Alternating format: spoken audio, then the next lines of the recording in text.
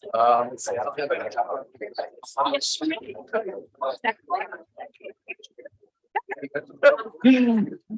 morning, everyone. It is 8:30 a.m. on Tuesday, January 3rd, 2023. My name is Justin Roebuck. I'm the county clerk. And it is my honor to call to order this first organizational meeting of the Ottawa County Board of Commissioners. As the county clerk, that is one of my responsibilities. I'm going to go ahead and gavel this again.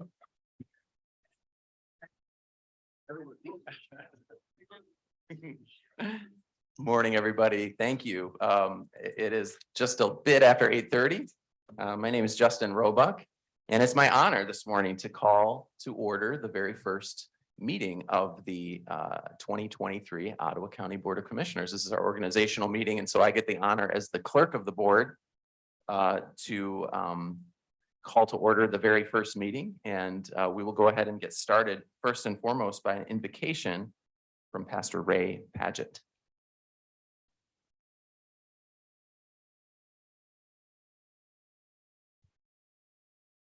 Let us pray.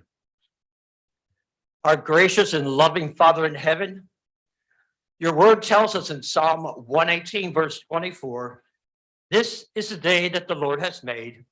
Let us rejoice and be glad in it. Indeed, Lord, we are glad and we are rejoicing for this day as our county commissioners begin their elected terms of office. Lord, you have placed these men and women in the roles as commissioners of Ottawa County by your sovereign and righteous will. And we pray that they will govern with wisdom, compassion, and integrity. We pray that they will govern together in unity for the good of this county and for the welfare of its people. We pray that you will bless each commissioner with strength of character and the moral fortitude to faithfully accomplish and fulfill the important responsibilities and expectations of his or her office.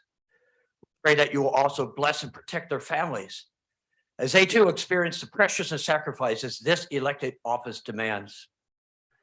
Lord, the Holy Scriptures teach us that you instituted government and that those who govern are your servants, your deacons, to do what is good. You have also instructed us to pray for our leaders and for those in authority. So, Lord, in obedience, we pray for each commissioner by name. We ask that you would work individually and corporately in their hearts and minds to perform their duties to the best of their abilities.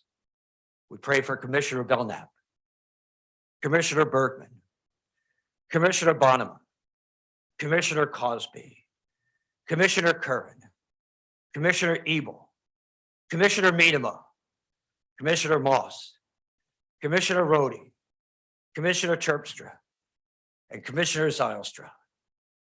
Thank you, Lord, for these men and women who have chosen to invest their time and talents toward the success of our county in service to his people. May you richly bless and protect them. And we pray this in the name of Jesus Christ, our Savior. Amen. Thank you, Pastor. If you would rise and join me in the Pledge of Allegiance. I pledge allegiance to the flag of the United States of America and to the republic for which it stands, one nation, under God, indivisible, with liberty and justice for all. I'll now call the roll. Ms. Cosby. Here. Mrs. Ebel. Here. Mr. Zylstra. Here. Mr. Bonema. Mr. Moss. Here. Mr. Terpstra. Present. Mrs. Curran. Here. Mrs. Rhodey. Here. Mr. Belknap. Here. Mr. Bergman. Here. And Mrs. Miedema. Here. And we do have a quorum. All right. It is now my privilege to administer the oath of office to our board, and I'm actually going to come to the podium here, and I would just ask all of our board members to rise. Pardon me? Mr. Chair, there's a public comment Oh, first. yes, thank correct? you. I'm not used to chairing board meetings, excuse me. Now is our first opportunity for public comment. I am so sorry. And if you would, we have had a sign up for public comment. If you would just come to the front and announce your name And limit your comments to 3 minutes. That would be appreciated. And I'm so not ready. Now I'm ready. Our first public comment is Mr. Walter Davis from Grand Haven. Thank you.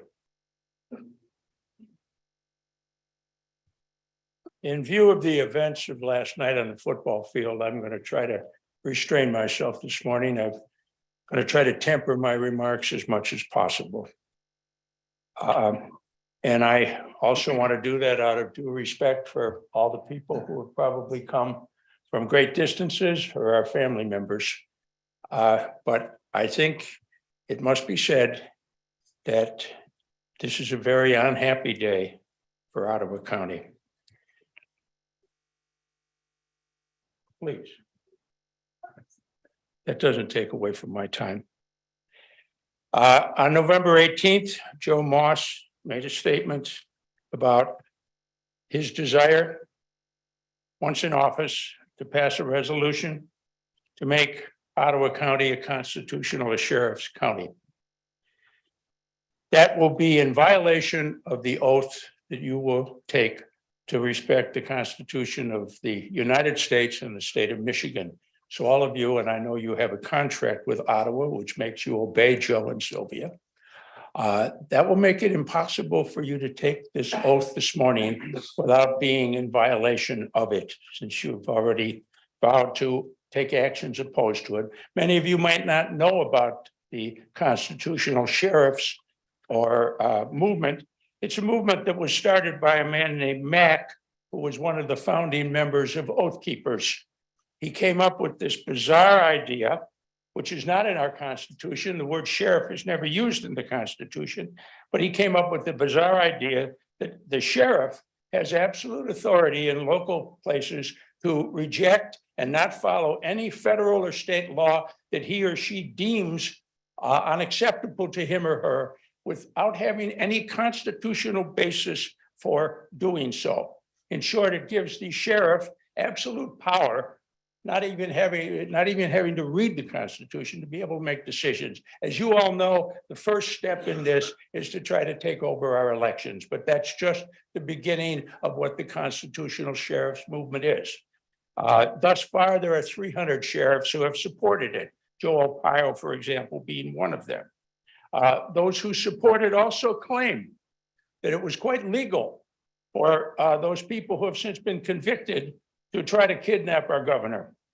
A number of other claims of that sort have been made. This is in connection with the Ottawa Impact Agenda, which is not a Christian or conservative. It's a white supremacist. Is that time? Well, that meant it's a white supremacist, racist, Thank you, Mr. sexist Davis. agenda. You are And the fascist. next public comment is Stephen Thank you very Rockman much. from Grand Haven Township. Fascism comes to Ottawa.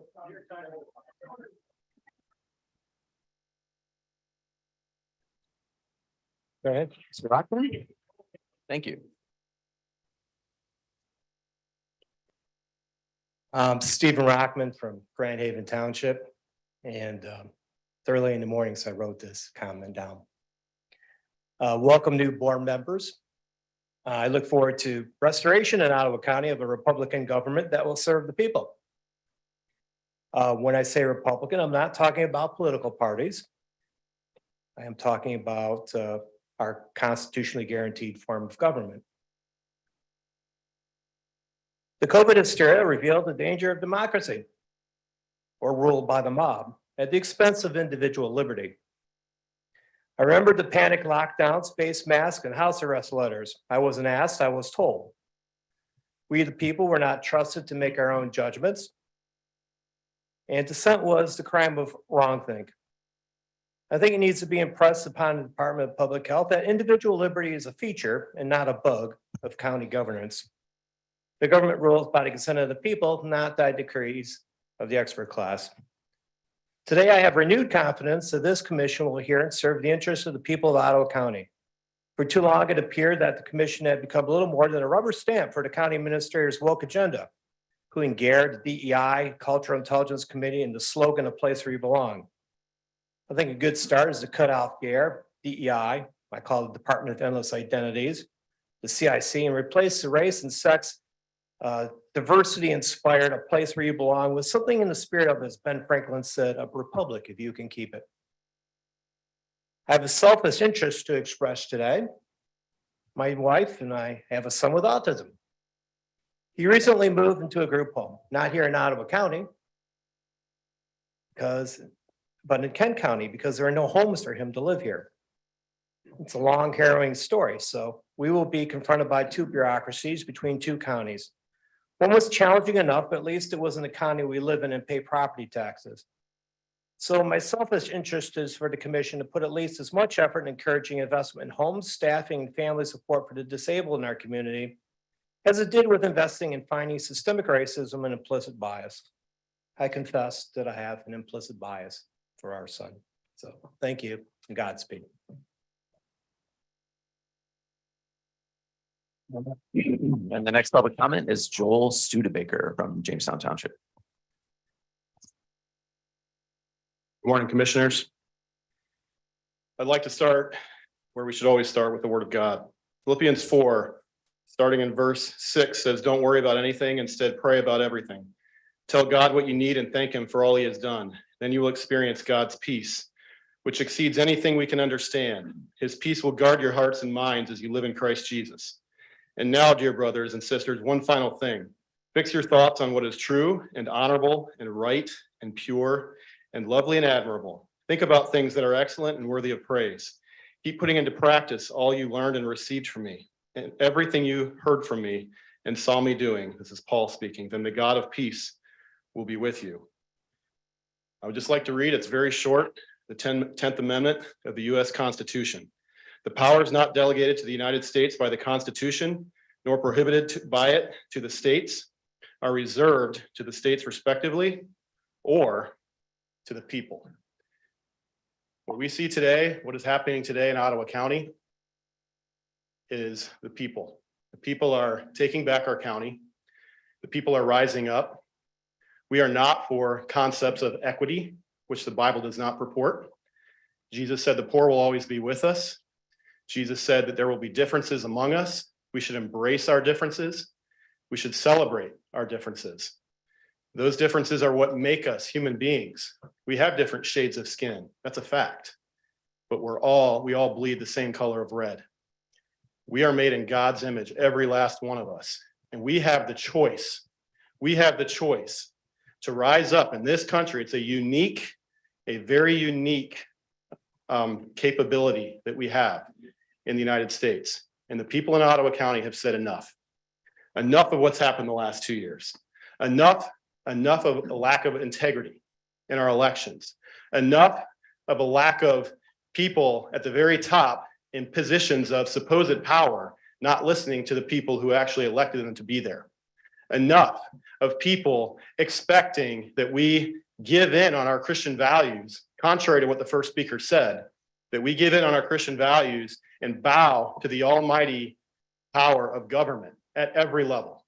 We, the people, are what make up this country. That's what our founding fathers built this country on, and we're taking it back. Thank you, commissioners. We are so excited for the next 2 years. Be blessed. And the next public comment is Jeff Moss from Georgetown Township. Good morning and Happy New Year to all of you. My name is Larry Johnson. I just need a few seconds. I am a longtime resident of this area. I love Michigan. I love Ottawa County.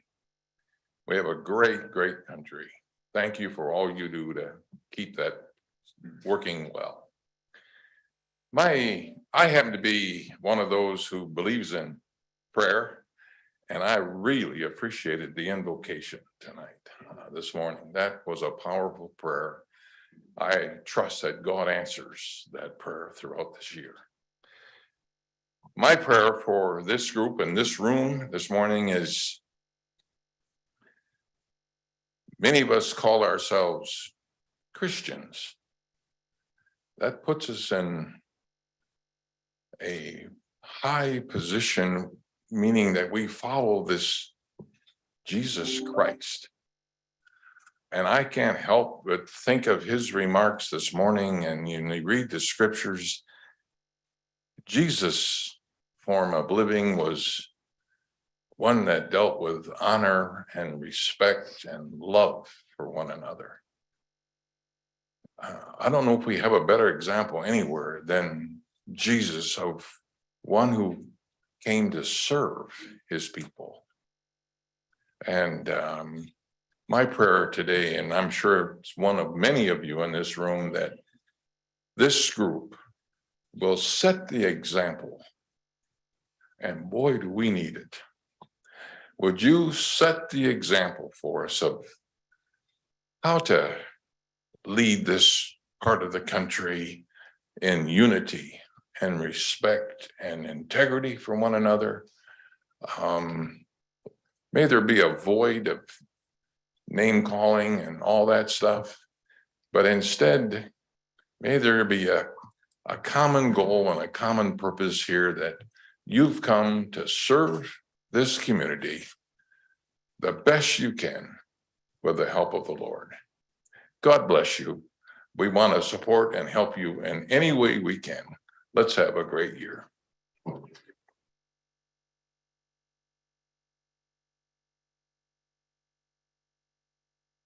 The next public comment is Jeff Moss from Georgetown Township. Good morning, commissioners. What an honor it is to be able to stand before you after such a long, hard fought battle. Wow. I'm especially have one commissioner in mind that I just wanted to welcome, and that's my son, Joe. And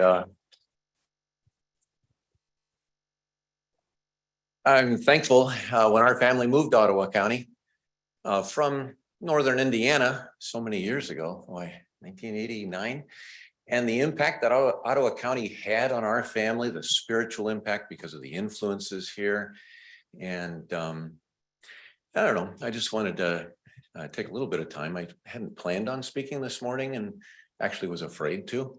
But then they said it was only 3 minutes, so I figured I could stomach that and not want to miss this opportunity, Joe, to say, I'm very thankful for the effort you've put in and the burden that you have had to bear, and I'm thankful for that. And I think it's a direct result of the influences of Ottawa County, who have welcomed us when we moved here, awoken in us the Holy Spirit that had been sleeping, and but because of the friendships extended to us, the invitations to churches or to the women's coffee break for mom, and just all the gentle influences in our community that have had an impact that I think have contributed to bringing you to this point.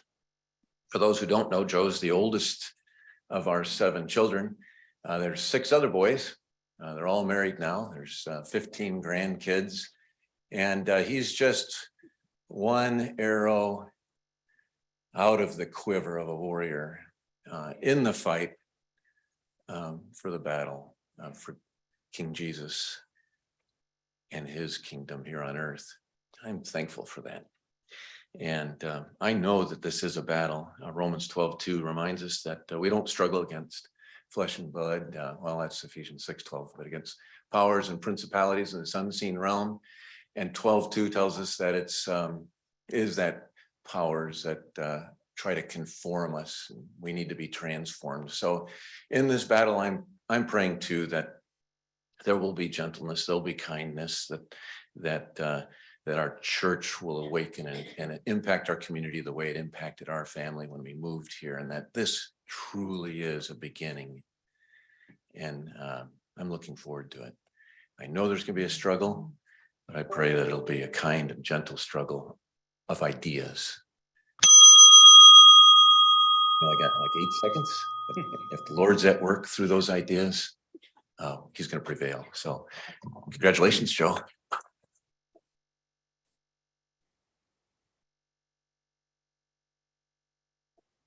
The next public comment is Michael Bosch from Georgetown Township.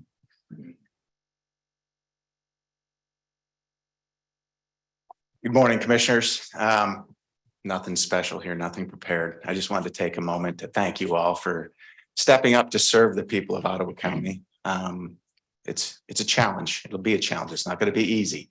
For the first time, I'm very excited for the future and the direction of Ottawa County. I feel like we have people who are truly going to serve and lead this county. And I heard a silly quote once. It was, it's easy to get elected. It's difficult to govern. Well, that's not really the case. It's the opposite. It's difficult to get elected. And the people have spoken, and you've all been elected. Governing is fairly easy. It's listening to and honoring the will of the people and following the Constitution. And we've got a group of people that are going to do that. And I'm excited. I'm very excited. And I want to thank you all and congratulate you. Thanks.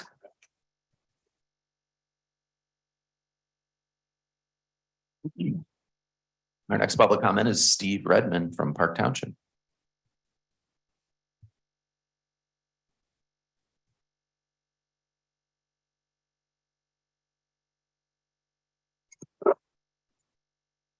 Good morning. My name is Steve Redmond. I live in Park Township, and today I'm speaking on behalf of the Ottawa County Patriots as its president. First, I'd like to congratulate the new commissioners. You bring fresh perspective and many talents to your jobs. In the past, large turnouts like this were a problem, but I don't think it's a problem anymore. Like David Letterman, it's always good to have 10 key points. So I have my top 10 list of thoughts for the new commissioners today. Point number 1, make best use of scarce resources, taxes, property, programs, and people. Point number 2, be transparent whenever possible and listen to your constituents' concerns. Point 3, eliminate unneeded programs and services. Separate the wheat from the chaff. Point 4, keep the programs and services that truly benefit your constituents and fund them properly. Point 5, maintain and expand police and fire services. In the fastest growing county in Michigan, we need to be safe and secure. Point 6, live within your means and only raise taxes when absolutely necessary and preferably with the consent of the governed. Point 7, preserve and protect small business and farms in Ottawa County. The middle class in America is under attack. We need to fight back and preserve faith, family, and freedom. Protecting small business and small farms is a good beginning. Point 8, uphold the Constitution, especially the First and Second Amendments. Point 9, preserve and protect private property rights from encroachment. Point 10, do good and avoid evil and be good servant leaders, not overlords. In closing, I'd like to share a verse from Proverbs 3, verses 5 and 6. Trust in the Lord with all your heart and lean not on your own understanding. In all your ways, acknowledge him and he will direct your path. Thank you.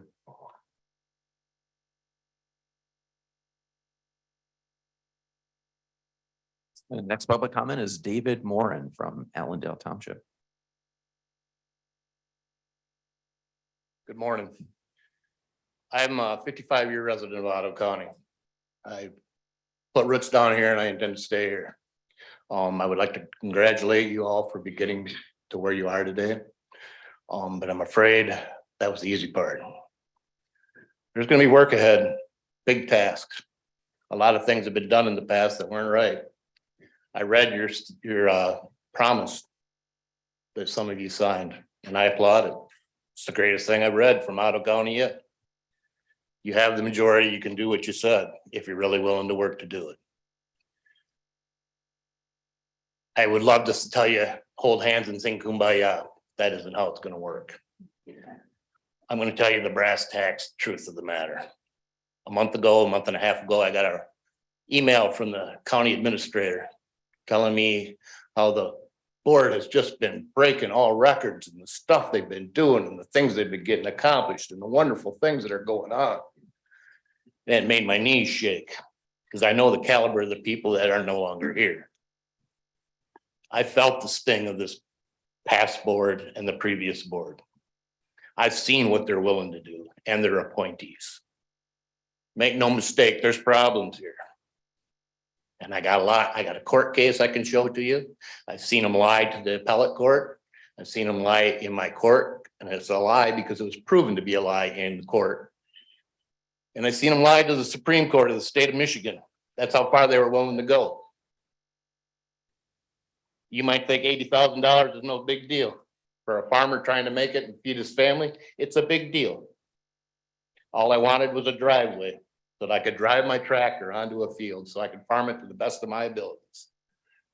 And it made some people upset because they didn't want a tractor on their road. It was a public road. They drive by my house every day. That's okay. There's wrongs in the past. Some of them, board members have heard this comment before, chose not to even speak to me about it. That's disappointing. Recently, I applied for one of the positions because knowing the board was going to have a new track for Ottawa County Road Commissioner, because I know how wrong that is.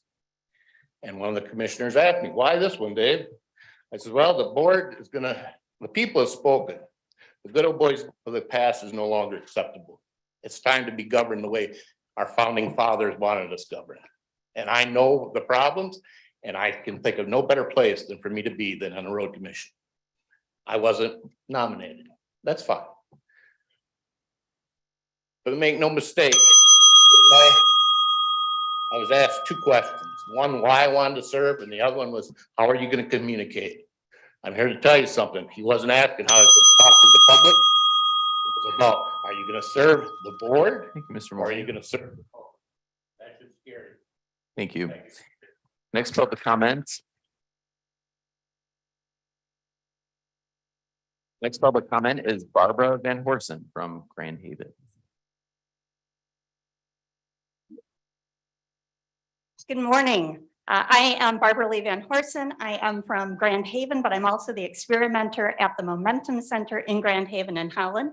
And a number of you I've had the great honor of being able to meet with, and I appreciate that. I'm here to introduce myself and invite those of you who I haven't met with yet to come visit the Momentum Center and see the impact we're having on people with mental illness, addictions, and disabilities. We're creating statistically significant improvements in depression, anxiety, and loneliness. And it's important, I think, for the whole county to understand the way we operate and the reason we're getting the results we are. I also want to extend an invitation, and I'm going to leave these flyers with you for an event 2 weeks from tomorrow. We'll be screening the movie coming up for air and then having a panel discussion afterward to talk about resources in our community to help with mental health and suicide. Our panelists include the producer, Roger Rappaport, of the movie, McKenna Grennan, who's a survivor. She was 14 years old when she attempted to take her life. Jenna Vipon from the Momentum Center, Mallory Timmer from the OCS, and Lynn Doyle from CMH, Michaela Andrea from Holland Behavioral Health, and Michelle Sampson and Amanda Sheffield, who make up one of the Ottawa County Crisis Intervention teams. So really great opportunity to learn about those resources and see how together we can create more health for all of the residents of this county. I firmly believe that if we keep working together, we will keep gaining momentum. Thank you. And the next public comment is Harvey Nickel from Georgetown Township.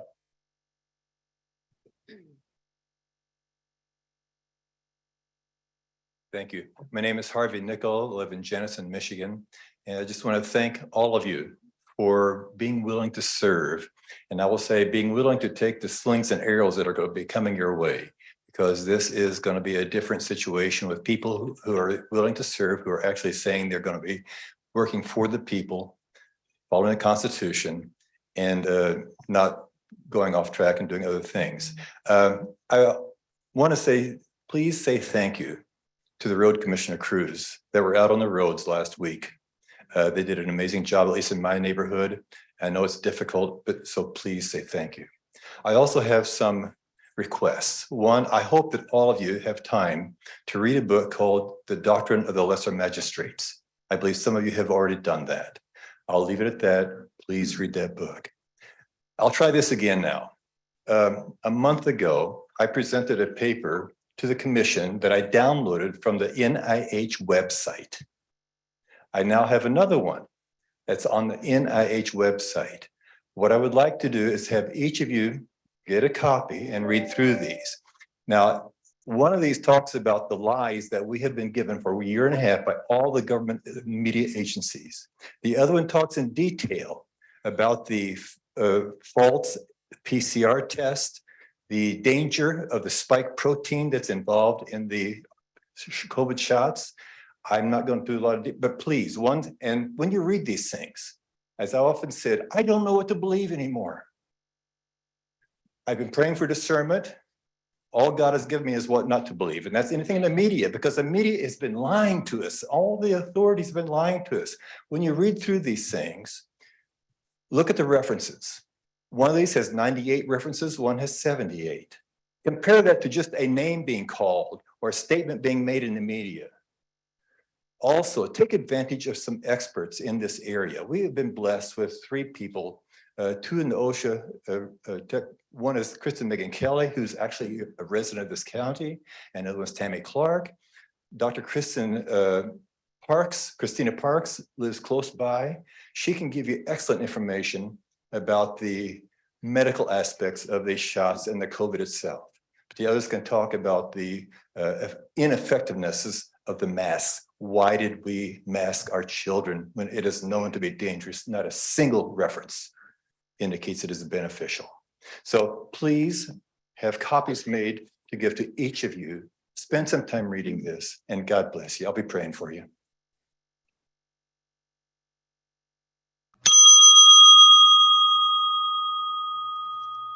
Next comment is Joe Spalding from Holland Township.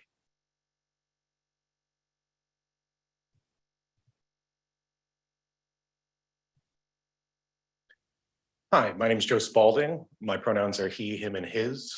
I'd like to acknowledge the fact that we are living on stolen Ottawa Indian land.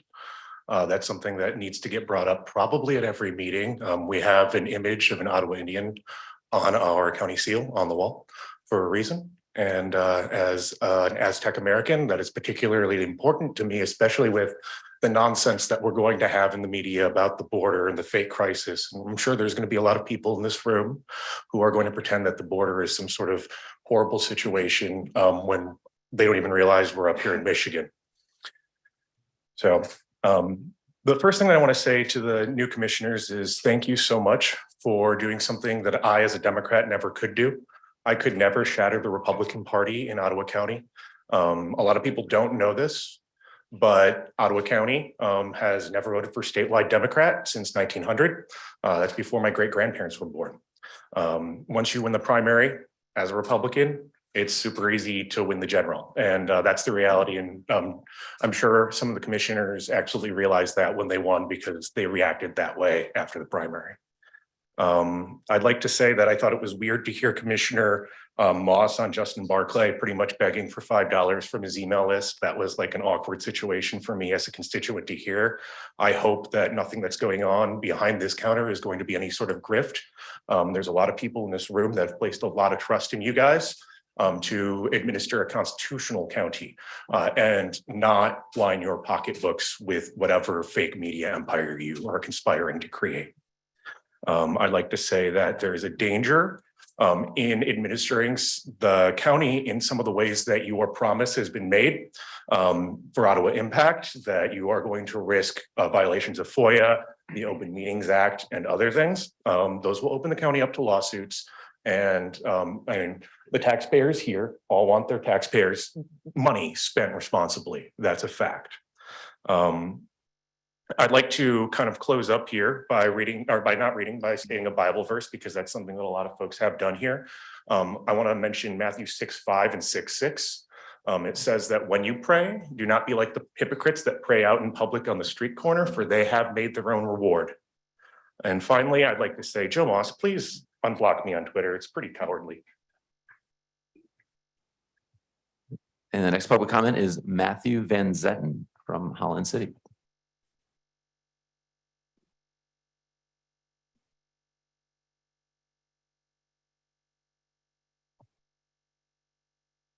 Good morning, everyone. I want to wish you congratulations on winning and your work this year on the board.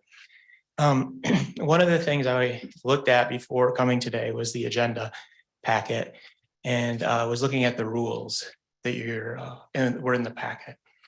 And knowing how county government typically works, these rules usually go through a process of some sort. And in fact, in the rules, there's a rules committee that needs to look at them. The last commission in November approved rules to be approved today for the following year. Last year in the packet, there were draft rules with strikeouts, red for additions, strikeouts for things that were taken away. In this year's packet, there's none of that. There's no strikeouts, there's no additions. You can't tell what's been changed or what hasn't from year to year. Also, when I looked at it, there is no committee process that these rules came from. These are new rules that are just showing up today.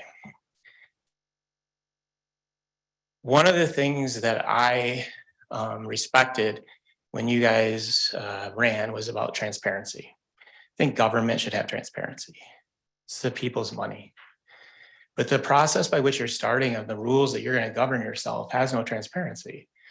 Where were these rules created? Was it at a caucus meeting that wasn't posted? Where wasn't at a public committee where there could be discussion about what we want or don't want that the public could attend and see? So you have the right to create your own rules. I have no issue with that. But the process by which you do it is important. And so I would encourage you to postpone adopting new rules today. Live with the old rules that have been approved and give yourself a month to actually have a rules committee meeting. So you can actually talk about the rules like you have with the number of people listed in your draft rules today. You can actually meet and talk about it and then put a motion forward as a committee to the board for either approval or non-approval. So that was my comment. I have to get to another meeting, so I'll be leaving today. But thank you very much, and I look forward to learning what you have in store in the future. Thanks.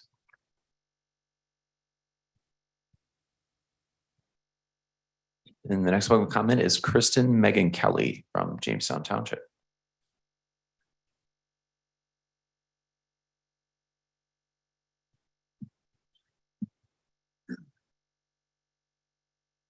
First off, I just want to say I live in Jamestown Township, and I'm very proud that you are my new commissioner, Joe Moss.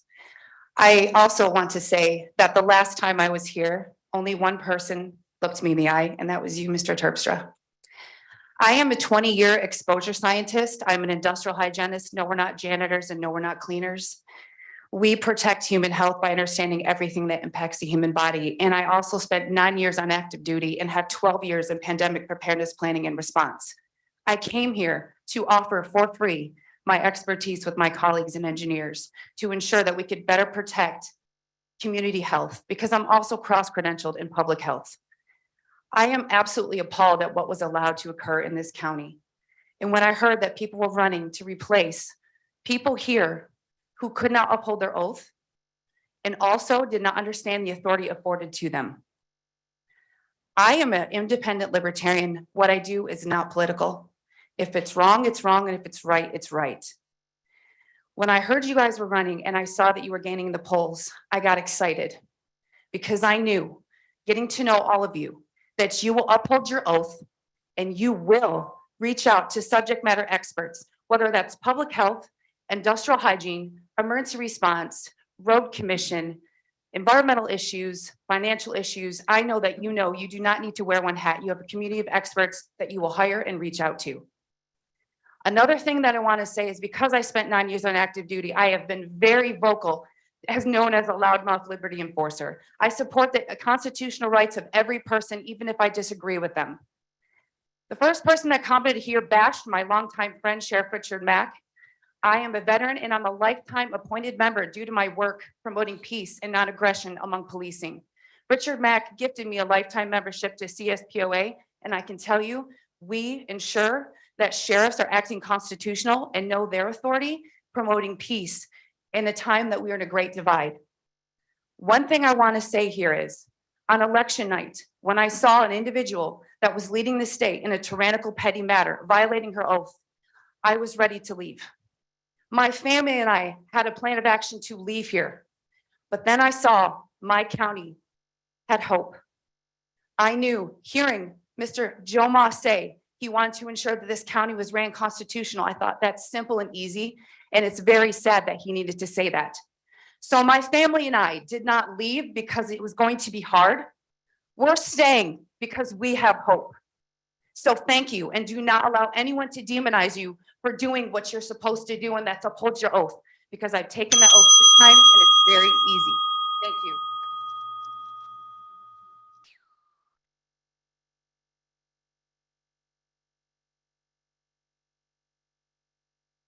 The next public comment is Emily Underhill from Allendale Township.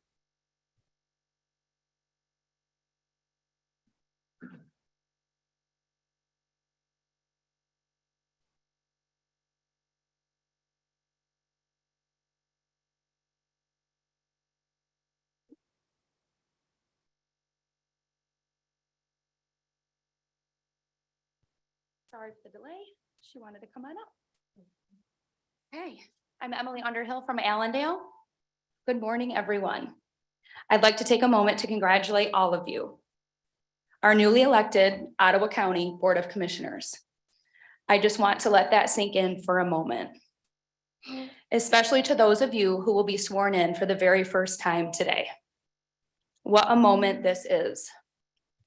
As you go through today's meeting and the meetings to follow, please remember that behind each of your nameplates are thousands of voters' names who elected you, who chose you, and who support you to be in those seats. They voted for the values that you stand for, that they too hold dear. The values of pro-Constitution, pro-freedom, family, for their God-given parental rights, and for liberty. As a voter and constituent, it is our job to stay engaged with this board, to ask the hard questions, and to hold each of you accountable. We, the people, can never fall asleep at the wheel again. I pray that you all will stand firm, be brave, be bold, and know that as you speak today, you are giving a voice to our children and our children's children for generations to come.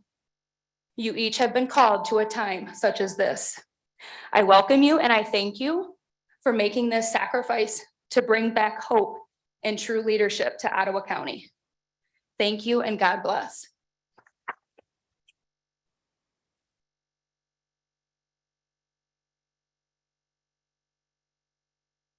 The next public comment is Donna Mooney from Georgetown Township.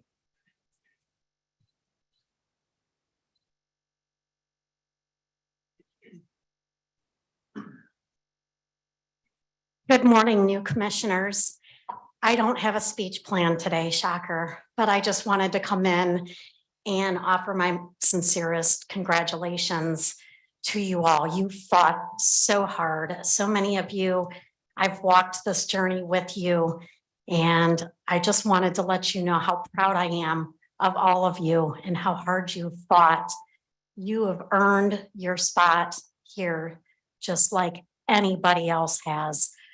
And those who came before you.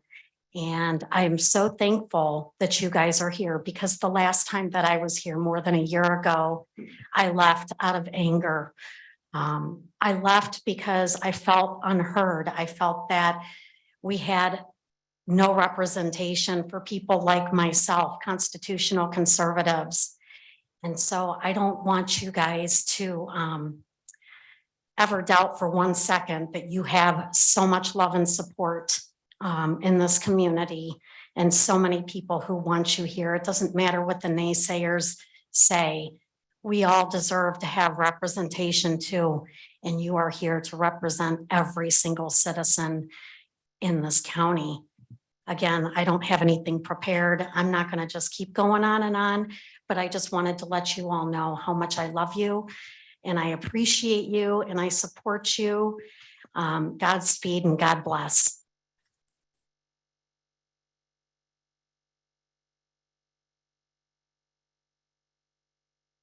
The next public comment is Melinda Pago from Muskegon County.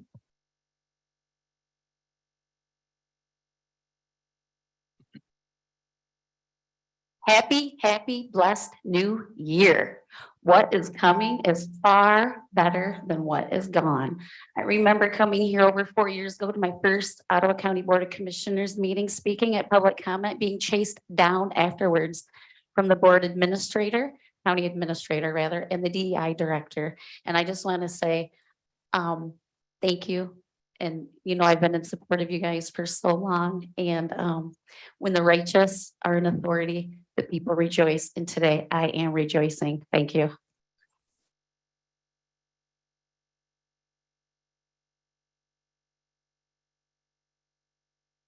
And the final public comment we have for the first opportunity of public comment is Joshua Vanderklock from Georgetown Township. Hello, want to start with congratulations to all of you. I was pleased to hear in some of the, my name is Joshua Vanderklock, pastor of Resurrection Life in Holland. Privileged to both serve and to live in Ottawa County. So glad that you guys are serving here as well. I was pleased to hear some of the comments already referencing the Constitution and the rights retained by the people. I want to read 1 Timothy 2:1-2. It says, first of all, then I urge supplications and prayers, intercessions and thanksgivings be made for all people, for kings and all who are in high positions, and that's you. We may lead a peaceful, quiet life, godly and dignified in every way. In many ways, the reason we're here today is because I want to remind you of the people that are here. There's so many. We've heard about the farmers that want to be noticed, and there's many people who are here who want to live peaceful lives in godly ways. And we're here because there was so much placing, I'm thinking in Spanish, sorry about that. There was too much interjection into that ability to lead your life as you believe the Holy Spirit leads you to live it. And we are grateful for you. We thank you. We recognize that you have been placed both by the people and by God in a place of authority over us. We thank you for that responsibility that you have taken on. And we want you to know that there are thousands of us praying that God give you wisdom. And thank you very much. God bless.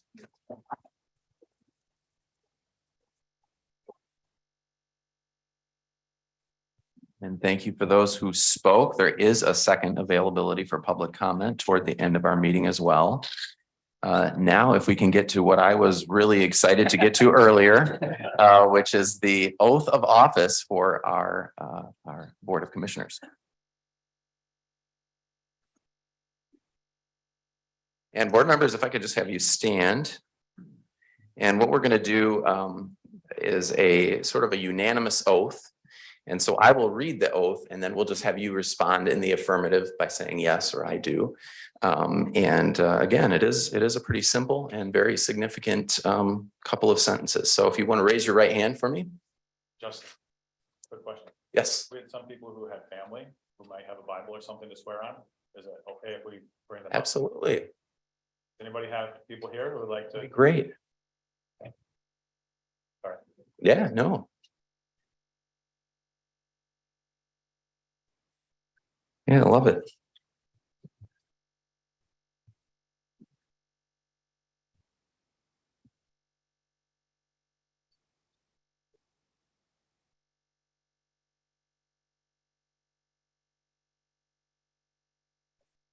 Anybody have an extra Bible?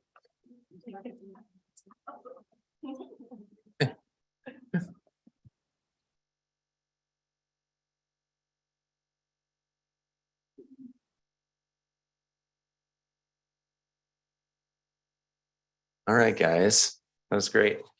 And if I can have you raise your right hand for me. Do you solemnly swear that you will support the Constitution of the United States, the Constitution of this state, and that you will faithfully discharge the duties of the office of Ottawa County Commissioner in and for the County of Ottawa and State of Michigan according to the best of your ability? Yes. Awesome, congratulations. And that is the oath.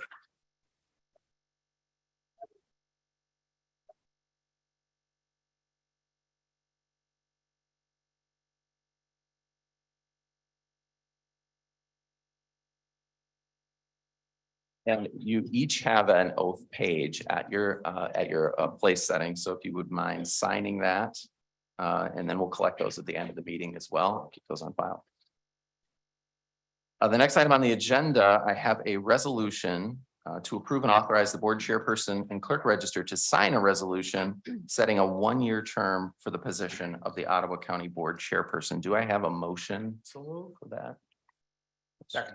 Mr. Bergman. And second by Mr. Zylstra. All right, any discussion on that? And I am going to call the roll. Mr. Belknap. Yay.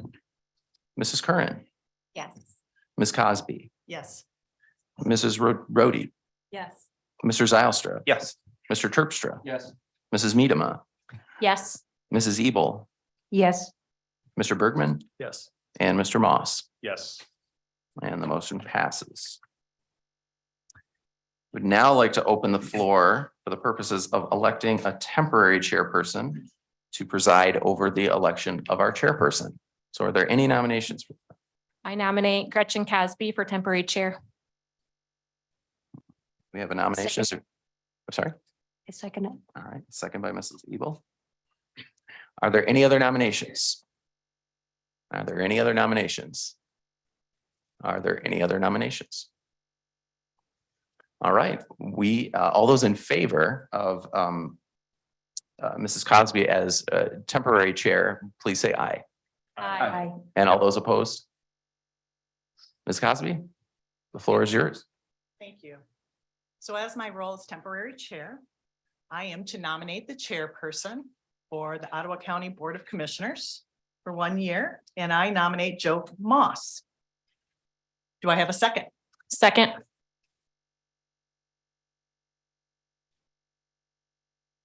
Oh, sorry. Other nominations? Madam Chair, I'd like to nominate Commissioner Bergman for chair. Other nominations? We get support for that. Do we have support? Wait, I don't know if we need one, but I don't think it needs a second. but- nominations don't necessarily need a second, so. Discussion?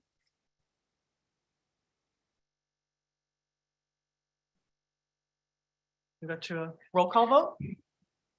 yes, and what we'll do is, as I call your name, you can state the commissioner that you would like to nominate or elect as chair. All those in favor of electing Oh, I'm Joe sorry. Moss? Pardon me? I'm sorry, I think we'll do, We need we a can roll do a call. roll call and I Roll can, call. Oh, I thought you wanted me to. does that repeat. make sense? I apologize. Oh, no, you're good. I can do my clerky duties. Okay. All right, Mrs. Ebel. And so if you just state the name of the commissioner, Joe Moss. all right? Mr. Bergman, Abstain. Mrs. Medema, Joe Moss.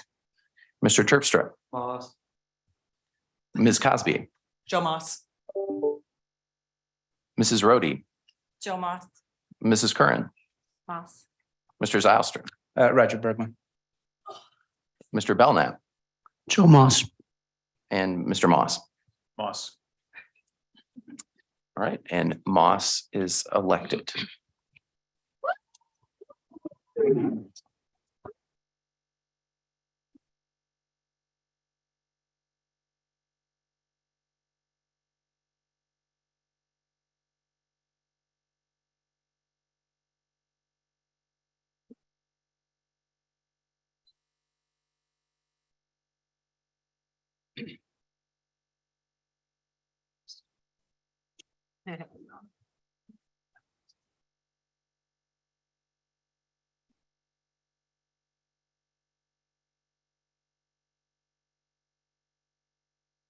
Okay.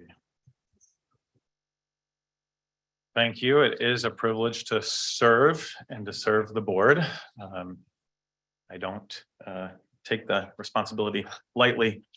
I believe next order of business is to elect a vice chairperson to serve for this year. So are there any nominations for vice chair. Mr. Chair, I'd like to nominate Doug Zylstra for vice chair. All right, are there any other nominations? Mr. Chairman, I'd like to nominate Sylvia Rhodey for vice chair. Right, are there any other nominations? No. Are there any other nominations? Last call, any other nominations? All right, seeing none. Justin, would you like to use the same method of voting as last time? Yes, sir. Ms. Cosby, Sylvia Brody. Mr. Bergman, Doug Zylstra. Mr. Zylstra, Doug Zylstra. Mr. Terpstra, Doug. Mrs. Medema, Sylvia Rhodey. Mrs. Curran, Sylvia Rhodey. Mrs. Ebel, Sylvia Rhodey. Mr. Belknap, Sylvia Rhodey. Mrs. Rhodey, Sylvia Rhodey. and Mr. Moss. Rhodey. And Mrs. Rhodey has the requisite number of votes and is elected vice chair.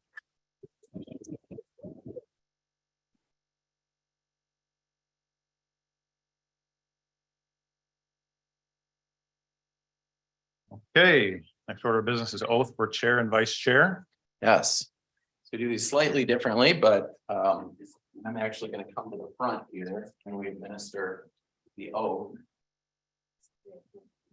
Mr. Chair, we'll start with you, if that's all right, and we'll do our vice chair. Raise your right hand for me.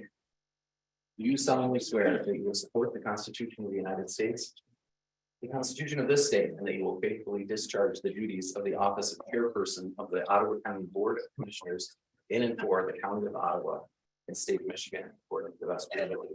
I do. Awesome, congratulations.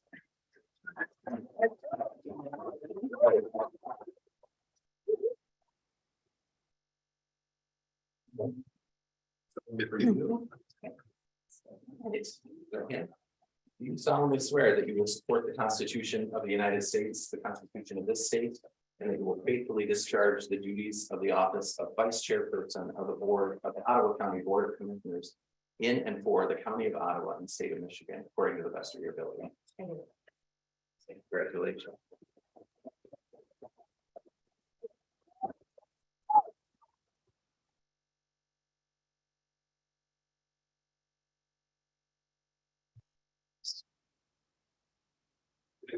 Okay, so at this time, we have a number of agenda items that we need to address. So for the first two, I'm going to go to Sylvia Rhodey. Wonder if you could please address action items A and B on our list. Yes. I motion.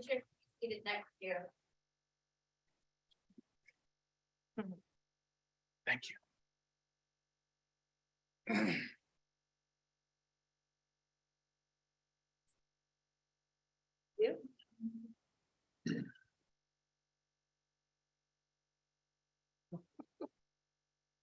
That works.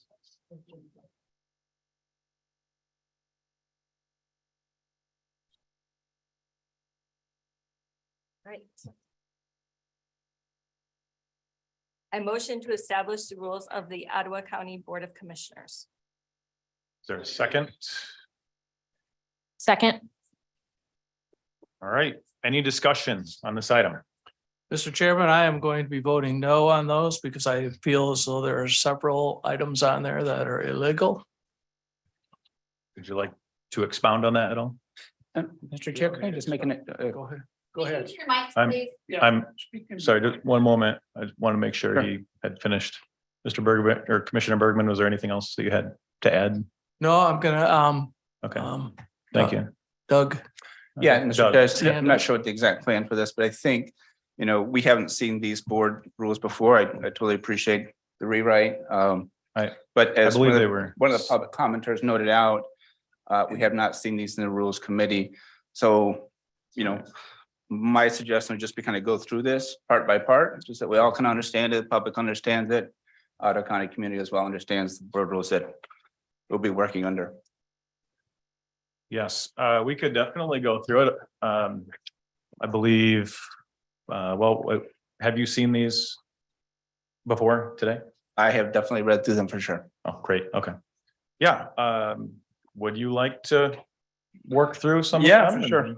So second paragraph, I had some questions about when it states in the event any term, clause, or provision of any resolution adopted or enacted by the board conflicts with any term, these rules shall be valid. I just don't know what that means. Does this mean that any previous resolutions made by any board are superseded by these rules? Correct. Okay. Fourth paragraph, severability. I'm assuming that if any part here, and Commissioner Bergman has talked about a few parts that he thinks that may not be legal, are at some point struck down, that the rest of the board will stand. Do I have that correct? Correct. Okay, cool. Under 3.1, and I'm not sure exactly what Commissioner Bergman was referencing, but I tend to think that when we go down to paragraph 4 of 3.1, MCL 46.11 gives a pretty extensive rundown of what our powers and duties, and 46.11N speaks in a pretty detailed manner about how we appoint and remove our health director. I think, the language here does not match MCL 46.11N. 46.11N talks about some severe things that would have to happen in the health department. There'd have to be some serious malfeasance in the health department with the health director. And then there would have to be a public hearing all before the board could take action. So I think when the rules state the board shall have the power to terminate any such appointment by majority vote of the members, doesn't really reflect 46.11N. My recommendation on this point is to either remove that paragraph or remove paragraph 2, 3, and 4. I think the first paragraph encapsulates what our duties are. The board shall have such powers and duties as provided by law. The authority of the board is a collective one. I think that's pretty short and sweet. I'd like to make the motion to at least remove paragraph 4. So that, at least in my mind, it matches with MCL 46.11N. And I will second that motion. We have a motion on the floor and a second to strike paragraph 4. Is that correct, Doug? That would be correct. Thank you. Is there any discussion on this motion? Would anybody like to hear MCL 46.11N? Seeing, I could read that if you'd like. yeah, go for it.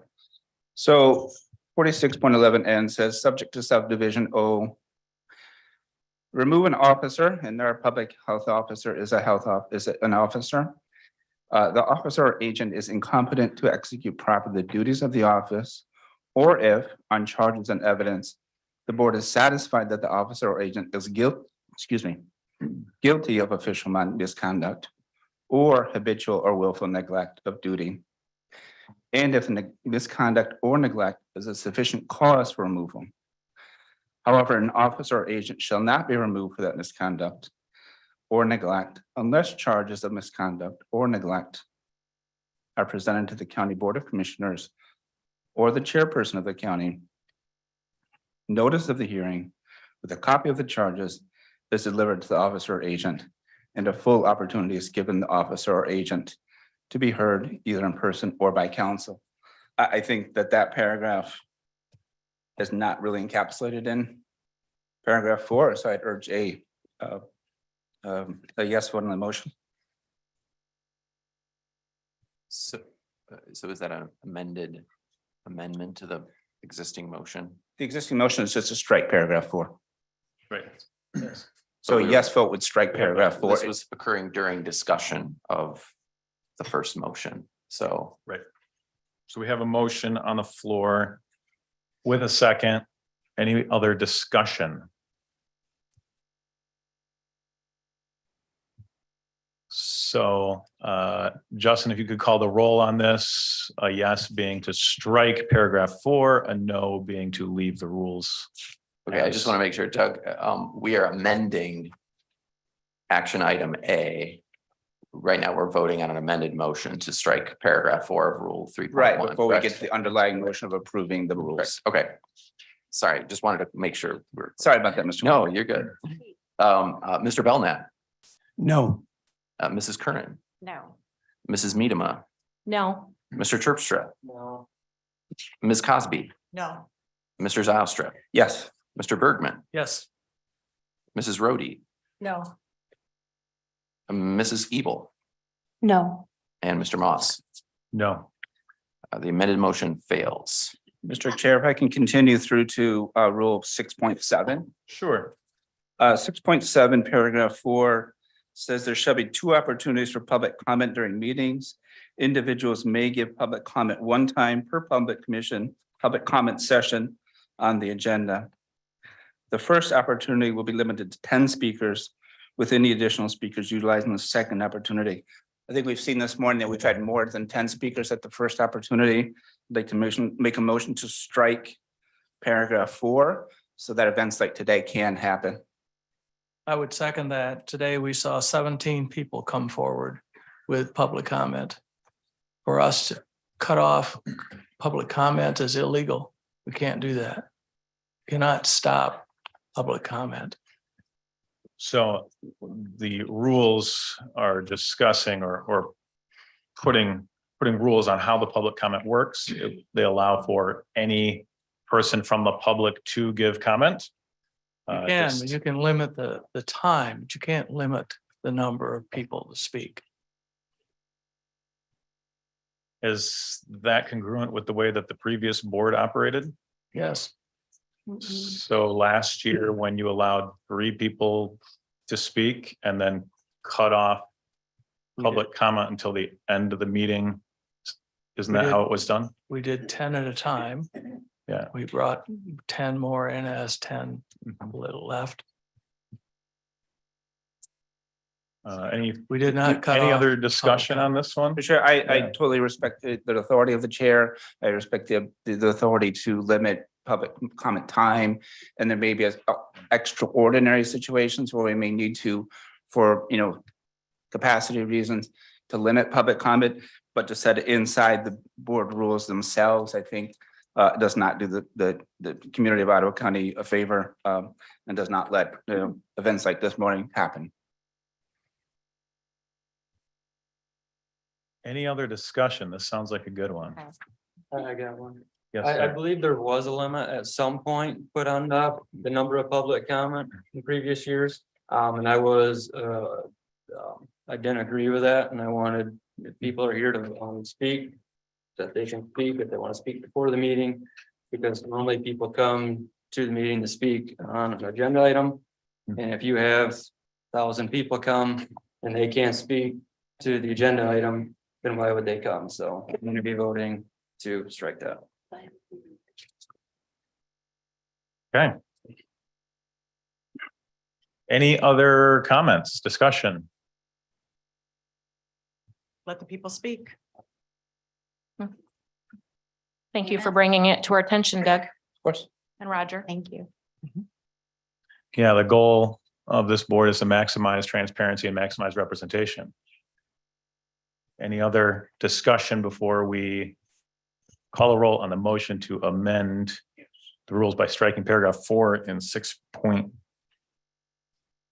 What is the exact motion, Doug? Is it to strike the paragraph? Fourth Or paragraph of rule 6.7 limiting, just striking the paragraph entirely. Can I say something? yes, So if we strike the entire paragraph, we will be striking that there will be 2 opportunities for public comment during meetings. That's not my intention, Madam Vice Chair. it would still be in the order of business. And so I think we would be fine to strike that paragraph and not lose public comment in the beginning and the end. Can we get the speakers turned up so we Lean forward, speak into your mic, Sylvia. Okay. Thank you. They're new and learning. Yes.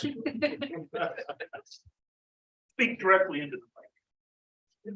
Okay, any other discussion, motion to amend these rules? I would, just one more question too then. Yes. So then, my understanding then is that we would still be keeping 2 opportunities for public comment, both at the beginning and at the end, but removing the limitation of 10 speakers during the first opportunity. Well, at either of the two, I haven't. But I mean, Right. just striking paragraph 4, there's no paragraph talking about the second period, I don't believe. So we're just striking that paragraph, which talks about limitation in the first meeting. Okay. Okay. Anything else? Other discussion, or we call the roll?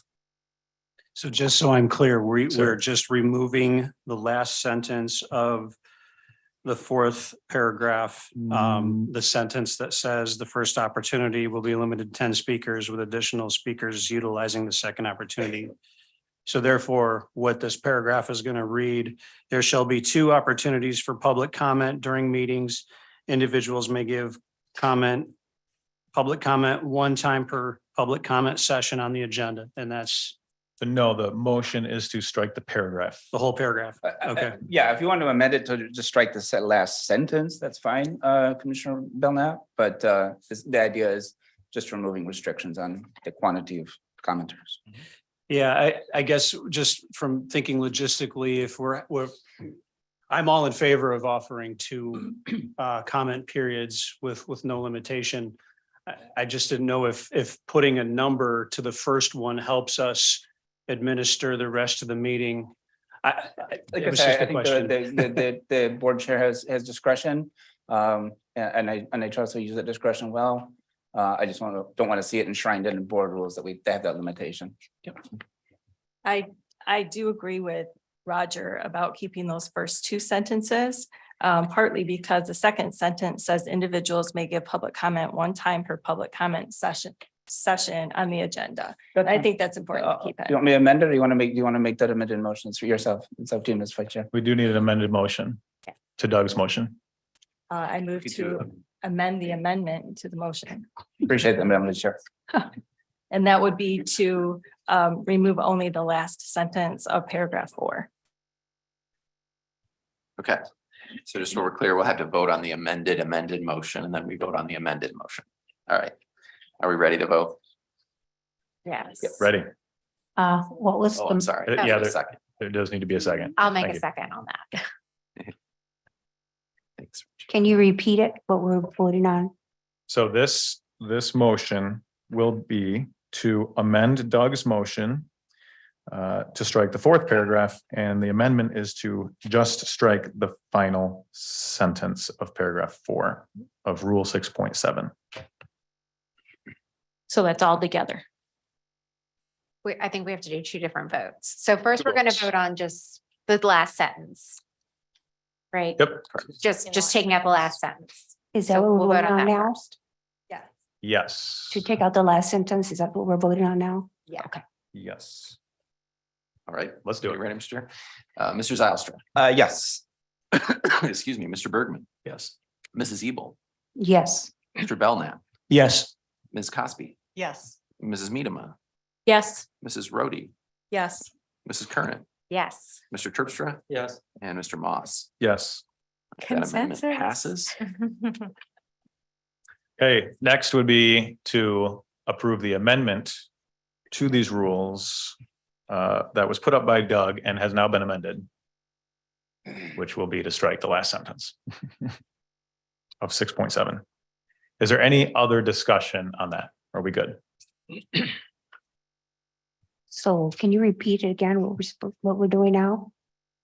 So we're now going to vote on Doug's motion to amend these rules. And that motion will be to strike the last sentence of the 4th paragraph of Rule 6.7. So we're going to strike, the first opportunity will be limited to 10 speakers, with any additional speakers utilizing the second opportunity. It's Well, the wasn't same. It's the same. It's the same as last one. Well, wasn't his first amendment though to strike the whole paragraph Yes, but now that amendment has been amended? and we just amended. voted on that. So now we're gonna vote Just on voted the on it. amended Okay. amendment. Yes. And we do have a second. That was Roger, I believe. Mr. Commissioner Bergman. So if there's no other discussion, then let's call the roll. Sounds good. Mr. Belknap, Yes. Mr. Zylstra, Yes. Mr. Bergman, Yes. Ms. Cosby, Yes. Mrs. Curran, Yes. Mrs. Ebel, Yes. Mrs. Rhodey, Yes. Mrs. Medema, Yes. Mr. Terpstra, Yes. and Mr. Moss. Yes. All right, and that amendment passes. And Chairman Moss? Yes. Yes, one Go final point on, this is actually more of a formatting issue. On the title page of the 2023 Rules of Ottawa County Board of Commissioners, it has our logo plus the Ottawa County. But since 2017, we've had three parts to our mark in the county. One is the logo, one is Ottawa County, and the third is where you belong. I'd like to make a motion to make sure that on the, when this is posted to the website, that includes all three elements of the mark. We have a second. I'll second that. A motion seconded. Is there discussion?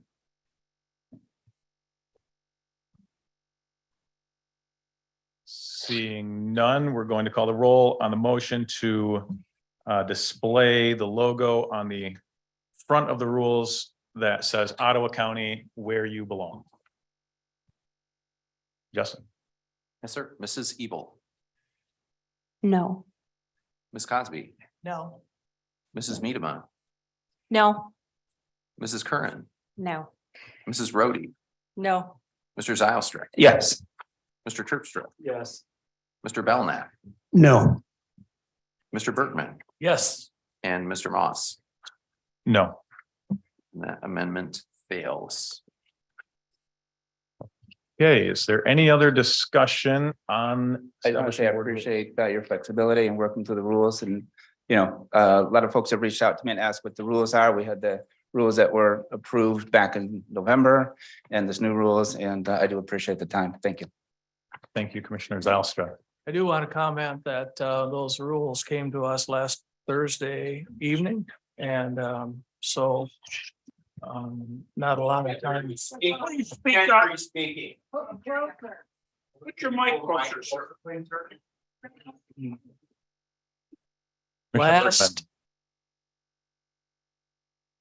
Last Thursday night, we received the rules. Prior to that, myself, and I think Mr. Zylstra was not involved in those rules. Am I correct, Doug?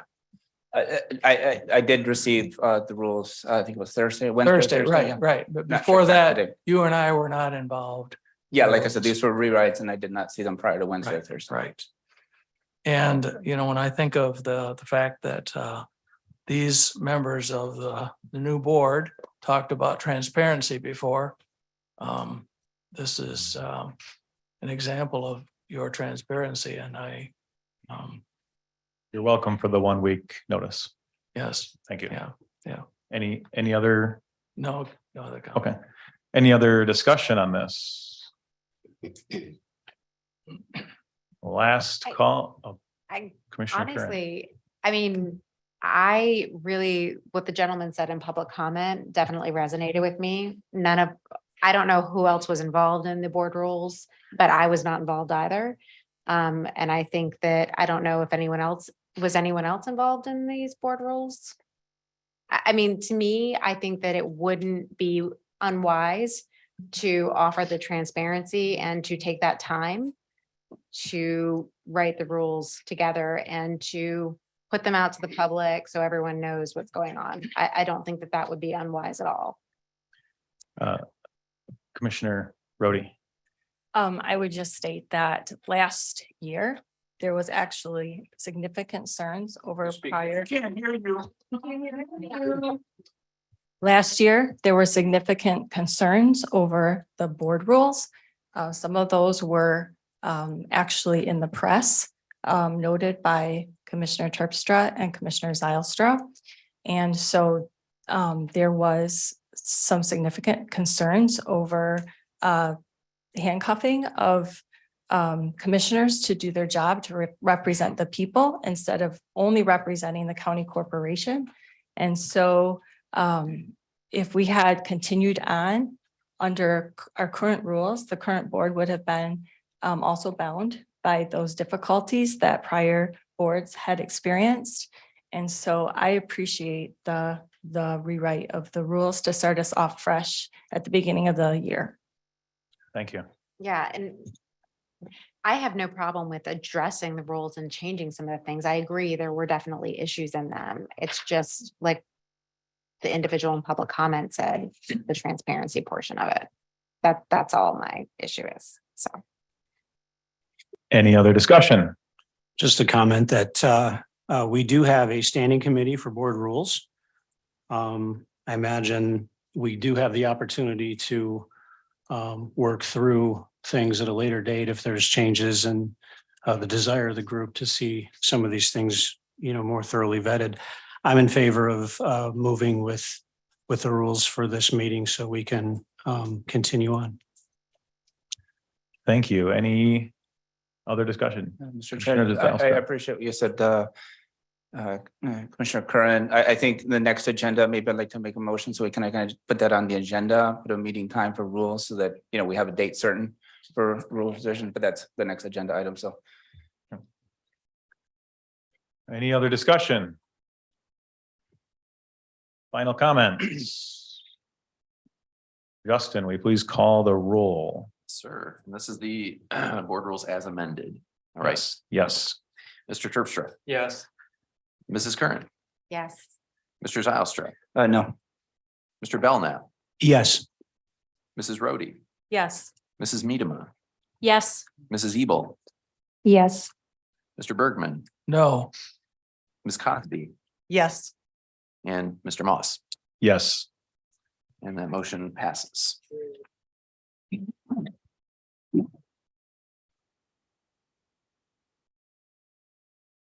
Commissioner Rhodey, back to you. I motion to approve the standing committee meeting times. Second. We have a motion and a second. Is there any discussion? Yes, sir. Yeah, Mr. Chair, I'd like to make a motion to amend the board meeting schedule.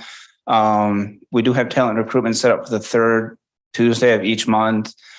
Previous sessions, that was more of a as needed basis. We can definitely meet this third Tuesday of January. I have no problem with that, but I'd like to add the first Tuesday in March to review the rules. Okay, so I'm hearing a motion to amend the meeting schedule. First, would you like to clarify that? So motion? the amendment would just include, because the Rules Committee is not currently on the board meeting schedule, to at Rules Committee, its first meeting would be the first Tuesday of March. Does that strike you as early enough, too late? For a date certain? First Tuesday of March. I think they'll give us 3 months to kind of work under these board rules and kind of see if and where we need to amend. So. Okay, we have a motion. Do we have a second? Second. We have a motion and a second to amend the board meeting schedule to add the Board Rules Committee to meet the first Tuesday of March this year. Any discussion? Also, he referenced the fact that the retention and recruitment committee meets only as needed. It doesn't have to meet every month. Yeah. I think. I definitely think we can meet this third Tuesday just to kind of get our feet underneath us. Sure, right. I don't know if there's any appointments, Administrator Shea. There are no appointments. If the board wants to do a rules committee, maybe that third Yeah. Tuesday, because rather than the first Tuesday, because talent recruitment doesn't necessarily. We can move that. Just as a. We can move that timing rules to suggestion. the third Tuesday in March. Would you like to amend? Yeah, I'd like your to amend that then, motion? as Commissioner Shea pointed out, talent recruitment would not be a long meeting. So maintain the talent recruitment for the third Tuesday of each month. And then establish the first meeting of the Rules Committee for that third Tuesday in March. I second that. Thank you, Commissioner Bellman. So I think we can do that as a friendly amendment, correct? If the motioner in the second, so that we've just struck first and put third. Sounds great. Thank you. Can I clarify that? So the motion would be that we're keeping the talent and recruitment as listed. I think that's a good idea, is to kind of get our feet underneath us and get some rules set up for, I mean, we don't need to abide by the rules of the past talent recruitment. We can look at that, you know, and there's definitely new issues. So Right. we can keep that on the calendar and decide whether we need to keep meeting every month for talent recruitment. But then have the first rules meeting be that third Tuesday in March. So that's the only substantive change that you're looking at Yes. then? Yeah. Okay. Okay, so if I could restate the motion. We have a motion from Commissioner Zylstra to add board rules to the meeting schedule to meet the third Tuesday of March 2023. We have a second. Is there any other discussion? All right, seeing none. Justin, please call the roll. Yes, sir. Mr. Belknap, Yes. Mrs. Kernan, Yes. Ms. Cosby, Yes. Mrs. Rhodey, Yes. Mr. Zylstra, Yes. Mr. Terpstra, Yes. Mrs. Medema, Yes. Mrs. Ebel, Yes. Mr. Bergman, Yes. and Mr. Moss. Yes. That amendment passes.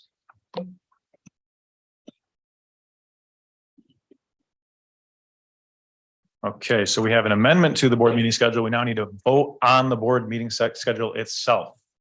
Is there any other discussion? Just a quick point of,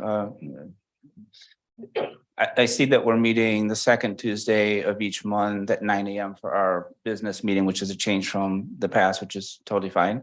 Our fourth Tuesday of each month at 6:30. Just let the public knows that the fourth Tuesday not to come at 9 o'clock in the morning, but at 6:30. And at the same time, you know, hopefully we look at that after a couple, 3 months and see if that's been working out as far as, you know, public involvement. Because I think that part of the reason why that second meeting is at 6:30 is to get public involvement. I think that's a really good idea. And let's, you know, kind of put in the back of our heads at 3 months. You know, is that really getting us what we want to get? So. Thank you. Not anything Great official, comment. just kind of make sure that we're thinking about that part. Appreciate it. Any other responses or any other discussion? Okay, to vote on the board meeting schedule as amended, Mr. Roebuck. Sir, Ms. Cosby, Yes. Mr. Bergman, Yes. Mr. Zylstra, Yes. Mr. Terpstra, Yes. Mrs. Medema, Yes. Mrs. Curran, Yes. Mrs. Ebel, Yes. Mr. Belknap, Yes. Mrs. Rhodey, Yes. and Mr. Moss. Yes. And the motion passes. All right. Mr. Commissioner, Yes. I would like Commissioner to Cosby. move to amend the agenda by adding an item after action item B to address the county's need for corporation counsel. We have an amendment or a motion. Is there a second? Second. We have discussion on amending the agenda to discuss the county's need for corporation counsel. Discussion on the amended agenda item. We're just gonna put that on the agenda without public notice, without commissioners even knowing about it before. We're just gonna put that on. It depends on the vote of the board. We're just gonna add it to the agenda, okay? It depends on the vote of the board. All right. So is there any other discussion? I don't have Commissioner an Zylstra? issue necessarily with amending the agenda. I don't know if there's anything for us to read. I really And I'm dislike, I addressing really the dislike email dislike that was reading sent to us. while we're discussing, but Well, we haven't voted on the amended agenda item yet. I just wanted to know if there was one, but I appreciate that, Commissioner Cosby. Is there any other discussion? Seeing none, Mr. Chair, would this be considered item number? C.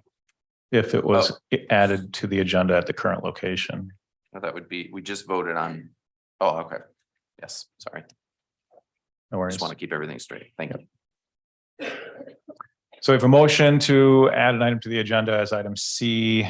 Will there be discussion on that? Like, what are we planning? We're only amending the agenda at this point. We would That would be need nice. discussion specifically on the item if it is added. So. All right. Mr. Clerk? All right, Mr. Belknap, Yes. Mrs. Curran, Yes. Mrs. Medema, Yes. Mr. Terpstra, No. Ms. Cosby, Yes. Mr. Zylstra, No. Mr. Bergman, No, Mrs. Rhodey, Yes. Mrs. Ebel, Yes. and Mr. Moss. Yes. All right, and that motion passes. Okay, so we have an added item to the action items. Commissioner Cosby, would you like to address? Yes, I'm going to that? pass the resolution. And then also the letter that we received on 12/22/22.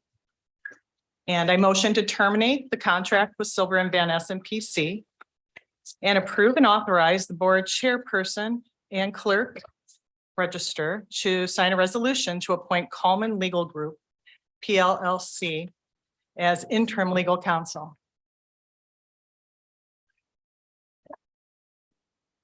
We have a motion on the floor. Do we have a second?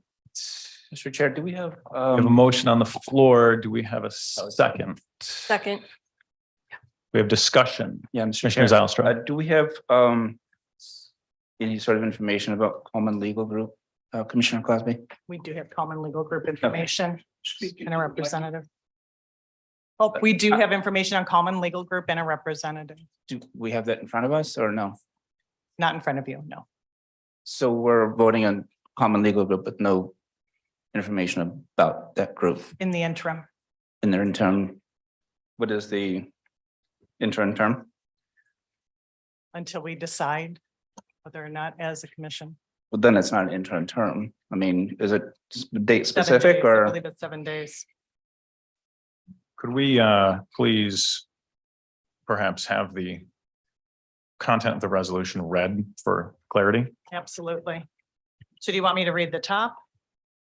Or I'll just start as Perhaps. whereas. Yes, yeah. Whereas the Ottawa County Board of Commissioners pursuant to Michigan Constitutional Law 46.3 and Michigan Constitutional Law 46.13A is authorized to appoint representatives, agents, and employees for the county as may be deemed necessary by it, and whereas Silver and Van Essen PC has provided legal counsel to the County of Ottawa, and whereas Doug Van Essen has filled the role as Corporation Counsel for the County of Ottawa at the pleasure of the Board of Commissioners, and whereas Doug Van Essen indicated in writing on December 22nd, 2022 of his intent to retire on January 1st, 2023, and whereas Doug Van Essen has served as County of Ottawa for decades and is committed to providing excellent service and legal advice to the Board of Commissioners, and now therefore is resolved that the Ottawa County Board of Commissioners appoints Common Legal Group, PLLC, Common Legal Group, as an interim legal counsel to the Board of Commissioners, and be it further resolved that Common Legal Group will prepare and present a proposed contract for legal services to the Board of Commissioners within 7 days. Be further resolved that Common Legal Group will be paid their standard hourly billing rate for the services rendered until such time as the contract is finalized, and be it further resolved that all resolutions and parts of resolutions insofar as they conflict with this resolution are hereby repealed. Thank you. Is there additional discussion? so this means. Commissioner that- Terpstra. Where did we come up with Coleman Legal Group? Is that a family member of anybody of part of this board? Family member of any? No. Does anybody want to speak to Coleman Legal Group briefly? Commissioner Rhodey? I'll speak to them a second. And I would also note that they are present if we wanted them to say a word and they were willing, that would be a possibility. Common Legal Group is a highly respected, highly esteemed legal firm in the state of Michigan. They are recognized, and if, you know, they have been in the news frequently because they are so highly esteemed. They're a constitutional law firm and have taken cases for people that have been very meaningful and important to freedom, which, as we all know, is very important to this board. And so they are exactly the kind of legal firm who both has the experience and the respect to represent the most conservative county in the state of Michigan.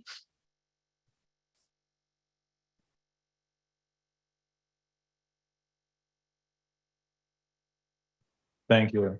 I think the question, Commissioner's answer. Yeah, no, just a comment. Corporate counsel has indicated that he is planning on retiring. I think the stipulation was that until we find a full-time replacement. I think that makes sense, that we find a full-time replacement before letting corporate counsel retire as his wish. I think it's entirely responsible that we bring on somebody, even an interim role, without having done our due diligence before bringing on, even as an interim. So I'll be voting no. Thank you. Is there any other discussion? Yes. I would Commissioner like- Bergman. Yes, normally, in the past, when we've sought legal counsel, we bid it out. Governments bid out contracted services. Has this been bid out? This is a resolution that's before you on its face. Okay, so it's not been bid out. We've not bid for this. We've not sent out a RFP. It would not appear so. Right. It would appear this would be a board action. Okay, I have find that anything further? highly irregular. That's not something governments do. Thank you. That's what we do to make sure that we get the best counsel for the government. Thank you, Commissioner Rhodey. I would just note that this resolution states that the Ottawa County Board of Commissioners appoints Common Legal Group, PLLC, as interim legal counsel to the Board of Commissioners. And be it further resolved that Common Legal Group will prepare and present a proposed contract for legal services to the Board of Commissioners within 7 days. So it appears as though we are voting on appointing the Common Legal Group as interim legal counsel for the next 7 days, at which point we will have a contract in hand and we'll be able to come back next week and vote on a final contract for Common Legal Group, whether we vote yes or no. So, Thank you, Commissioner Rhodey. so Do we have Commissioner to Curran. RFP this out? Like, do we have to do that? Or would this supersede putting out I an think corporate RFP? counsel is still our counsel, so maybe he can answer that question. The board is authorized to appoint Yeah. counsel if the board takes such an action. So we don't have to RFP it out as a question. No, that is not an MCL. Correct. There's not an MCL that would require RFP. Correct. Mr. Chair. Mr. Chair. Mr. Vanessa. Thank you. 30 years ago, Ottawa County decided that, Grab the microphone. Please. Yeah. Thanks.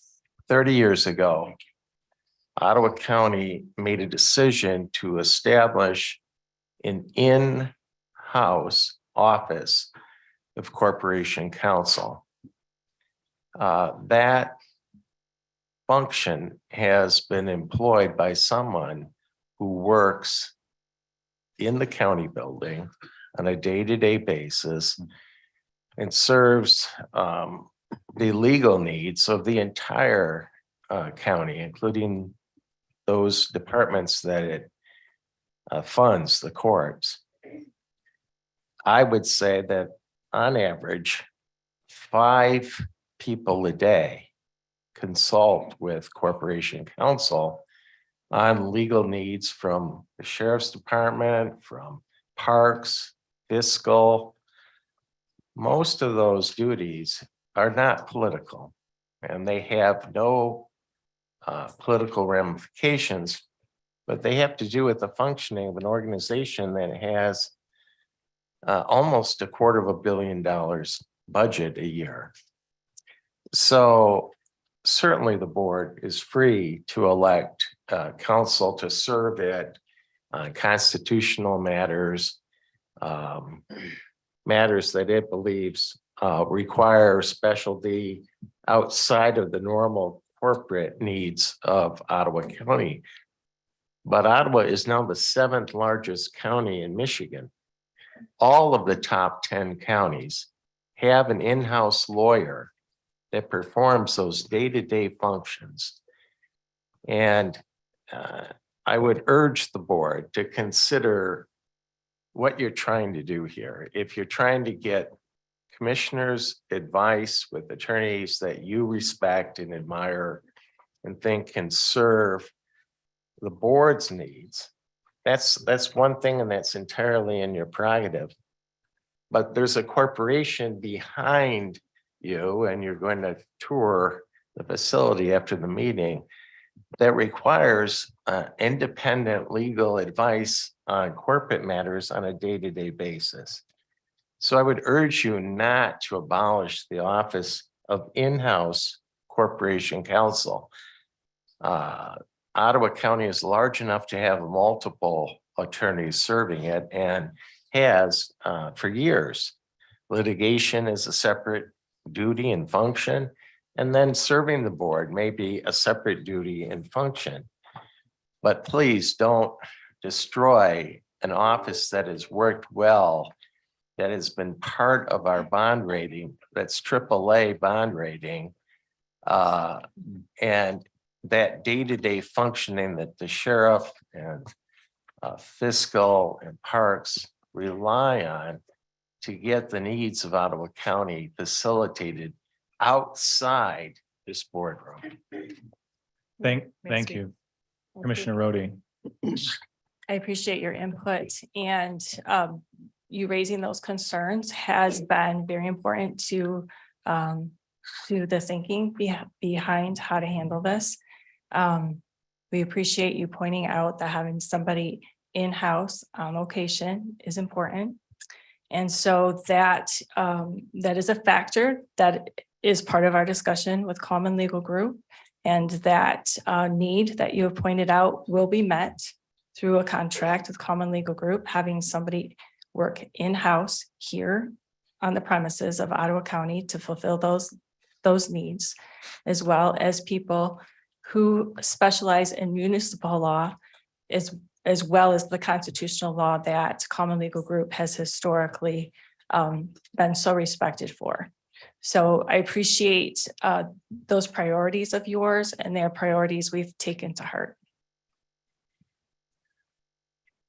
So it sounds like there is a representative from Common Legal Group in the room. As chair, I would like to say that I would fully expect council's comments here to be taken into strong consideration when a contract is submitted, if this resolution were to pass. Is anyone interested in hearing directly from a representative from Common Legal? For sure. Yeah. Yes. Yes. Could we have the microphone, please, and have a representative step forward for a moment? Introduce yourself and.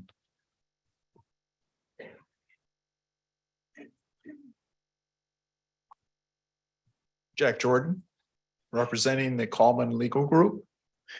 And one of my associates, I'm sorry, can you hear me? Okay. David Coleman is also in the room, and he is the senior partner in the Common Legal Group.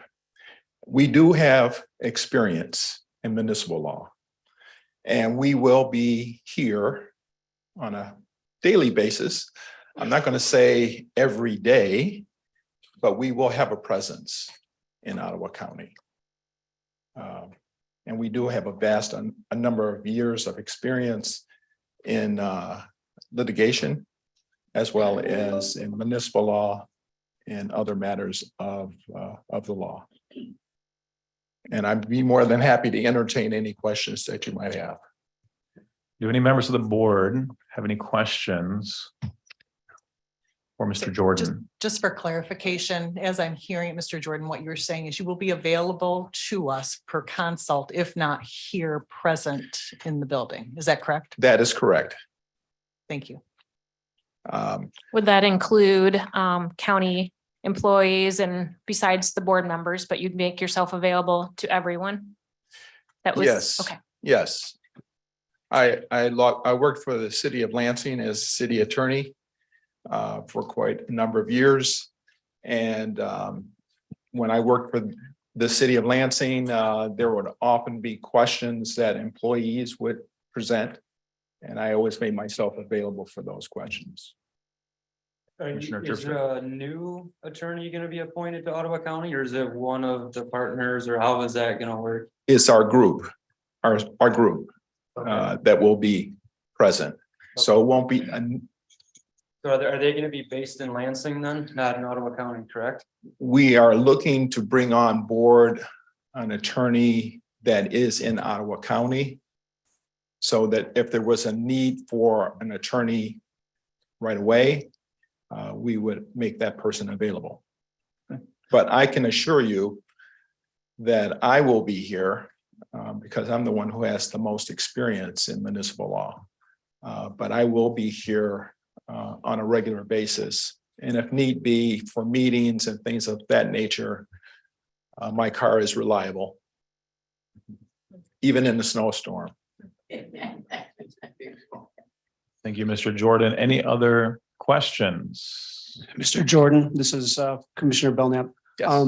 Can you provide just a couple examples of some of your clients that, you know, Commissioner Rhodey had mentioned that there's been some things that your firm has been called out recently as being active in Michigan.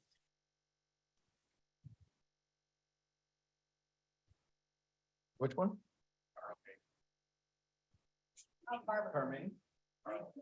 Oh, yes.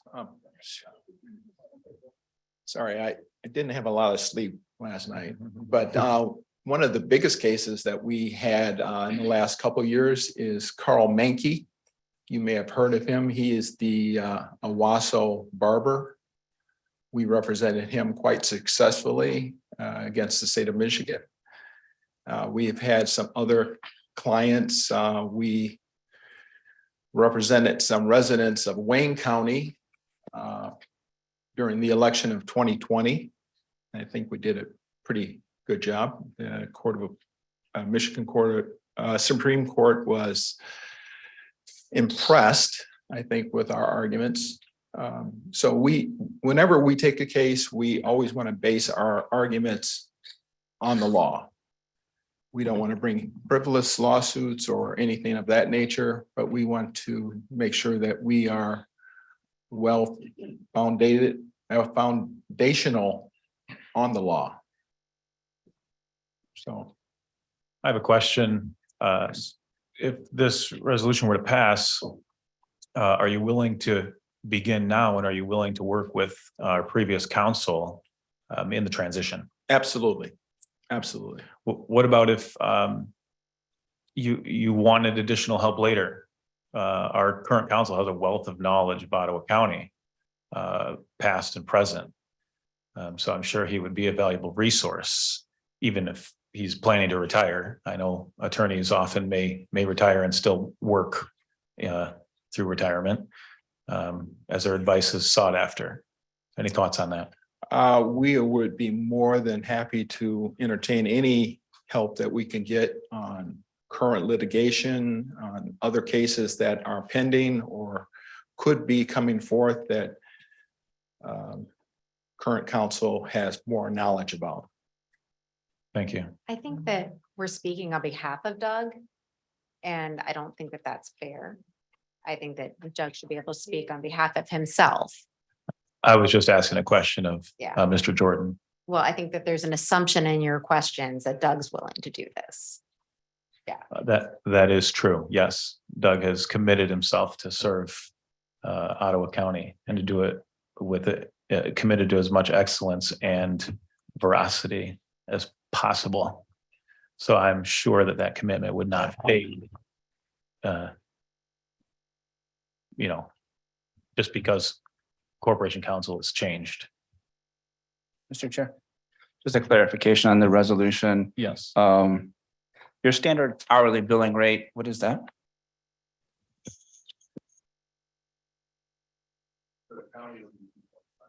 $225. Great, thank you.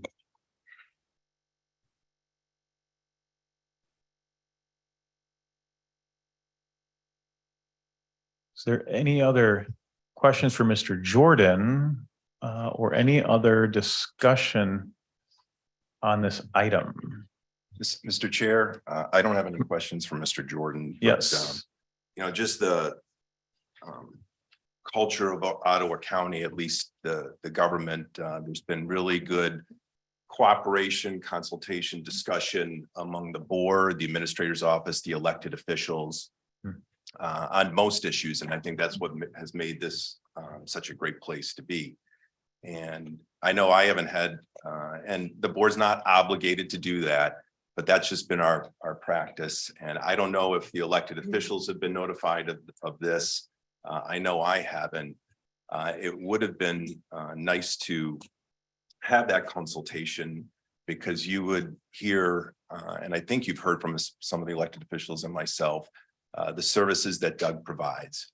And he serves two roles. One is our corporation counsel, is that day-to-day legal advice, if you will, drop-in meetings, mediates disputes among departments. So we have a public defender's office, a sheriff's office, prosecutor.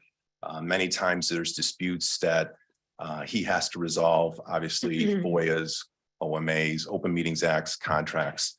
And so it would have, I think this will cause this type of sudden termination.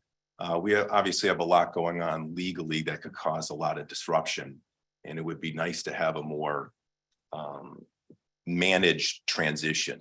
You're correct, Doug. Doug was looking to retire in the next 2 years. This doesn't seem like a very well-managed transition for him to be gone today and a new law firm coming in. The other thing is Doug has served two roles. One is our corporation counsel, consider that as our day-to-day legal advice. And then he also represents the county in litigation on behalf of the Ottawa County Insurance Authority. And Doug can correct me if I'm wrong, but it's my understanding the Insurance Authority appoints Doug to that, not the Board of Commissioners. And so in terms of this resolution, which I haven't seen, if it is to go through, it has to be really just for corporation counsel because the Insurance Authority has a current contract with his firm to provide litigation services. And I believe it's roughly a 2-year contract with a just cause removal. But I'm disappointed that we couldn't have a consultation on this. And it sounds like some of the board members weren't even consulted on this, but it's disappointing we couldn't have that type of discussion before taking a drastic vote like this, because everyone has their strengths and weaknesses. Doug's no exception to that, but he has provided sound legal advice to the county. And to me, that should continue. And sometimes he has to say things that people don't want to hear.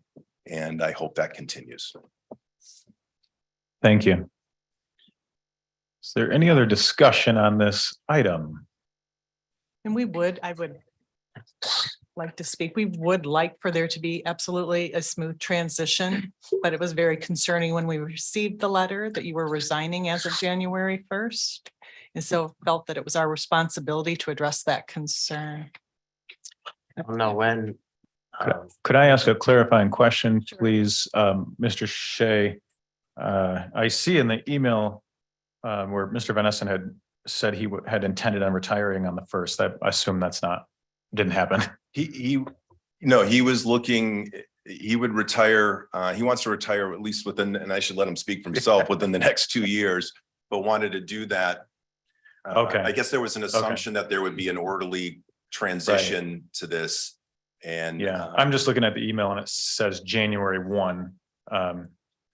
Which, so I was just wondering for clarification if that had happened. Mr. but- Chair, I just want to point out that corporate Commissioner counsel has made known to the past board of his wishes, and I think maybe in March or April of last year even began speaking about this. So I understand there is an email toward the end of December. Like I said, I mean, that email talks about him staying around until you get a full-time replacement. If this is the full-time replacement, I guess, like I said, I agree with Administrator Shea. I don't think this is the most responsible action we can take. I do appreciate corporate counsel's presence over the last 4 years as commissioner, and I'll leave it at that. Thank you. I would fully expect that if this item were to pass, it would be the will of the board. But at the same time, we would fully expect council to manage that transition and expect excellence out of them as they fulfill their role.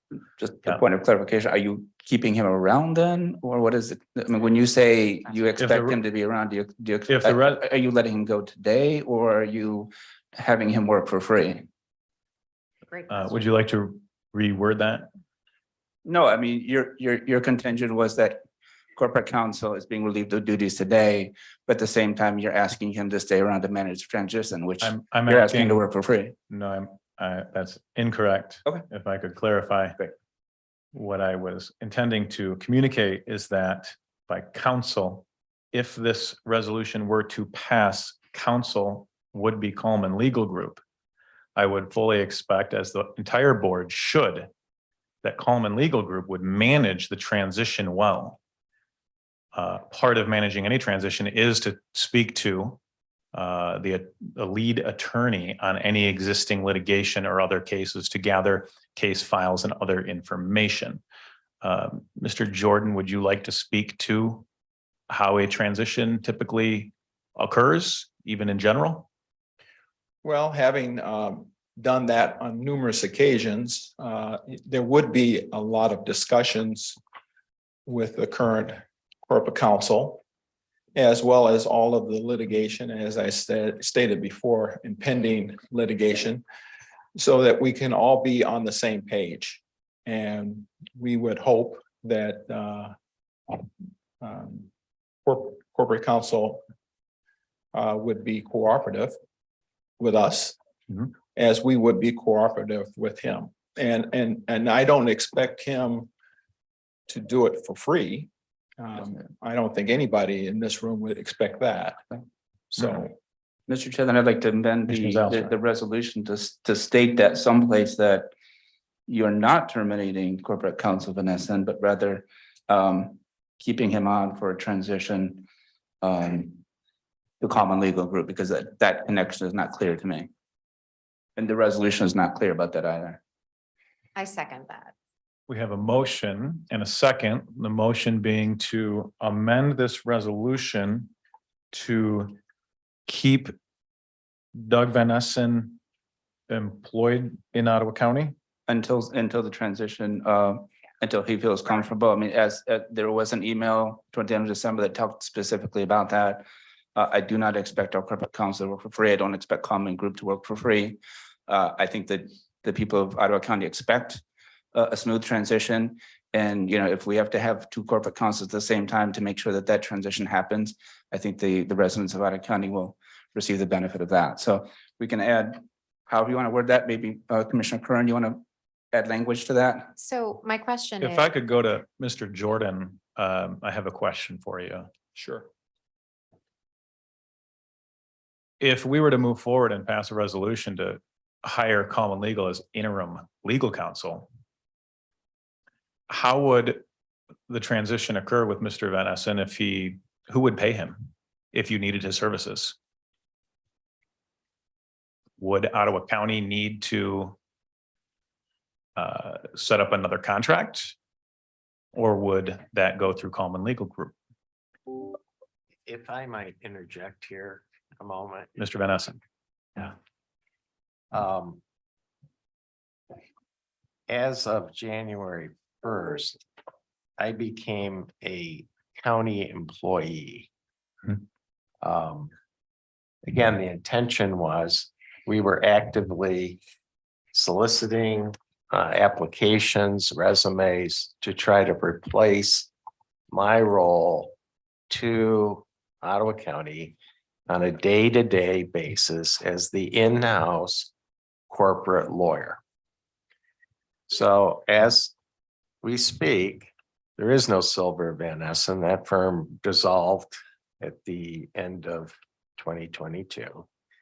So there's no need to terminate a contract with Silver Van Essen that doesn't exist. I am an employee.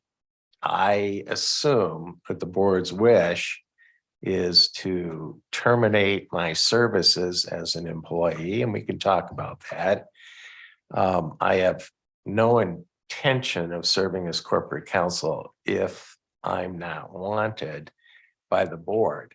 However, I do have an office of corporation counsel, and I'm interested in protecting that office because a lot of people rely on that function on a day-to-day basis. So I have no problem discussing with the Coleman Group or anyone else how you're going to have to serve that particular hat that I wear. As for the litigation, we've got cases going on tax foreclosure where I represent the treasurer, not the Board of Commissioners. We have a case in Wayne County on opioid allocation. It's very important to a lot of people in Ottawa County and should be important to the board regarding Ottawa County's fair share of the opioid settlement. That contract, as Administrator Shea said, is with the Ottawa County Insurance Authority. Ottawa County has a separate legal entity that's independent from the Board of Commissioners. There's board representatives on there, but there are treasurers on there. There are other officials who are on the insurance authority. The firm I work for, Legacy Litigation Group, has a 2-year contract, as Administrator Shea has said, for defense and services for Ottawa County. The board at this point can't terminate that contract. That would have to be something that the insurance authority will have to look at a later time. So to summarize, I'm an employee right now. I'm paid in a salary. I'll continue to work for Ottawa County and the well-being of Ottawa County, as I have for 40 years, towards a transition of the corporation counsel services. Again, I would urge the board to consider making sure that there's in-house day-to-day representation here in West Ottawa, because for 30 years, we've relied on that as a county. So I will cooperate. I hear the motion. I hear you want a new person sitting over there representing the county in that function, and I will work cooperatively to make that happen. Thank you. It sounds like the motion as presented would need to be amended. So I'd like to amend the motion to clarify that well, no longer a corporate counsel, I guess, employee Doug Van Essen is not terminated as employee of Ottawa County. And that for the time that he wishes to remain or until the transition is complete. I'm not sure where you want to put that, be it resolved that. So it would probably be in the motion, amending the motion. The current motion on the floor is to terminate the contract with Silver and Van Essen PC, which no longer exists. And then to approve the resolution to appoint counsel. And so if there is no contract with Silver and Van Essen, it seems like it would be, make the most Yes. sense. Maybe we don't even need to do anything because if his employee, we're not terminating his employment here at Ottawa County with this resolution, as I understand it, right? That, correct, this resolution does not terminate any employment of any Okay. employee, correct? So would be status quo as you were this morning, correct? Okay. So it Then, sound- then we'll retire the motion, because it does not specifically talk about Okay. Doug Van Essen's. I'd like to go appointment. back to Commissioner Cosby on this, since it was your motion, and ask, Point of clarification for me, because my understanding is this is a retirement and not a termination. I mean, those are two distinctively different things. Well, again, I agreed to transition until we have a new corporation counsel sitting in my office over there replacing me. So I never agreed to leave my office on January 1st. It's always been my intention to try to get a transition and a new attorney or a new firm, we'll have to talk about how that works, to serve the day-to-day corporate needs of Ottawa County. We had intended to hire this position last fall. We didn't get the kind of candidates that we thought had the requisite municipal experience. And that's why I had to adjust my earlier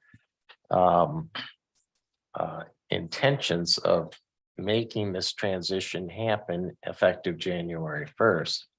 I've communicated to all the elected officials that I was not going to leave them in a lurch and that I would continue to provide corporate legal services until replacement legal services had transitioned in. So that's the point of clarification. I don't know what email you're referring to other than that was my intention, but my intention got sidetracked when we didn't get a qualified replacement hired by January 1st. And I think all of the elected officials and John will attest that there are things that need to occur today.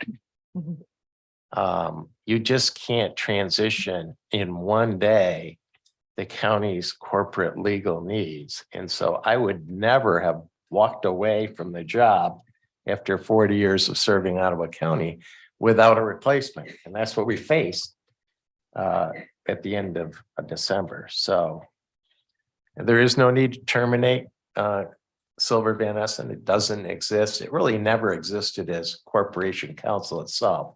It was always my appointment by the old board as corporation counsel. We had a billing arrangement until I could transition to employment status. And that's occurred now. But I understand you want to replace my services as quickly as possible, but we can't just drop that ball because too many people are relying on that in the county. Mr. Chairman, Mr. Bergman. I'd like to propose that perhaps we look at this resolution and take the second, third, fourth, and fifth whereas and eliminate those and go from the first whereas to the now therefore be it resolved. I'll second that motion. We have a motion and a second to strike the first, second, third, and fourth. Whereas No, the second, third, second, fourth, third, fourth, and fifth, whereas clause from this resolution. We have a second. Do we have discussion?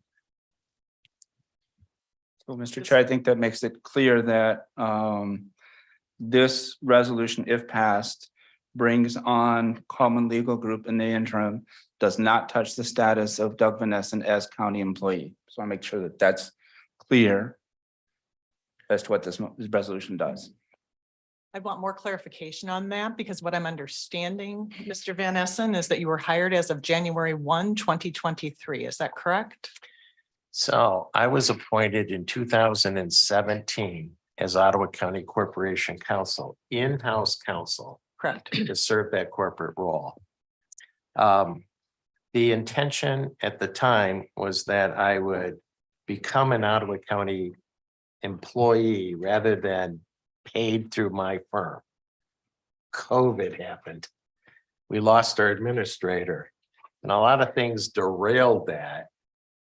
John has done a great job stabilizing things, and when it became apparent that we were not going to have an employee replacement as in that office by the end of the year, I agreed to become an employee subject to a more permanent replacement so that I could meet both the needs of Ottawa County and my desire to shift away from the corporate duties that I assumed with my litigation duties in 2017.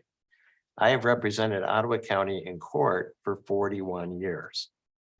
It was not my intention to give that service up until an adequate replacement is made for litigation services to the insurance authority, which is part of but independent of the Board of Commissioners. So that was the status. As John has said, it's unfortunate there wasn't better communication beforehand, so we could have explained some of the current functioning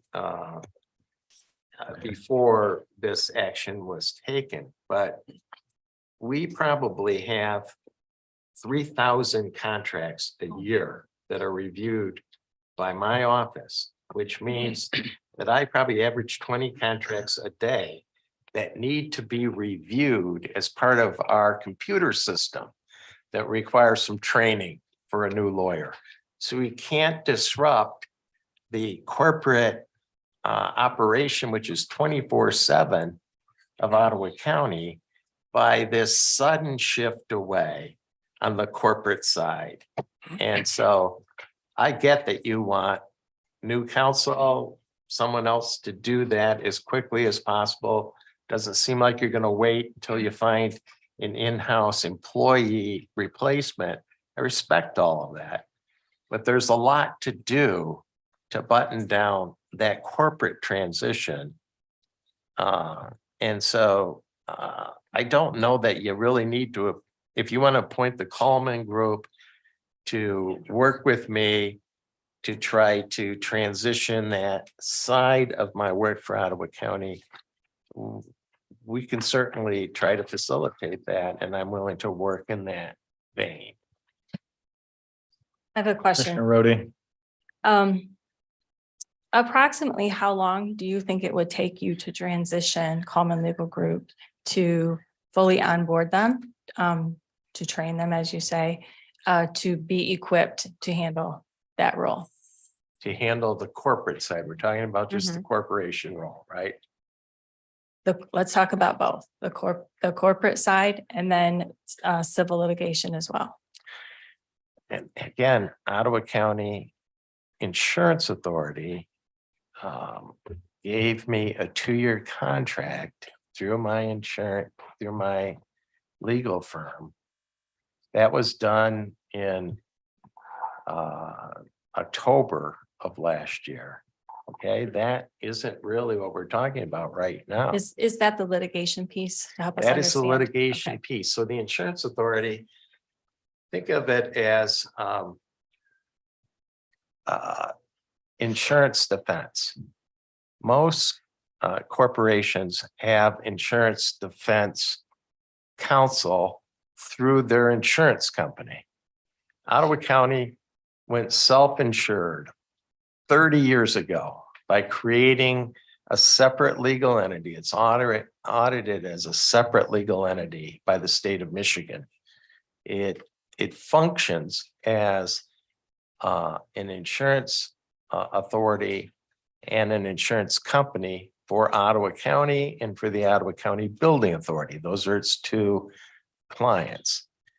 So right now, the insurance authority has an agreement with the county to provide legal defense services whenever Ottawa County asks it to provide those services.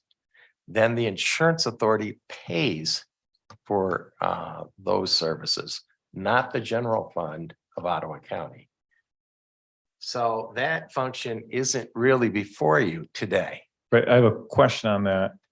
You mentioned that that contract that was signed in October or whatever was with your firm, which is now dissolved. No, that was with the new firm I joined on that side of my practice, which is Thank you. Legacy Litigation Group. Thank you. And so Silver Van Essen was terminated at that time, and Legacy replaced Silver Van Essen. One other quick comment here is a lot of this information could have been shared over the last weeks as new commissioners were onboarding and meeting with the administration. And in my opinion, only this is seeming to be critical information that could have been shared. Honestly, I met Just a- with just a everyone who asked to meet with me, and we talked about some of these issues. So I met with Commissioner Curran, I met with Commissioner Bonema, Commissioner Zylstra, Terpstra, Bergman, as part of the old board, understood these things. Were any of the current commissioners informed about his intent to retire on the 1st or a change of employment status? Yeah, like I said, I brought it up multiple times that he was planning on it, but he wasn't going to because he wanted to see a transition going into next year and that he wanted to find a new one. So if we listened and watched old meetings, we would understand this. Yeah. So The board voted to approve the change to make him There was no an vote on employee. that, Commissioner Moss. It was simply corporate counsels or Doug Van Essen's intent to leave, and that was stated intent March So or April. who made the decision to change the contract with Silver and Van Essen and hire a new employee in the county? Now, again, back in 2017, I'm talking about recently. No, but in 2017, Silver Van Essen was not appointed as corporation counsel. I was appointed personally as corporation counsel with the intent of becoming an employee at that time. But you And were not. So I'm wondering I make who made the decision last week or the week before or the week prior to that or the week prior to that to make this change? Wouldn't that be a board decision typically to hire a new employee in corporate counsel, a corporate counsel role? The decision was made in 2017. It was, I can check the resolution, but part of that resolution was that I would become an employee of Ottawa County. Just for. I have point a of clar- question. Number one, I don't think you answered Commissioner Rody's question. How long do you feel that it would take you to transition from your legal expertise on corporate counsel over to the new law firm? Would 3 months be appropriate? 2 months?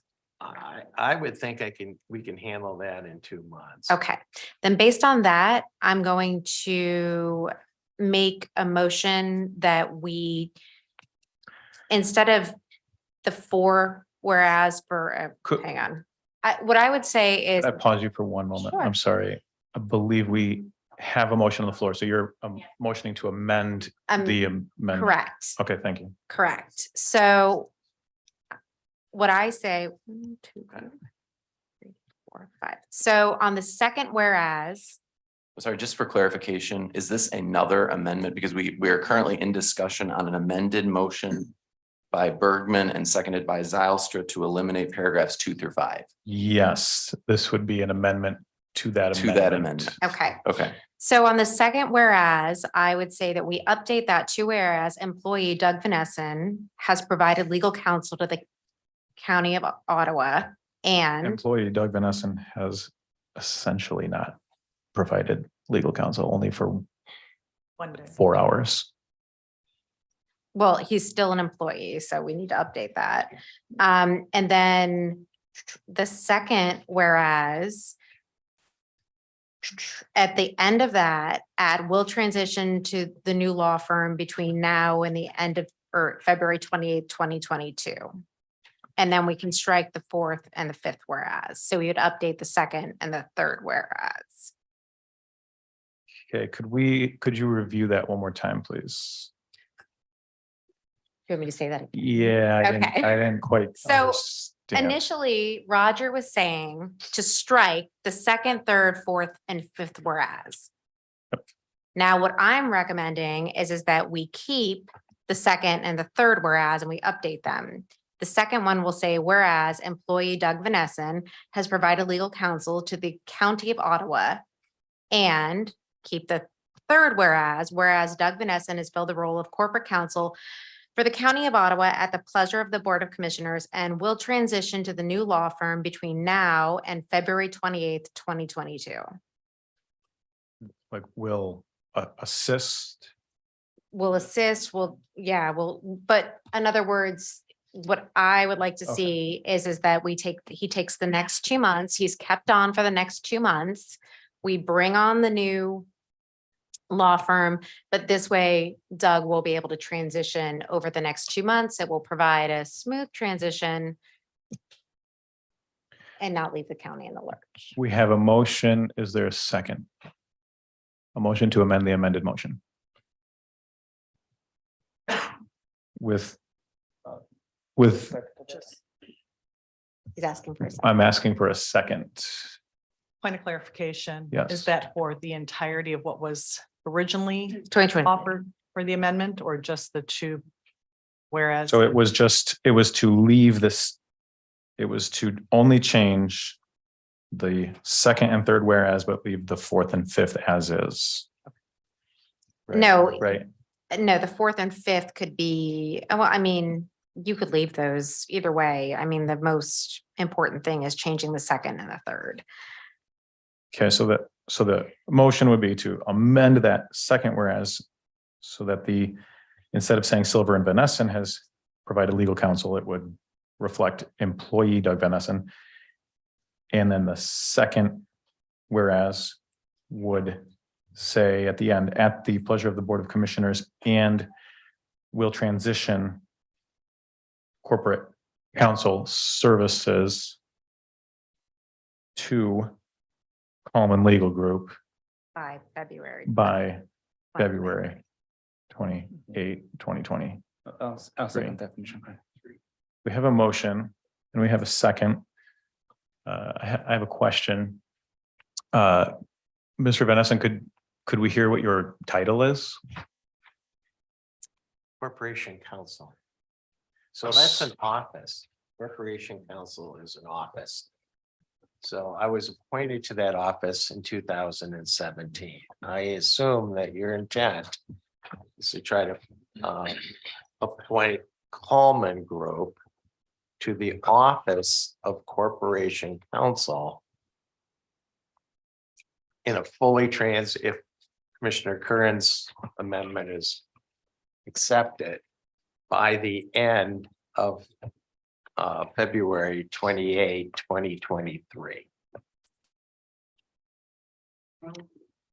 And is that adequate time to That- transition? Yes, in my opinion, I can train, well, I don't know the capabilities of the Coleman Group, but I assume that they've got people that I can transition these functions to in that 2-month period for corporation counsel's work.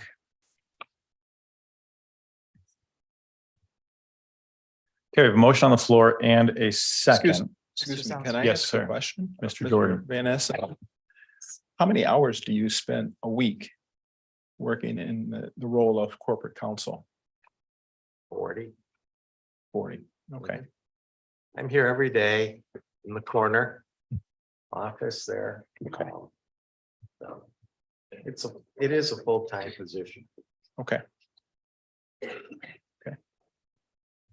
Are we just voting on the motions then? Right now, we have a motion that would amend the first amended motion.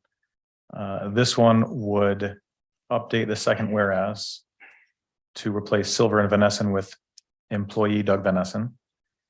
And the second the third whereas would add a statement at the end saying, and will transition the role of corporation counsel to Common Legal Group as of February 28, 2023. Commissioner Rhodey. Would it be possible for the resolution to be read beginning to end, reflective of the changes? Just for the record. Yes, I will read the resolution with the amended changes. Yes. It would, Mr. Clerk, you can help me if I miss, but I think I'm good. I think I got it.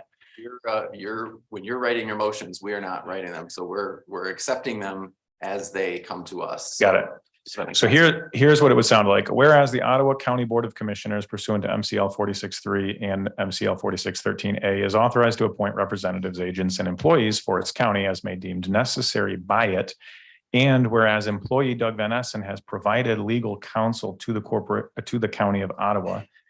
And whereas Doug Van Essen has filled the role of corporation counsel for the county of Ottawa at the pleasure of the Board of Commissioners and will transition the role of corporation counsel to the law firm Common Legal Group by February 28, 2023. Whereas, rest is the same, whereas Doug Van Essen indicated in writing in December 2022 of his intent to retire on January 1, 2023, and whereas Doug Van Essen has served the county of Ottawa for decades and is committed to providing excellent service and legal advice to the Board of Commissioners. Now therefore be it resolved that the Ottawa County Board of Commissioners appoints Common Legal Group PLLC as interim legal counsel to the Board of Commissioners. Be it further resolved that Common Legal Group will prepare and present a proposed contract for legal services to the Board of Commissioners. Be it further resolved that Common Legal Group will be paid their standard hourly billing rate for services rendered until such a time as a contract is finalized, and be it further resolved that all resolutions and parts of resolutions insofar as they conflict with this resolution are hereby repealed. That would be the text. So for point of clarification, we have 3 motions that we are voting on, correct? Yes. It would be at this point. Yes, Right. we would be starting with And the first one here. this is the one currently on the floor. This is the one currently on the floor. Correct. I'm sorry, Commissioner Curran's amendment to Bergman's is the first vote. Right. And then we're voting on the amended motion to Commissioner Bergman, and then a final vote on the resolution. Unless there are more amendments. Correct. Commissioner Rhodey, was there something else? Yes, I guess a point of discussion would just be that it would be seemingly entirely possible to move forward with, appointing Common Legal Group as corporate counsel. And then a county administrator could take care of the point at which employment of Doug Van Essen would be ended as of the point of time where he's no longer needed. So I'm not sure that it's really necessary to put that into this resolution, that he will continue to transition for the next 2 months, when seemingly that's something that a county administrator could handle as appropriate. It would seem to lock the decision into an exact time frame that may need to be adjusted. Good point. Mr. Chair. Yes. I think one of the things that the Coleman Group and I need to work on is really whether you're eliminating the office of corporation counsel. We've had this situation with our medical examiners, okay? The position of medical examiner is a personal position. It's an officer. Most of the pathologists that are available to do medical examiner type work for professional corporations, and they don't want to become a sole employee of Ottawa County as an ME. We've solved this dilemma in the past by naming the individuals at a PC that are the actual medical examiners. They they tender their resignation because if their firm is no longer wanted as the firm providing the ME services, they'll agree to leave with their firm the office to which they hold. But it's a personal office. So when they sign as the ME, not as a corporate entity. The Board of Commissioners has no obligation to continue the office of corporation counsel. And what I hear you saying really is that you want more control over that position. You want the Coleman Group to perform that function. So I think what you're really trying to do is to eliminate the office that has existed here in Ottawa County for 30 years. And you're replacing it with a law firm. Now, I don't know if it's even possible to appoint a law firm as corporation counsel, which is a personal thing, like the medical examiner. So maybe the Coleman Group and I can work on whether that's possible. So as most things in the law, there's ways to get from A to B. Sometimes you have to go through C to get to B. And so we need to work on how the form of this is going to evolve. Commissioner Rhodey. Did Ottawa County have a contract with Silver and Vanessa to fulfill the corporate counsel role for Ottawa County for a number of years? No. The contract. Was there a contract that existed in order to pay for your services through Silver and Vanessa? No, there was no contract. I was appointed as corporation counsel. The understanding is that I would bill for those services at the same rate, $162,000 is a flat capped fee that the old former 25-year employee corporation counsel had worked. Why was it So- necessary for you just to become an employee as of January 1st if there was not a contract with a legal group for your services? So the appointment was of Doug Van Essen, Corporation Counsel, a personal office with a personal occupant. The billing arrangement was through Silver Van Essen, which went out of existence because that firm merged with a Detroit firm effective January 1st. So not knowing that this was going to occur, the understanding was I would become at long last what we had originally envisioned in 2017, a salaried employee of Ottawa County. But there was in fact a contractual relationship No, between a law firm related to the services that you provided to Ottawa County. no. Could I ask a clarifying question there? Have you read or seen a contract between Silver and Vanessa and PC and the County of Ottawa? I believe I have. And let's assume for a moment that you have. I know I have. I'm wondering who signed that contract on behalf of Silver and Vanessa? Was it the president at the time in 2017? I don't recall.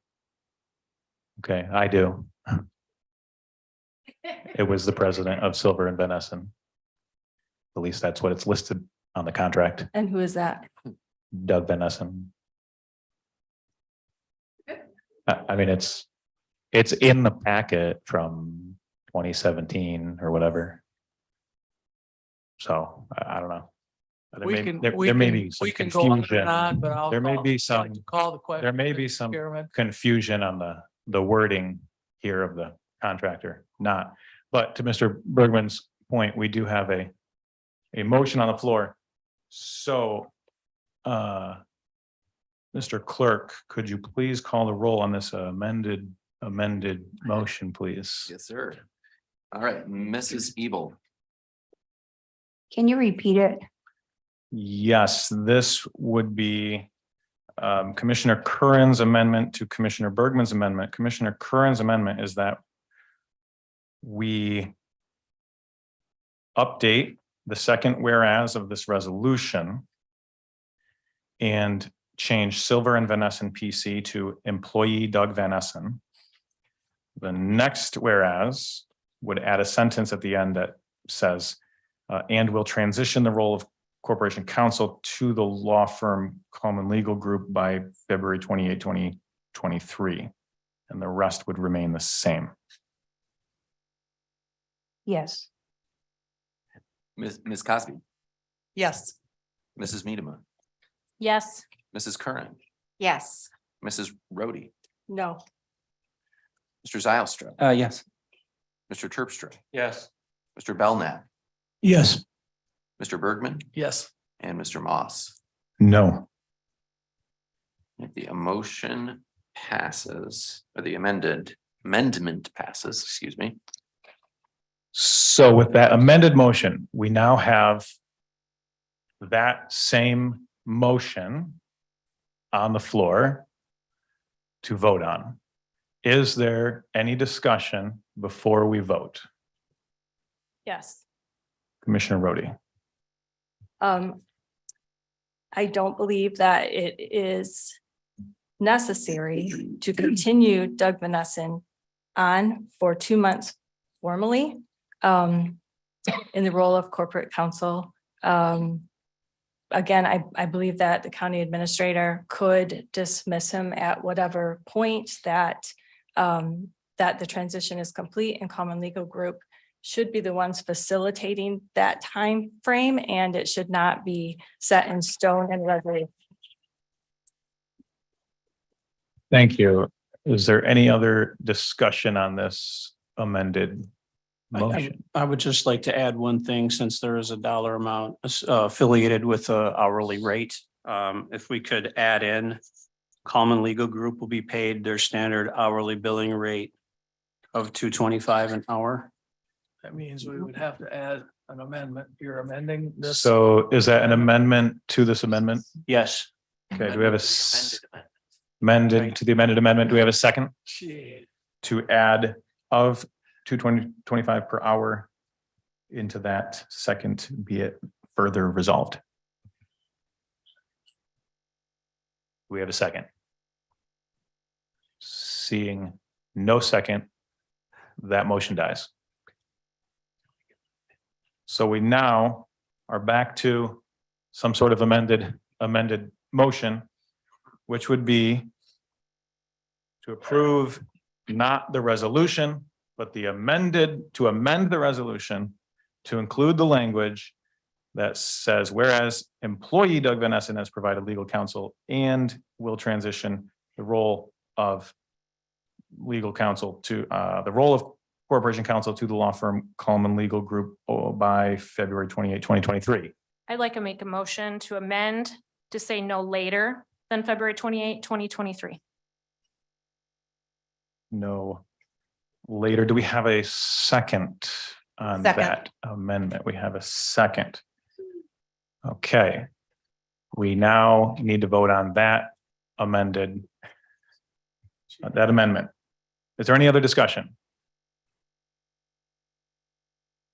Okay, Mr. Clerk, could you please call that one? Yes, I can. Sorry. Mr. Terpstra. Yes. Mrs. Curran, Yes. Mr. Zylstra, No. Mr. Bellman, Yes. Mrs. Rhodey, No. Mrs. Medema, Yes. Mrs. Ebel, No. Mr. Bergman, No. Ms. Cosby, Yes. and Mr. Moss. No.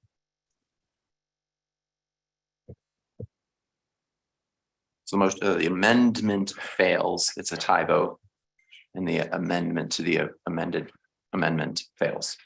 Okay, we still have a motion, an amended motion on the floor with a second. Do we have additional discussion? What is our current amendment? So the current amendment would be to change the text on the page to say, whereas employee Doug Van Essen has provided legal counsel to the County of Ottawa. And the second whereas plus and will transition the role of corporation counsel to the law firm Coleman Legal Group by February 28, 2023. That I think it was on, That one's Ah. not by, It's in the next 2 months. that he is retained until that date. The date was in there, Oh, law firm. sorry.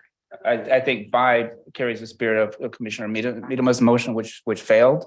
I think on specifies that he is our On. employee until date specific. Right, hers was no later, that failed Right, and I think that's what by implies. on February 28, 2023. That is the current, I believe, amended motion. So could we get clarification then? Who would be fulfilling the role of corporation counsel if this motion were to pass and then be voted on after that? My sounds like there'd be understanding is two. that they'll be transitioning to Common Legal Group if this resolution. There would be no corporate counsel. Well, there was no corporate counsel as at 8 o'clock this morning, so. It sounds like there is corporate counsel as of 8 o'clock this morning. It sounds like the corporate counsel as of 8 a.m. is Doug Van Essen Yeah. for Ottawa County. Yeah, and he transitions to council. And so he will remain corporate counsel for a period of time. Is that even, but then I'm also seeing that this resolution appoints Common Legal Group as corporate counsel. I am very concerned with this because it is really important that we have strong leadership in this county and that we know who's in charge.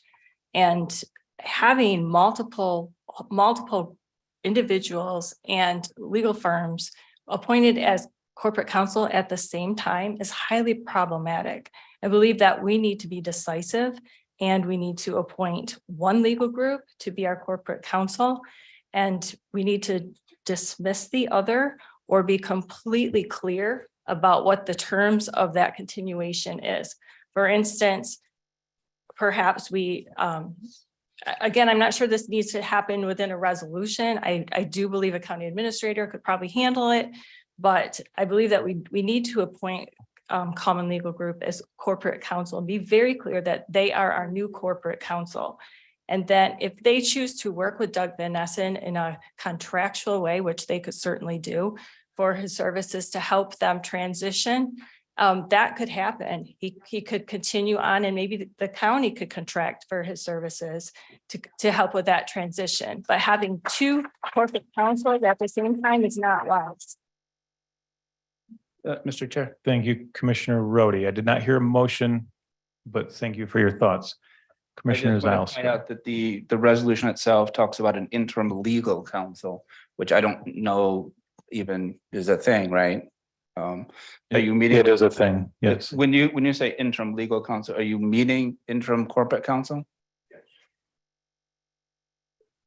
a great question. Well, I didn't write the resolutions. I don't have the answer, so. Amended to corporate counsel. Yeah. I'm I'm hearing. not a potential- advocating one way or the other, but a legal potential counsel is amendment to the not, My apologies. Okay. Second amendment. It sounds like there may be a motion to amend the first now therefore.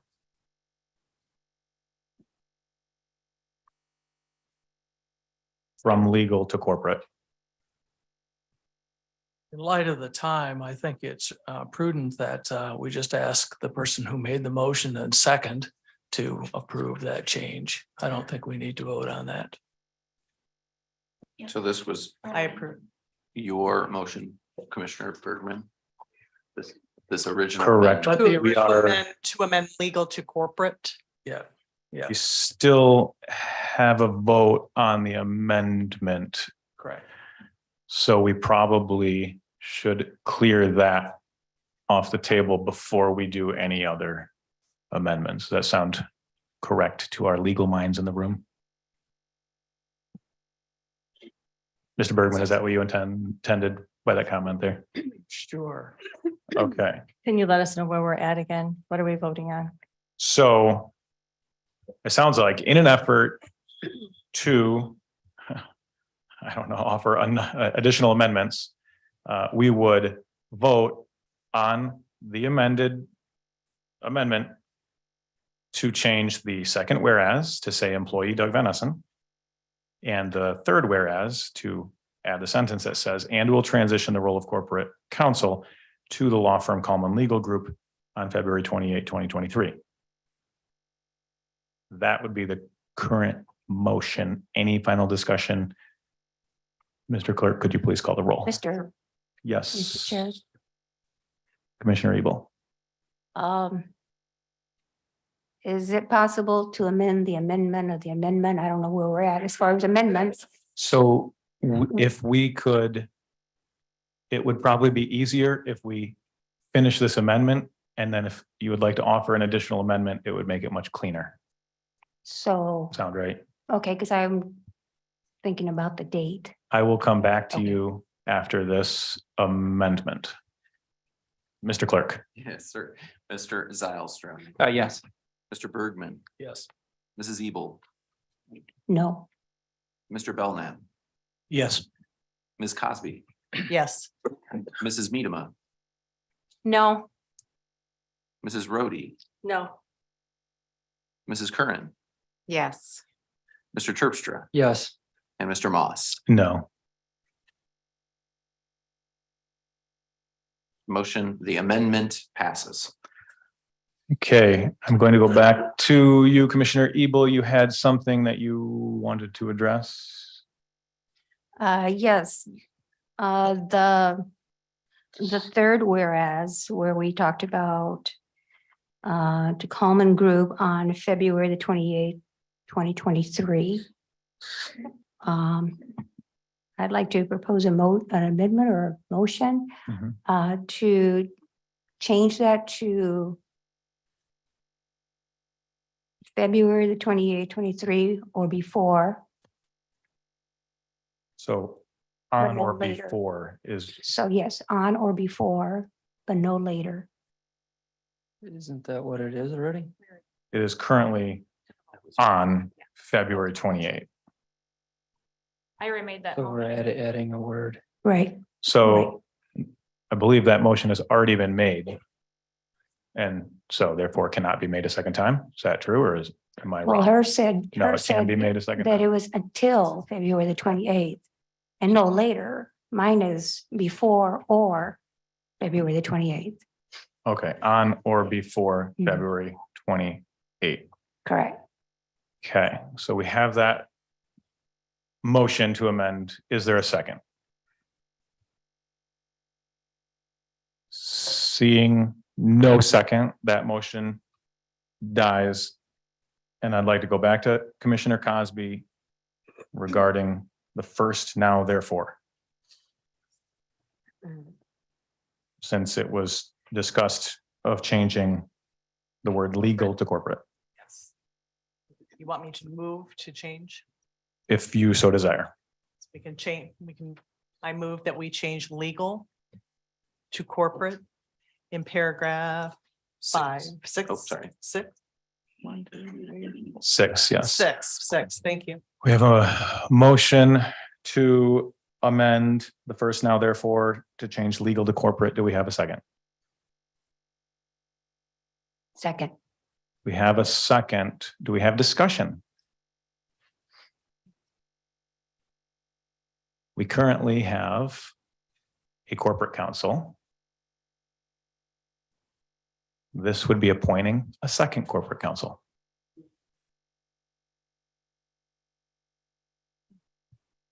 Seeing no debate, let's call the question on this amendment to the resolution. Sir, So we're voting on the amendment again? Yes, this is to amend the now therefore to change legal to corporate. Just a point of clarification, would that mean that at the next business meeting, this seat would be occupied by the Kaufman Group or by Mr. Vanessa? I believe that will be up to the board as to when. Well, that's why And- you're making this change, just to clarify who's gonna be sitting in that I'm seat, correct? making, and I put the resolution in place because of the letter that we received on 12/22. I understand. I just want to make sure that we know who was Right, gonna be in that so, seat come the The 10th. urgency was based upon that timing for January 1st, so it's not an individual decision for me to make. It would be with the purview of the other commission. But I mean, your amendment was to change Yes, legal to my corporate. thinking was that With that change, does that imply that this seat is occupied by Call Kaufman Group? group would be in place. Okay. Yes. Commissioner Rhodey, did you have something? I have another amendment, but I believe we need. I to would handle hold this that one for first. now. Mhm. And Mr. Clerk, please call the roll. yes, sir. Mr. Belknap, Yes. Mrs. Curran, Yes. Ms. Cosby, Yes. Mrs. Rhodey, Yes. Mr. Zylstra, No. Mr. Terpstra, Yes. Mrs. Medema, Yes. Mrs. Ebel, Yes. Mr. Bergman, No. and Mr. Moss. Yes. All right, and that amendment passes. Okay, I'm gonna go back to Commissioner Rhodey. Okay, I move to amend this amendment to state in the I believe it's a third paragraph, it's hard to tell anymore. Whereas Doug Van Essen has filled the role of corporate counsel for the County of Ottawa, and if I'm messing up on prior language, just correct me, at the pleasure of the Board of Commissioners and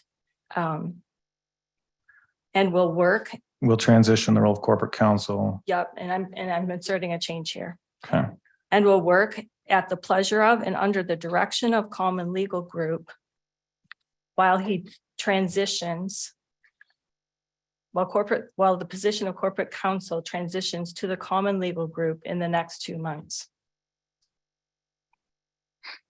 okay, we have a motion. Do we have a second? Second. Okay, we have a motion and a second. Commissioner Rhodey, could you please read that one more time for the board? Yes, I will try.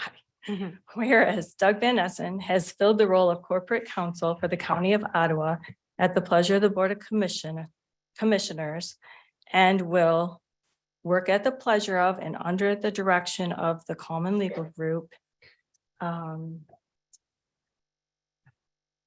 as he transitions to the as corporate counsel transitions to Common Legal Group in the next 2 months. And then wherever we're at and how that ended. Okay. Do we have discussion on this item? I think it's important that we put reporting kind of direction in place, so I agree with structure. Okay, What's the date that this transition is taking place, I guess? Because if he's an employee, he wouldn't really work at the pleasure of a law firm. My understanding of I'm not sure which amendment it was he would serve at the pleasure of the board and will transition out as corporation counsel on February 28th to the Common Legal Group. So my understanding of that was the date of the transition. I don't know if he can serve at the pleasure of a private law firm if he's an employee of the county. it sounds like this would be rewriting the end of that sentence. Right. I think the important thing is that we have one legal group in charge and not two. And so if he's going to stay on for a transition, it's important to clarify that the Common Legal Group is the group that's driving the ship and not Doug Van Essen. And so somehow that wording needs to translate into this resolution. Okay, well, I hate to do this.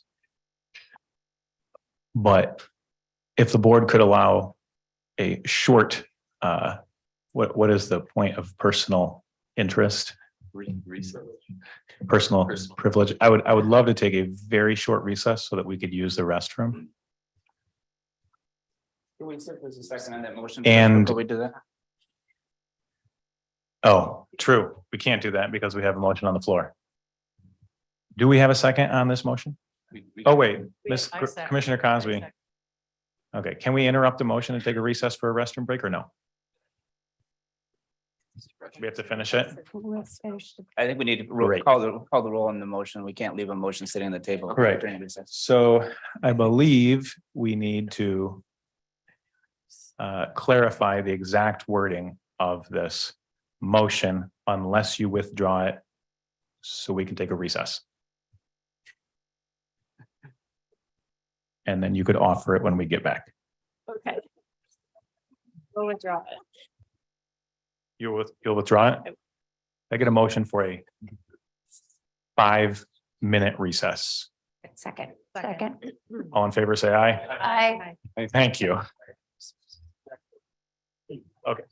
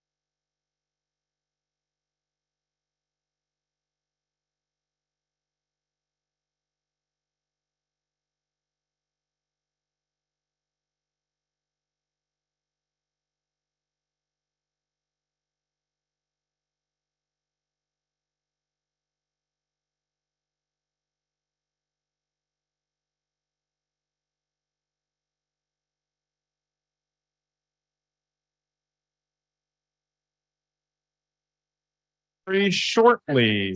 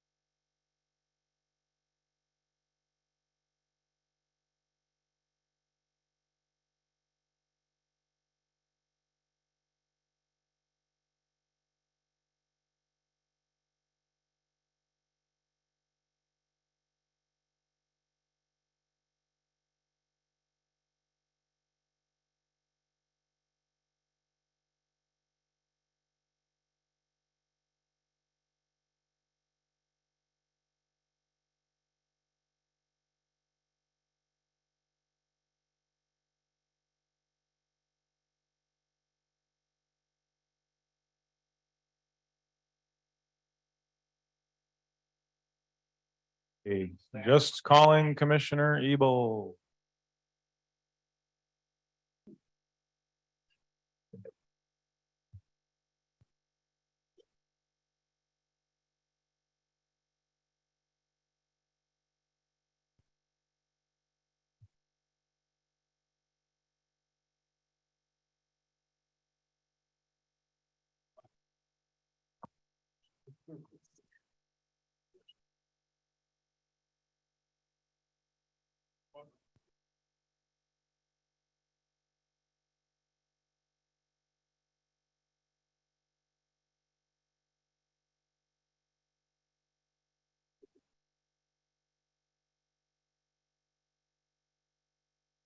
Okay, seeing that we are all back.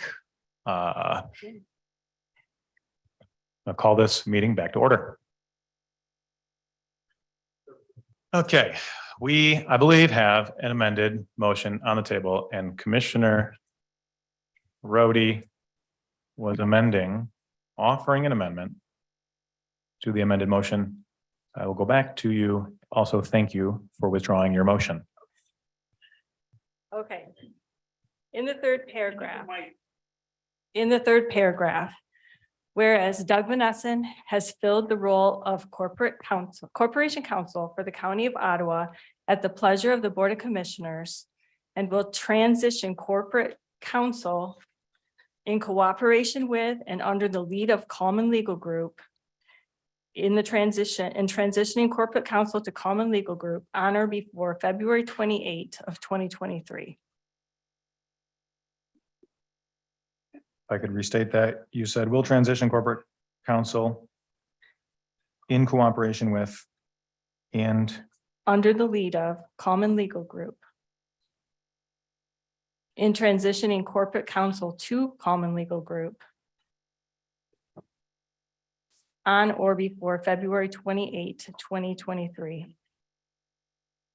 And I would say, in fully transitioning corporate counsel to Common Legal Group on or before February 28 of 2023. You want me to read it one more time? yes, please. I think I have it almost. Okay.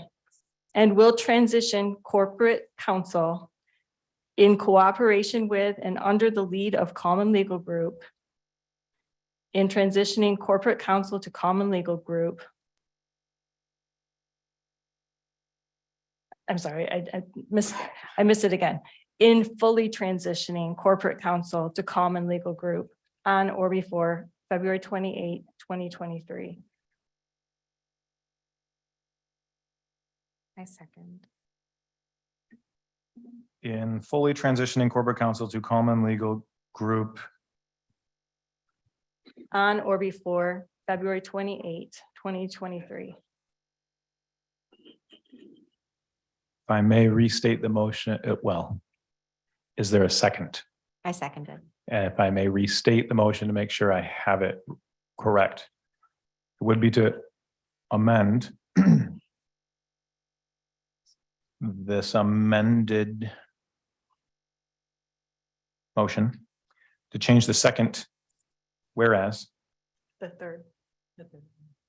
the third, thank you, to read, whereas Doug Van Essen has filled the role of corporation counsel for the county of Ottawa at the pleasure of the Board of Commissioners and will transition corporate counsel in cooperation with and under the lead of Common Legal Group in fully transitioning corporate counsel to Common Legal Group on or before February 28, 2023. Did I get that right? Yes.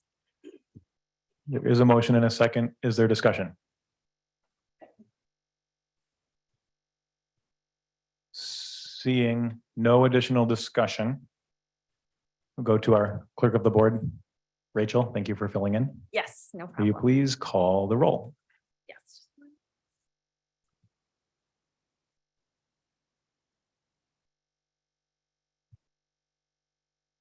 Okay, Mr. Bonema. Oh, I'm sorry. Mrs. Ebel. Yes. Mr. Bergman, No. Mrs. Medema, Yes. Mr. Terpstra is absent. Ms. Cosby, Yes. Ms. Rodia, Yes. Mrs. Karan, Yes. Mr. Zylstra, No. Mr. Belknap, Yes. Mr. Moss, Yes. motion passes. Motion passes. We now have a amended motion on the table, right? Mhm. We would have to vote on this amended motion and then on the resolution as amended. So unless there's discussion, we're going to call the roll again On the same. on the same amendment. So it would read the same as I just read. That will clear all amendments. That sound right to everybody? Yep. Okay. Could you please call the roll? Thank you. Mr. Belknap, Yes. Mrs. Karan, Yes. Mrs. Medema, Yes. Ms. Cosby, Yes. Mr. Zylstra. No. Mr. Bergman, No. Mrs. Roday. Yes. Mrs. Ebel, Yes. Mr. Moss, Yes. motion passes. Okay, motion passes. We now have a resolution to vote on, unless there is additional discussion, that will read, if you will bear with me.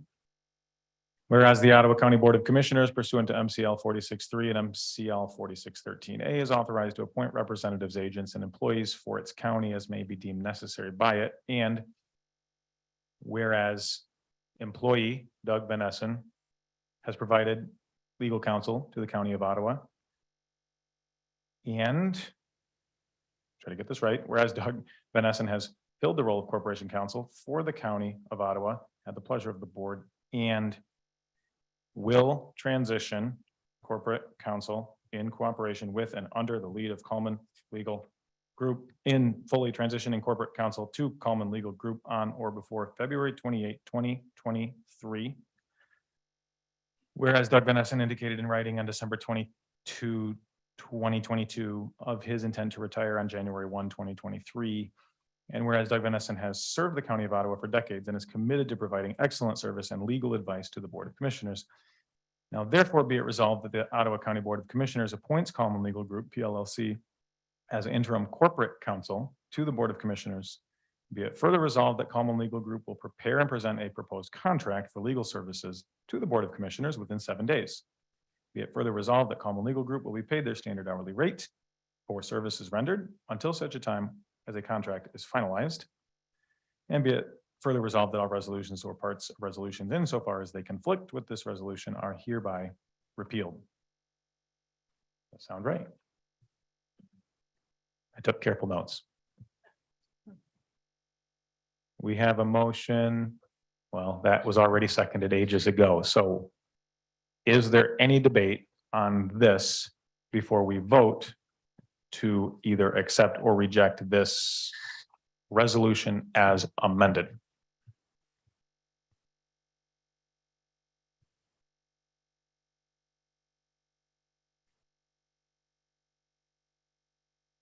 If I may go back to the person who made this original motion. Your original motion, which I believe is on the floor now, is to motion, you said you motioned to terminate the contract with Silver and Van Essen PC and approve and authorize the board chairperson, clerk register to sign a resolution to appoint Coleman Legal Group as interim legal counsel.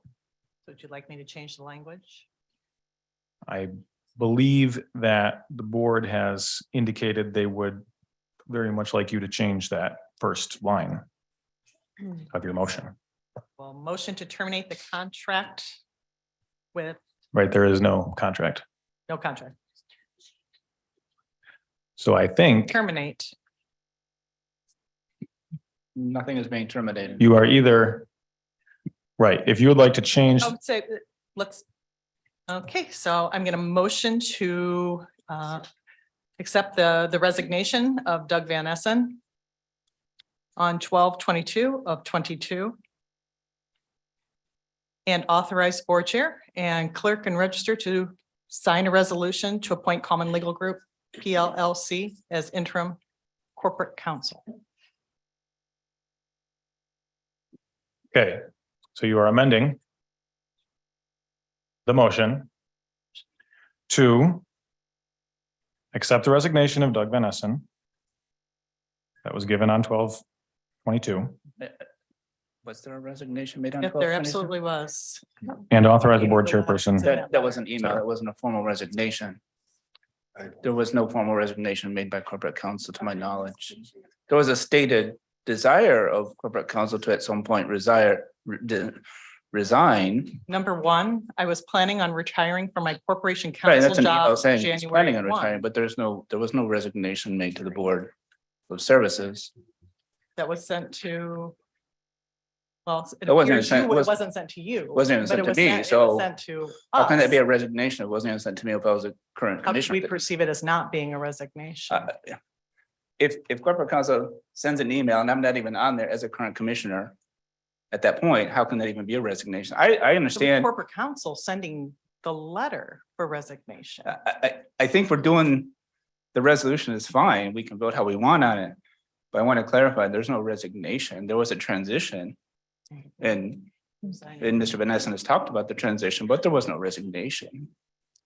Mr. Chair, may I say something? Yes, Commissioner Miedema. I wonder if we want to change the wording slightly to say we have a motion to accept the intention of resignation as a resignation of Doug Van Essen and then continue on. I believe that is a suggestion for Commissioner Cosby. Unless we want to go through a formal motion. Motion to accept the intended resignation As a resignation. as a resignation, Mhm. Doug Van Essen, PC, and approve and authorize the board chairperson and clerk of register to sign the resolution to appoint Common Legal Group PLLC as interim corporate counsel. That is my suggestion. I hear a That is my motion. suggestion and I hear an amended motion. And if I could try to restate it, I'll do my best. I motion to accept the intended resignation of Doug Van Essen given on 12/22/22 and approve and authorize the board chairperson clerk register to sign a resolution to appoint Common Legal Group PLLC as interim corporate counsel. Is that correct? That is correct. Can I just point of inquiry? I mean, the email, as I understand it, as I read it, was made to 8 commissioners or 8 commissioner elects. So I mean, that's fine. I understand what we're doing here. But I mean, an email to 8 commissioner elects, I don't see in what universe that counts as a resolution. If you want to take that as a resignation, take that as a resignation. But, an email to 8 commissioner elects does not constitute in my universe, a formal resignation to the board. At the board at the time, none of the folks who were emailed that email were commissioners at the time, so. I understand what the point of the resolution, we can vote on that. I just want to clarify that. But I want to clarify that we wouldn't be at this moment had this letter email not been received. We would We be- would not be here even if Right. this email, The- this resolution. An email sent to commissioners elect is not actionable. Commissioners elect because Point of, a quick comment here. Those commissioners elect were going to take office in like We were 7 elected. days. But there's a formal process. I mean, an email sent to some folks saying, I mean, he could have easily have sent that to, his sister. Does that But- count as a resignation? But I he- don't, he I understand didn't. what we're doing here. he didn't, and he's a Uh, corporate counsel. So to clarify, this is just a motion to accept the intended resignation. Point of order, Mr. Chair, I'd like to Yes, sir. call the question.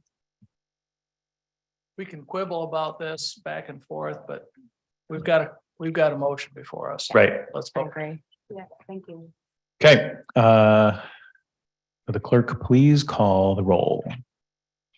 Mr. Bergman, The motion, what motion are we voting on? I will do my best to restate it. It is the original motion This is an amended motion. amended to the original motion, another amendment. Okay, I motion to accept the intended resignation of Doug Van Essen given on 12/22/22 and approve and authorize the board chairperson and clerk register to sign a resolution as amended to appoint Common Legal Group P LLC as interim corporate counsel. No. Mr. Zylstra, No. Mr. Belknap, Yes. Ms. Cosby, Yes.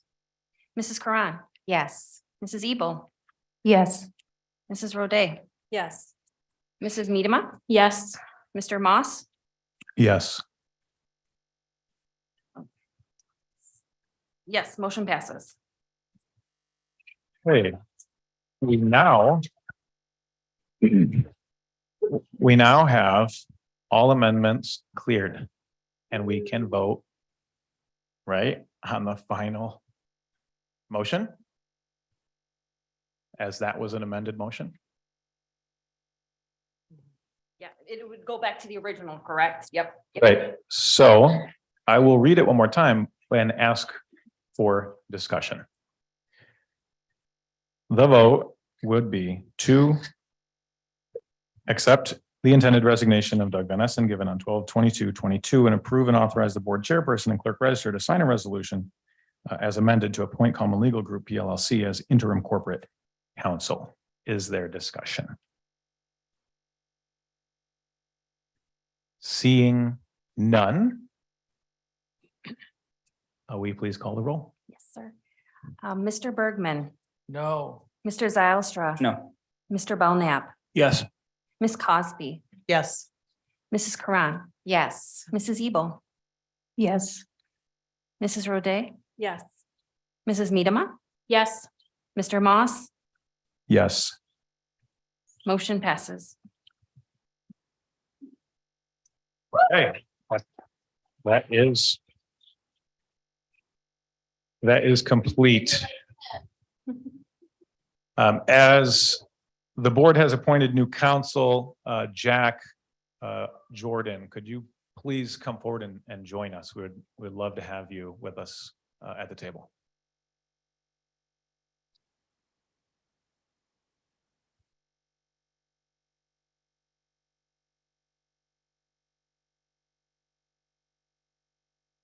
And a thank you to Mr. Van Essen for his many decades of service.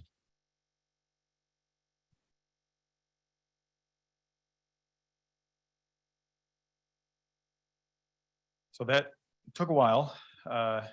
Thank you, everyone who stayed. That was agenda item C. And next, Joe, I move to amend the agenda by adding an item after action item C to address hiring a new county administrator. we have a motion on the table. Do we have a second? Support.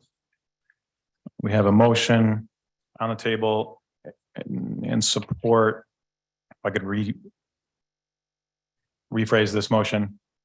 It's a motion to address hiring a new county administrator as item D.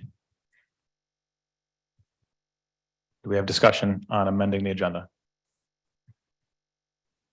Seeing none, the clerk, please call the roll. Mr. Zylstra, I'm sorry, what are we voting on here now? Amending the agenda to add an item D to address hiring a new county administrator. No, Mr. Bergman, You know, before I can say This would- no, Be a yes or a no vote. no. Thank you. Mrs. Ebel, Yes. Mr. Belknap, Yes.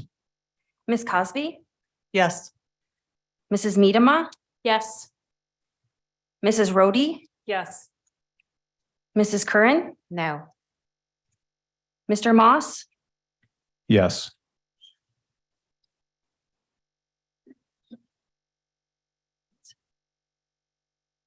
two-thirds is 6 or 7. I'm We're sorry, looking for a majority to amend the agenda. two-thirds vote to amend the agenda, two-thirds correct? to amend the agenda after the agenda's been approved. That was in the 2022 board rules. Oh, okay, okay, so, motion passes. Thank you. So we have a motion. I'm going to go to add this item D. I'm going to go back to Commissioner Rhodey, who made this motion. Okay. I motion to terminate the employment of the current county administrator and approve and authorize the board chairperson and clerk register to sign a resolution to appoint John Gibbs as county administrator effective immediately.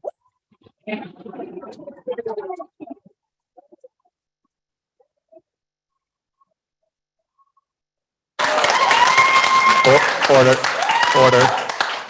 We have a motion. Do we have a second? Second. We have a motion and a second to terminate the employment of the current county administrator and approve and authorize the board chairperson and clerk register to sign a resolution to appoint John Gibbs as county administrator. Do we have discussion? I'll go to Commissioner Bergman first because he had comments. Would that go to me first first? Oh, yes, I'm Motion. sorry. I'm sorry. Commissioner Rhodey. Okay. Out both a resolution and John Gibbs' resume. So,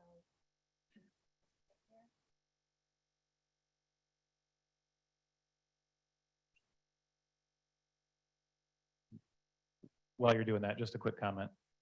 Commissioner Terpstra had a prior engagement he had to leave for, so just so everyone knows.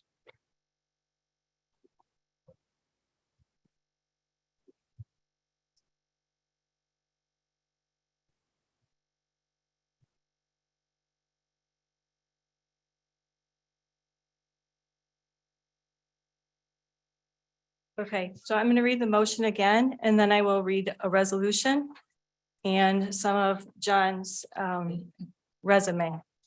So the motion again is a motion to terminate the employment of the current county administrator and approve and authorize the board chairperson and clerk register to sign a resolution to appoint John Gibbs as county administrator effective immediately. The resolution states, whereas on behalf of the County of Ottawa, the Ottawa County Board of Commissioners is authorized to enter into a written employment contract with a person to act as Ottawa County's Chief Administrative Officer pursuant to Act 22 of the Public Acts of 1996 as amended, MCL 4611.11, under the title Ottawa County Administrator. And whereas the employment agreement for John Gibbs in the form of the exhibit attached hereto as Exhibit 1 is modeled on the employment contract for the previous county administrator. Now therefore be it resolved that the Ottawa County Board of Commissioners appoints John Gibbs as Ottawa County Administrator. And be it further resolved that the Ottawa County Board of Commissioners approves the terms of the employment agreement Exhibit 1.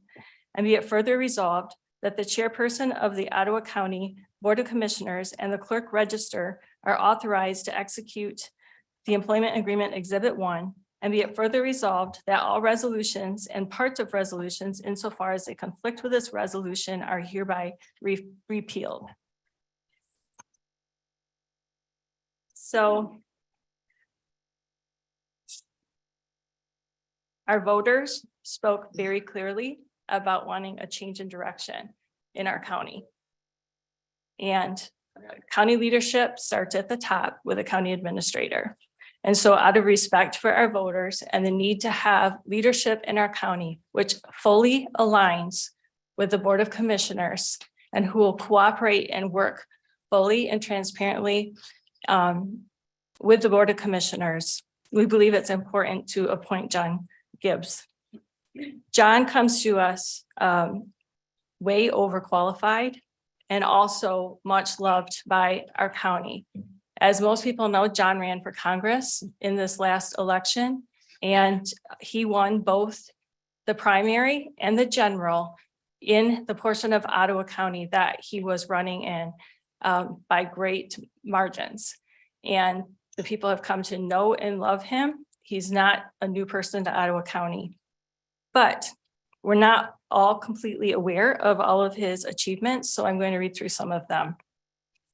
As I just said, he ran for Congress and won a historic upset primary victory.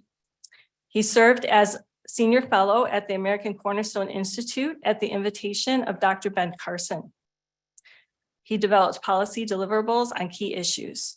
He was appointed by President Trump as acting assistant secretary for community planning and development at the U.S. Department of Housing and Urban Development, where he led over 700 employees and was responsible for an $8 billion annual budget covering grants for homelessness, economic development, and disaster relief. He led the deployment of $9 billion in CARES Act funds for coronavirus relief in record time with strong accountability. He served as senior advisor to Secretary Ben Carson at HUD, developing policies to reduce waste and abuse, promote family formation, and increase self-sufficiency across all HUD programs. He was nominated by President Trump to be the director of the Office of Personnel Management, where he would have directed HR policy for the 2 million federal employees, reforming the bureaucracy to be more nimble and accountable to taxpayers. He served as missionary team leader in Japan. He leveraged cybersecurity experience at Symantec, and he developed the historic first version of the iPhone at Apple. His education, he got a BS in computer science in 2001 from Stanford University and a master in public administration in 2015 from the Harvard University Kennedy School of Government.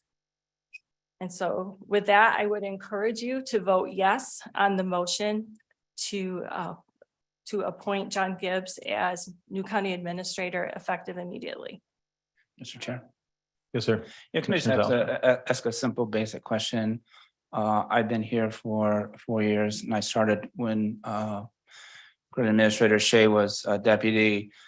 I have always appreciated his wisdom, his insight, and his desire to move this county forward.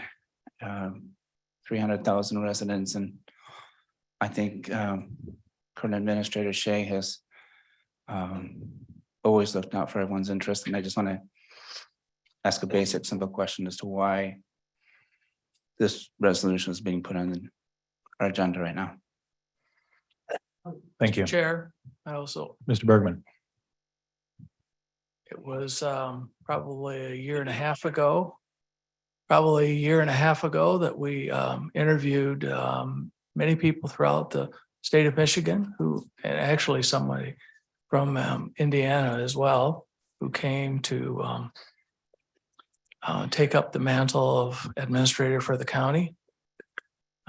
We interviewed some very well-known people. That interview committee was made up of people from the 4 quadrants of Ottawa County. And those individuals sought input from their quadrants. We chose John Shea unanimously because of his qualifications, because of what he had done and what he has done so far. And I just I'm appalled that you all would do what you're doing today. I'm appalled. Thank you. Is there any other discussion? I still, there is no whereas, I'm no therefore, sorry. as to why I was. Commissioner Zalstra, I'm trying to give other commissioners a No, chance no to problem. speak real quick. I'll come right back to you. There's not any other comments. Commissioner Curran. I'm going to state for the record, it was advised that this could possibly happen today. And I came to you and I specifically asked if this was going to happen today. And I was pretty much told no. So I've been completely blindsided by this morning. I feel like, well, I think that John Gibbs is a fantastic candidate and is very overqualified. I felt that it was prudent to at least give County Administrator Shea the benefit of the doubt to prove if he was going to be able to work with the board or not. That's what I recommended. So I will be voting no on this because of that, not because I don't think that John Gibbs is a fantastic candidate. Thank you. Commissioner Zalstra. Yeah, no, I guess restate my question is, I have always appreciated John's dedication to this county. I don't see any place in this resolution where it talks about any deficiencies in his actions. As the administrator, I understand it's a free will. At will employee, and he does serve at the pleasure, but I do think, like Commissioner Curran says, I would like to understand why this is happening, especially at this very first meeting. Agreed. I don't think anyone is calling into question the character or integrity of Administrator Shea. I was talking about the performance. Or performance. And I have another question. Do we need to have a transition period as well here? I mean, I don't know. I'd still prefer to an answer, but I mean, if Commissioner Curran is making a motion to institute a transition period, I will support that. Is there a motion? Yes, I motion Or- that we add in a transition period as well. So even if for a month. Could you you work to try to clarify the exact wording of the motion to add a transition period? Where am I at? Here you go. Here's the.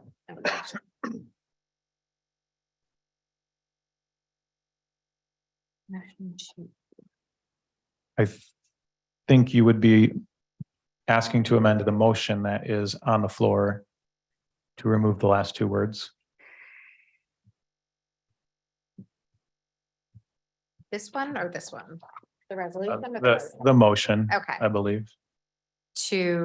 I would say a motion to transition. I don't know. Effective. Yeah. Basically make it a transition for 1 month. This way, So you'd be motioning to table the motion so that it could be considered. Or you'd be motioning to postpone this motion for 30 days. yes. We I'll have support that as well. a motion and a second. We have discussion on postponing this decision for 30 days. Seeing none, the clerk, please call the roll on the motion to postpone this for 30 days. Mrs. Ebel? No. Ms. Cosby? No. Mrs. Medema? No. Mrs. Curran? Yes. Mrs. Rhodey? No. Mr. Zylstra? Yes. Mr. Belknap? No. Mr. Bergman? Yes. Mr. Moss? No. 6-3, motion fails. We have further discussion on the motion. I don't think we've addressed the underlying idea of matching in some sense what we did with Doug Van Essen. I would like to, I don't know where you can put this, because because I really don't see anything actionable here where you could put this, that John would continue to serve as administrator through February 28th. Sounds like you're motioning to postpone. Postpone Or which? To replace, it sounds like you're motioning to replace the motion, sort of. I'm assuming that what Commissioner Kern was talking about was the tabling of this resolution Or that postpone it, yeah. that obviously didn't pass. The motion is to amend the resolution to, at some point, there's no real action where it says appoints John Gibbs as Ottawa County Administrator and retained current Commander Shea for a period of 60 days.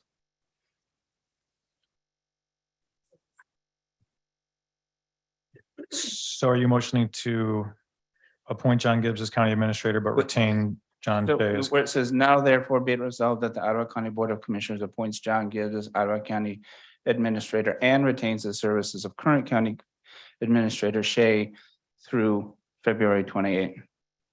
And then you can go on to the next resolution.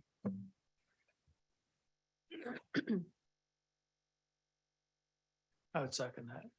We have a motion and a second to update the first now, therefore, that the Ottawa County Board of Commissioners appoints John Gibbs as Ottawa County Administrator and retains the services of John Shea until February 28, 2023.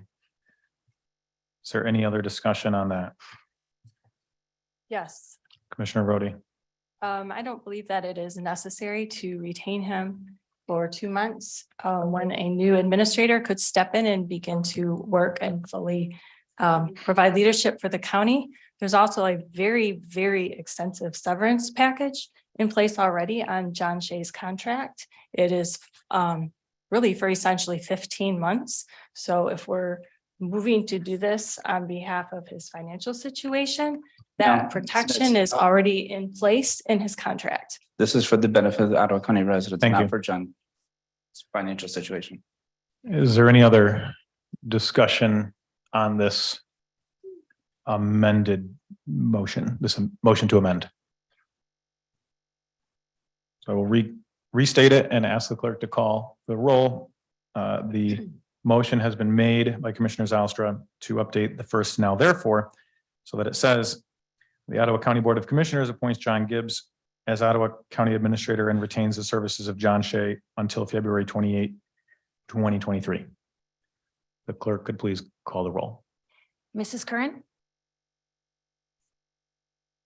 Yes, sorry. Mr. Zylstra, Yes. Mr. Belknap, No. Mrs. Rhodey, No. Mrs. Medema, No. Mrs. Ebel, No. Mr. Bergman, Yes. Ms. Cosby, No. Mr. Moss. No. Motion fails. I move to end discussion and go to vote. We have a motion. Do we have a second? Second. Motion and a second. There's no additional comments. We will call the roll, please. Sorry. I was getting- Shall we read the motion one more The time? motion is to end discussion. Right? There's no amendments to the resolution, so resolution as that stands. Thank you.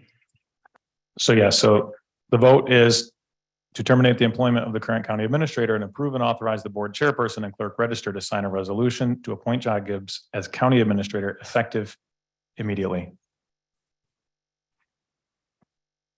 Okay, Ms. Cosby, Yes. Mrs. Ebel. Yes. Mr. Zylstra, No. Mr. Moss, Yes. Mrs. Curran, No. Mrs. Rhodey, Yes. Mr. Belknap, Yes. Mr. Bergman, Oh, Mrs. Medema, Yes.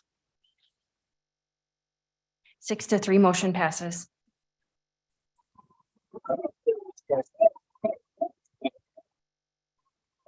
We have order, please. Excuse me. Order.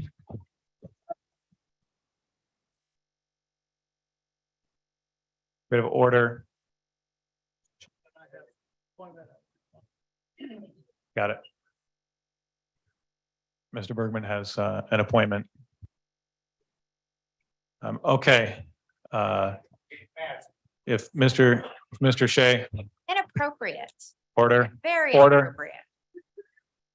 order. If Mr. Gibbs could please come forward. I'm sure the board would love to hear from you.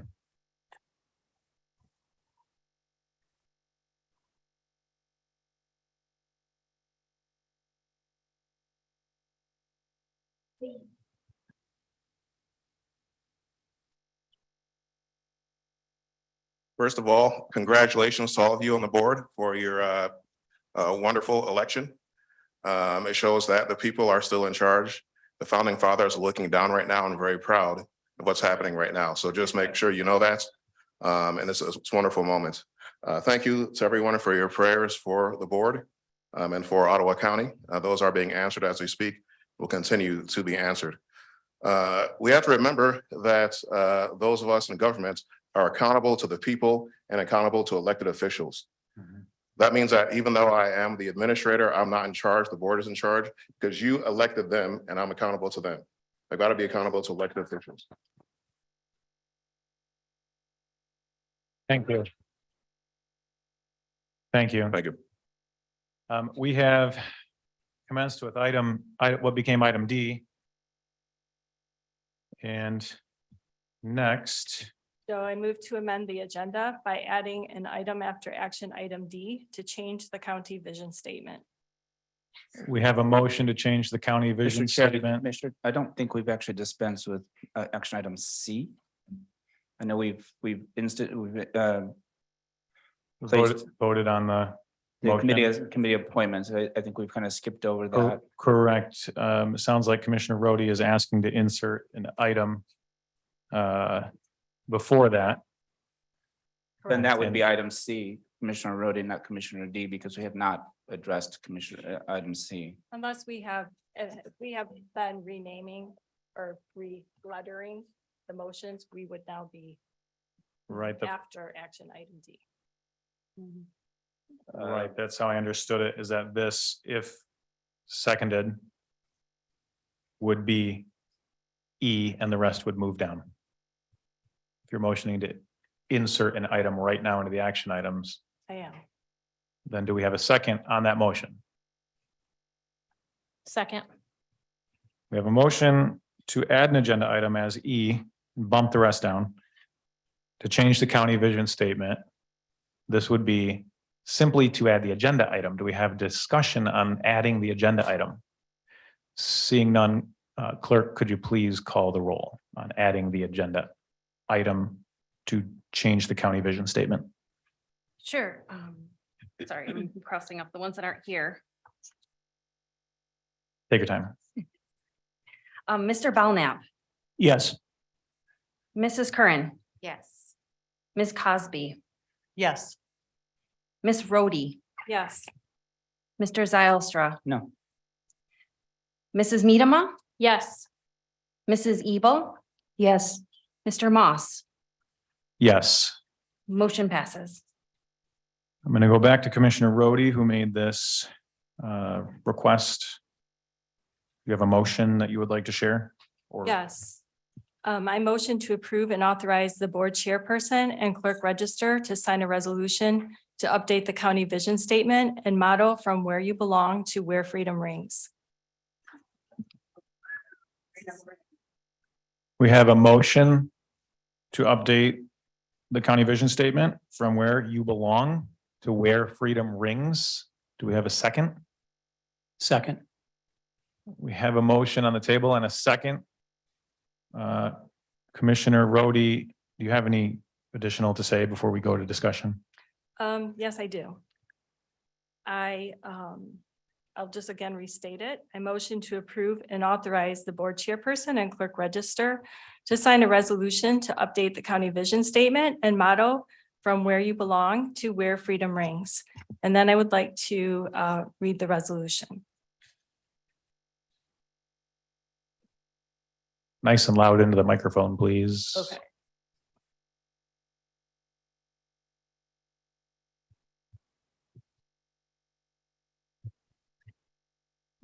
Whereas the Ottawa County Board of Commissioners swore an oath to uphold the constitutions of the United States and the state of Michigan, which protect the rights to life, liberty, and the pursuit of happiness, and preserve the right of parents to determine the care of their children. The constitutions also guarantee freedom of religion, speech, and assembly, as well as due process of law. And whereas constitutional freedoms are not to be suspended in times of crisis. And whereas the people of Ottawa County overwhelmingly spoke with their vote to restore the constitutional rights of the people as a first priority of the Ottawa County Board of Commissioners. And whereas where freedom rings, where individual freedom, parental rights, and religious and conscious freedom are protected, all people belong. And whereas America is an exceptional nation made up of a diverse and beautiful people, America is a land of systemic opportunity built on the Constitution, Christianity, and capitalism, the opportunity that jobs provide for social uplift. We need to return our nation to our roots, which made America exceptional, rather than apologize for them. And whereas diversity and inclusion, as traditionally defined, are beautiful words and bring value and richness to our relationships, homes, and communities. We value all people, regardless of their ethnicity, sexuality, religion, gender, and age, born or unborn. And whereas we agree with Dr. Martin Luther King Jr.'s dream that children will one day live in a nation where they will not be judged by the color of their skin, but by the content of their character. We agree with his desire to let freedom ring in every city and state across our nation, and with the historical significance of these words to the American people's struggle for freedom and equality. And whereas we believe in the American value of equality, which provides equal opportunity to all and rewards personal effort. Equality is a human right outlined in the Declaration of Independence, which guarantees our unalienable rights to life, liberty, and the pursuit of happiness. And whereas we believe in teaching America's true history, including difficult subjects, and agree with 1776 Unites, which affirms it is essential that children learn they are agents of their own uplift, knowing their possibilities, responsibilities, and what it means to be an American. And whereas a vision statement indicates how an organization views its ideal or ultimate goal. And whereas Ottawa County's current vision statement of where you belong was used to establish the DE&I, the Diversity, Equity, and Inclusion Department, on the premise that county resident characteristics of being 90% white and largely conservative were problematic for businesses. And whereas the vision statement of where you belong has been used to promote the divisive Marxist ideology of the race equity movement in coordination with Race Forward's GARE, the Government Alliance on Race and Equity, to the employees and people of Ottawa County, including the promotion of GARE membership to local government bodies in townships and cities. And whereas Race Forward and GARE promote the tenets of the race equity movement and critical race theory, which divide people by race as oppressed or oppressors based on skin color, asserting the theory of intersectionality, which teaches oppressor traits include being white, Christian, male, heterosexual, and cisgender. And whereas many Ottawa County job listings include a DE&I statement that applicants whose work can align with this value are encouraged to apply.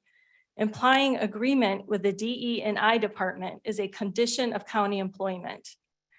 And whereas race equity teachings seek to replace the American value of equality with the socialist value of equity. Equity promises equal outcomes and is not a human right.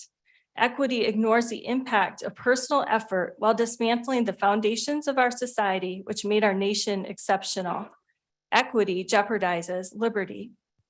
Whereas the race equity teachings promote a worldview which divides people according to perceived forms of oppression and are a Marxist tool aimed at reducing personal agency, deconstructing American institutions, and promoting socialism and/or communism. And whereas we love the people and children of our county, we oppose teachings that divide and that teach people to hate America and doubt the goodness of her people. We oppose promotion of race equity teachings through government policy, employment training, and government schools. And whereas we seek to restore Ottawa County to its first responsibility of protecting the constitutional rights of its people and need a vision statement which reflects Ottawa County's ideal or ultimate goal. And whereas we affirm where freedom rings, where individual freedoms, parental rights, and freedom of religion and conscience are protected, all people belong. And whereas we welcome all to live, work, worship, and raise a family in Ottawa County. Now therefore be it resolved that the Ottawa County Board of Commissioners establishes a new county vision statement and motto of where freedom rings. And be it further resolved that all county use of the prior vision statement of where you belong be discontinued at the earliest possible date. And be it further resolved that all resolutions and parts of resolutions insofar as they conflict with this resolution are hereby repealed. So again, I encourage you to vote yeah.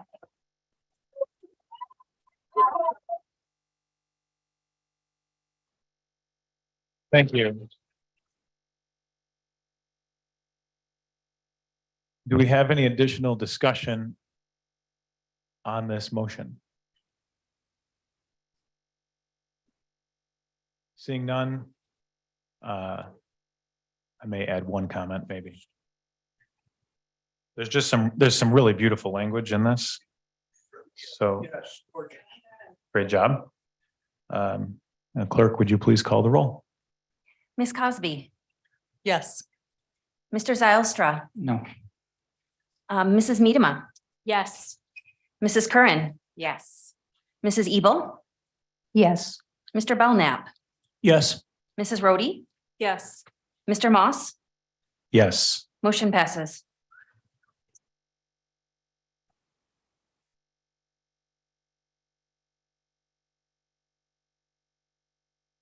Okay, that was agenda item E. So we are going to move on unless there are any other additions requested. Yes, Mr. Chairman. Commissioner Ebel, I move to amend the agenda by adding an item after action item, was this the last was E. E? Okay, E, to close the diversity, equity, and inclusion department. We have a motion to update the agenda to add an action item, which would be F, as the others are bumped down, to close the diversity, equity, and inclusion department. Do we have a second? Second. We have a motion and a second. Is there any discussion? Is there any supporting documentation on this? We're just adding the motion just to amend the agenda. But eventually will there be supporting There- documentation? We can go back to Commissioner Ebel on that if this passes. Would the clerk please call the roll? Yes, Ms. Ebel, Yes. Yes. Mrs. Medema, Yes. Mr. oops, Mrs. Cosby, or Yes. Ms. Cosby, sorry, Yes. Mrs. Rhodey, Yes. Mrs. Curran, Yes. Mr. Zylstra, No.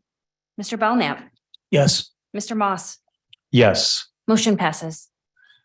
I'm going to go back to Commissioner Ebel on this item.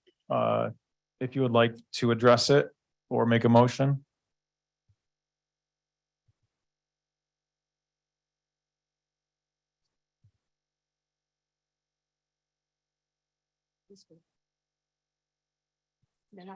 They're not stapled, sorry.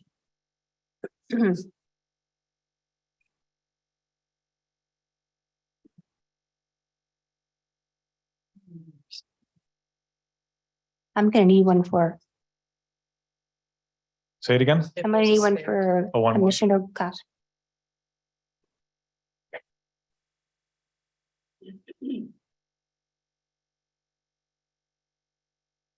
You have a motion. Could you make your motion before you address this resolution?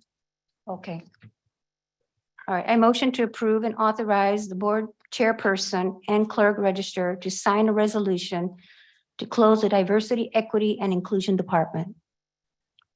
We have a motion to close the DEI department. Is there a second? Second. We have a motion with a second from Commissioner Miedema. Do we have, oh, I'm gonna go back to you, Commissioner Ebel. Your motion, so go ahead and read your resolution. Okay. Whereas. One second. Sorry. Whereas the Ottawa County Board of Commissioners voted to establish the Diversity, Equity, and Inclusion Department on December the 11th, 2018. And whereas the primary focus of the DEI department was to develop templates for determining the implicit bias, develop a racial equity plan, and work with local units of government on the same objectives. And whereas the DEI department was originally created with funding from private donors and corporations, and whereas the estimated 5-year cost of the DEI department from 2019 to 2023 was $1,100,704. Whereas the funding plan for the DEI department was approved on February the 26th, 2019. And whereas the funding plan estimated the 5-year cost to the Ottawa County to be $631,960. Whereas the 2023 budget includes $286,886 for the DEI department. And whereas the Ottawa County Board of Commissioners voted to approve an agreement made and entered into on October the 11th, 2022, between the County of Ottawa and the DEI director regarding severance details and other covenants. And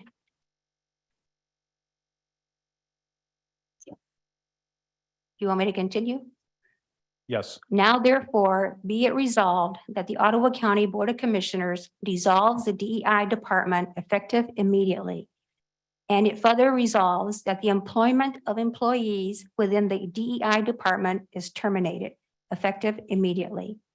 And be it further resolved that all resolutions and parts of resolutions insofar as they conflict with this resolution are hereby repealed. Thank you. Is there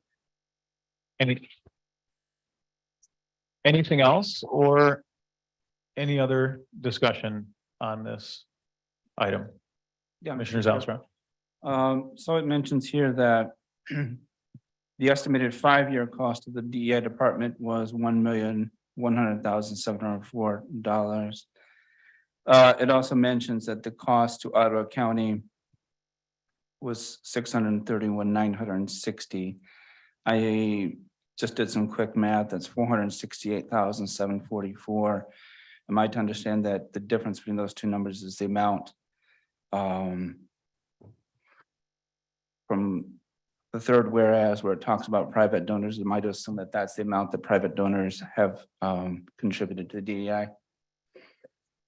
It appears so, yes. Okay, I'd like to make a motion to adjourn third whereas, saying the DEI department was originally created with funding from private donors and corporations, keeping the semicolon, and we resolve to return the amount of $468,744 to said private donors and corporations. These folks have made a contribution to our community. They made the investment in this community with the assumption that this would be a long-lasting investment. I understand that. I understand the resolution. I understand that, you know, the DEI department is with the majority vote on this resolution will disappear. I do think that out of simple basic fairness, we need to make sure that our investors who invested at long-term are compensated for their investment.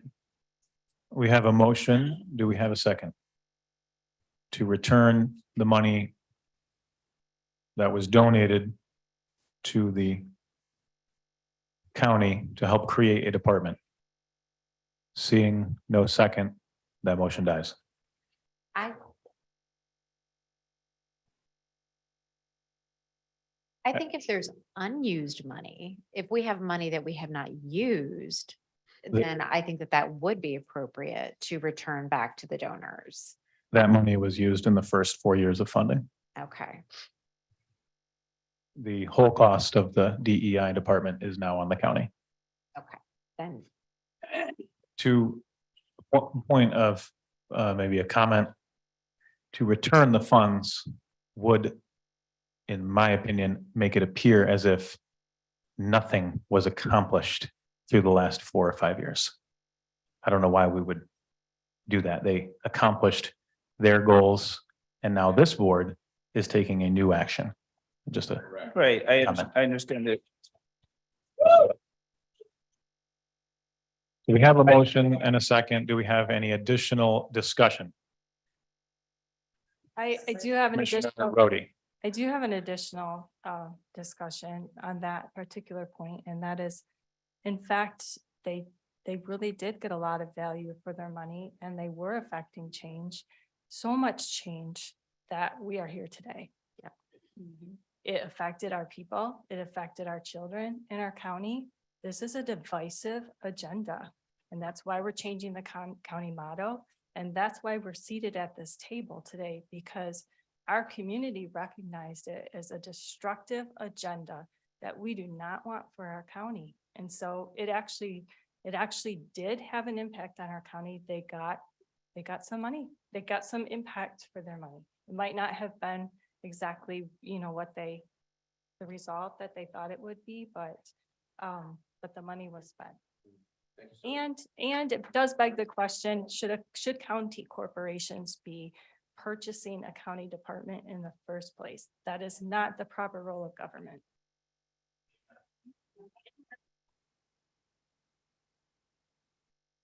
We have additional comments, discussion, anything on the Yes, Commissioner Ebel? I just want to say that as I knocked on doors, and I knocked on many doors, the voters spoke loudly. I heard stories of people applying for jobs and they told them they couldn't get hired because they were white.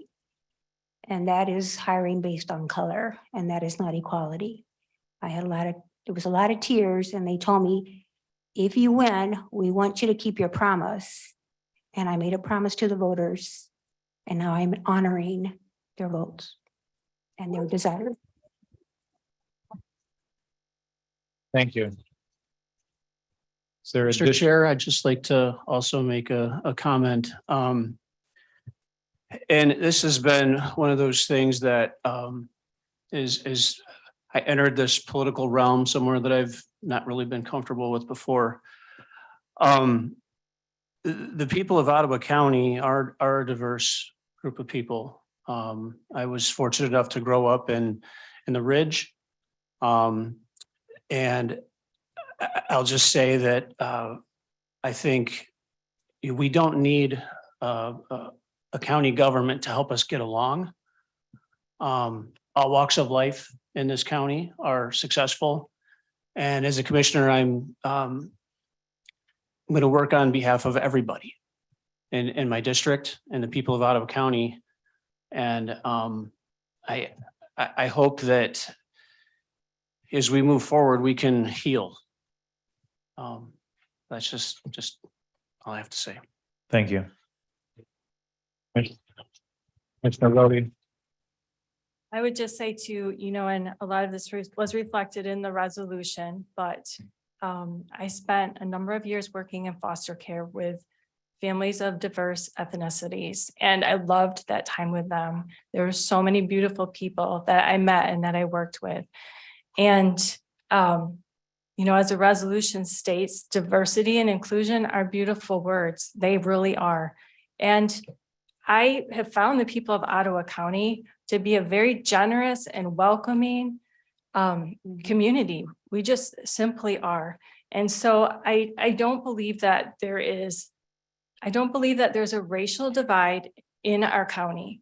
There is an ideology divide in our county.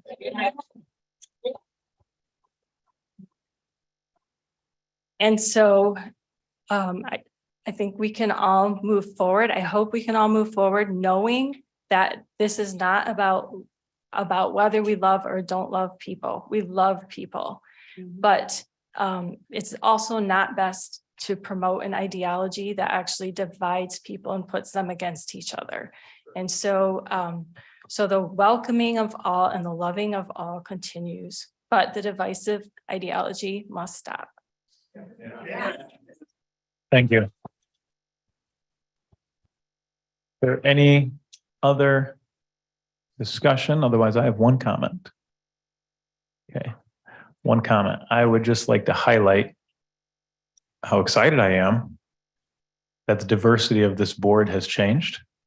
And then at the moment, the male commissioners are even outflanked by the female. Kind of cool. Anyway, it's kind of interesting, but clerk, could you please call the roll? Mr. Belknap, Yes. Mrs. Curran, Yes.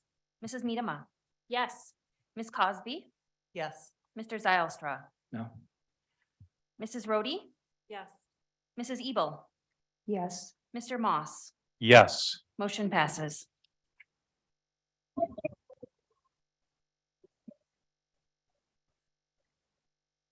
Thank you. Order. Mr. Chair, Yes. Um, Commissioner Medema. I move to amend the agenda by adding an item after action item F to change the Ottawa County Administrative Health Officer.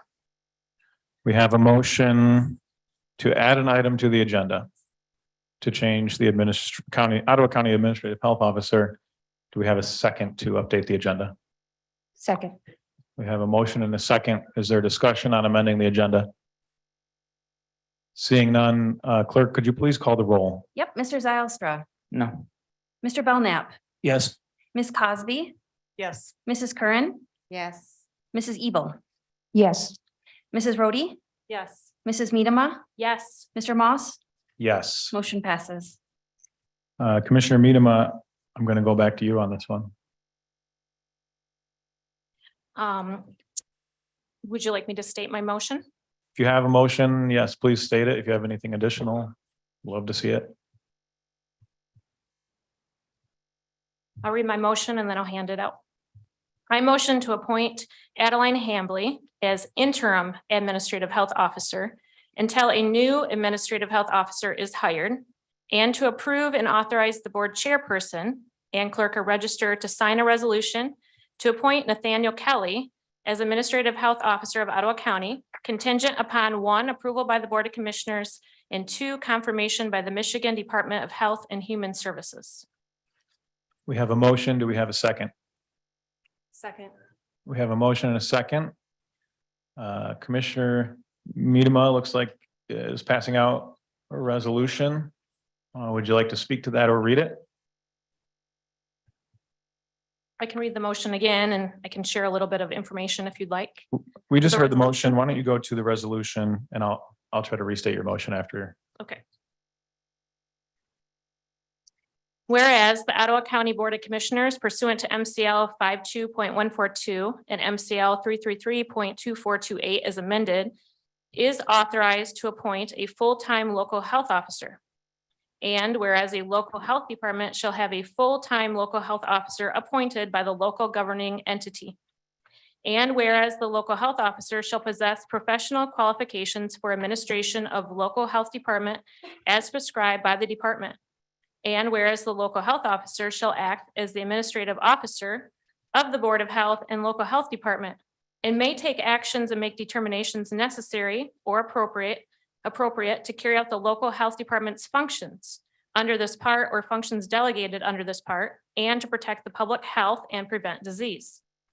Whereas Michigan Admin Code R.325.13003 sets forth administrative health officer qualifications.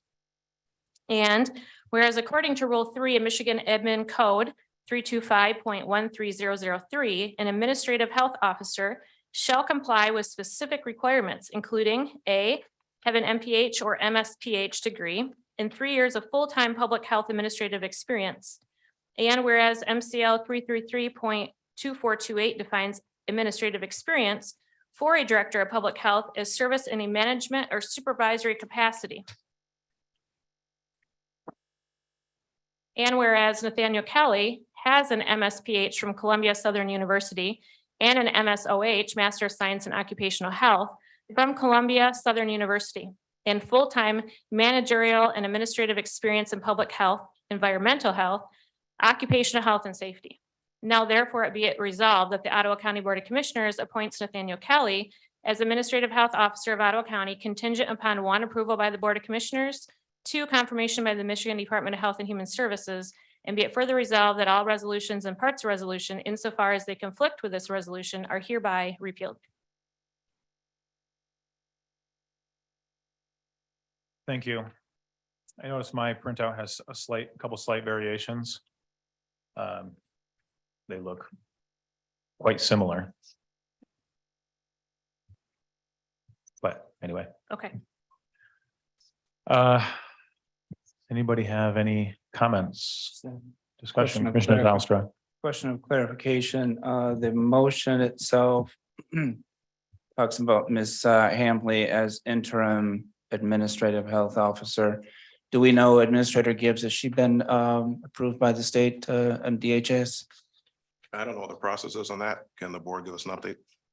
She I has. believe she has been, Okay. but I'm not sure.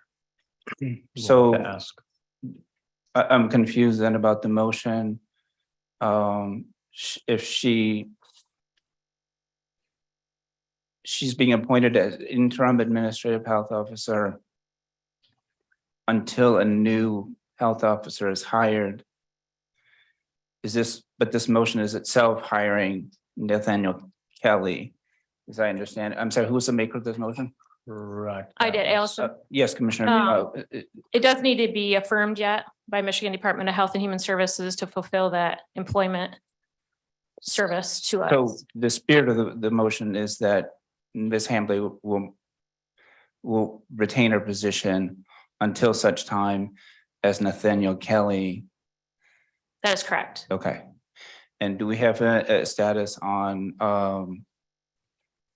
I believe at this point, former health officer Stefanowski? Is she still on staff? And how long will she be on staff until that March 31st? Regardless of what happens with this motion, is that your intent, Commissioner Edema? Yes. Okay, so we will have Health Officer Stefanowski, if she still maintains that title. I believe she does not maintain that title. So she'll be on staff until March 31st or March 30. And Adeline Hambley will continue as administrative health officer because is her interim removed now that she's been approved by MDHHS? It looks like this this motion is just recognizing her as interim until a new. So we're downgrading her from administrative health officer back to interim True. Correct.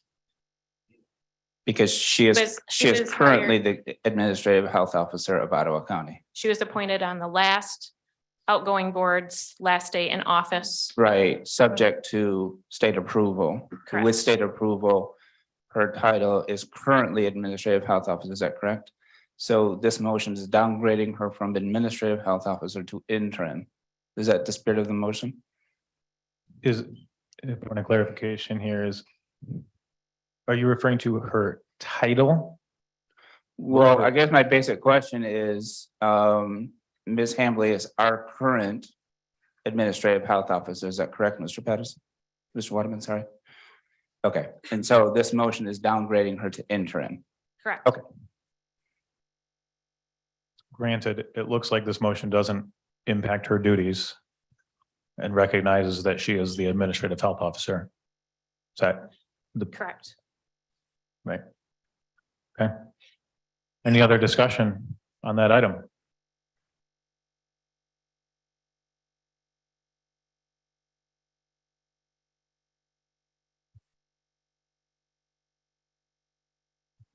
Seeing no other discussion, clerk, could you please call the roll? Mr. Zylstra, No. Mrs. Ebel, Yes. Mr. Belknap, Yes. Ms. Cosby, Yes. Mrs. Medema, Yes. Mrs. Rhodey, Yes. Mrs. Curran, Yes. Mr. Moss, Yes. motion passes. Okay. That. That being. New item G. We'll move on. Mr. Mr. Chairperson. Chairman, I Commissioner don't believe Cos- we've dealt with. Commissioner Cosby, I recognize you for Go ahead. a motion. No, please. I was pardon. just going to move to amend the agenda by adding another item after action item G in this case. So you'd be adding item H and bumping the rest down? Correct. Motion, To hire an administrative director to the Board of Commissioners. Sorry, Jim. a motion to hire an administrative director to the Board of Commissioners. Is there a second to add this item to the agenda? Second. A motion and a second. Any discussion on adding this item to the action items? Seeing none, clerk, could you please call the roll? Yep, Mrs. Ebel, Yes. Ms. Cosby, Yes. Mrs. Medema, Yes. Mrs. Curran, Yes. Mrs. Rhodey, Yes. Mr. Zylstra, No. Mr. Belknap, Yes. Mr. Moss, Yes. motion passes. Okay, motion passes. We're going to move back to you, Commissioner Cosby. So I'm going to motion to approve and authorize the board chairperson and clerk, I'm sorry. I'm going to approve and authorize the board chairperson and clerk register to sign a resolution to hire Cindy Drezinga as administrative director to the Board of Commissioners. I've passed the resolution. We have a motion on the floor. Do we have a second? Second. We have a motion and a second. Commissioner Cosby, could you please speak to this? Sure, I'll read the resolution. Whereas the Ottawa County Board of Commissioners pursuant to MCL 46.3 and MCL 46.13A is authorized to appoint employees deemed necessary. Now therefore, it is resolved that the Ottawa County Board of Commissioners appoints Cindy Drezinga and as Administrative Director to the Board of Commissioners, and it be further resolved that the Administrative Director to the Board of Commissioners position will be a part of the unclassified group, grade 13, and be it further resolved that the Administrative Director to the Board of Commissioners will report to the Chairperson of the Board of Commissioners, and be it further resolved that the Administrative Director to the Board of Commissioners will coordinate with the chairs of the standing committees to assist the Board of Commissioners with carrying out their duties. And be it further resolved that the Administrative Director to the Board of Commissioners will perform such duties assigned by Chairperson of Board of Commissioners. And be it further resolved that the Administrative Director to the Board of Commissioners is approved to work up to 20 hours per week. Be it further resolved that all resolutions and parts of resolutions insofar as they conflict with this resolution are hereby repealed. Thank you. Is there anything in addition? Any additional discussion?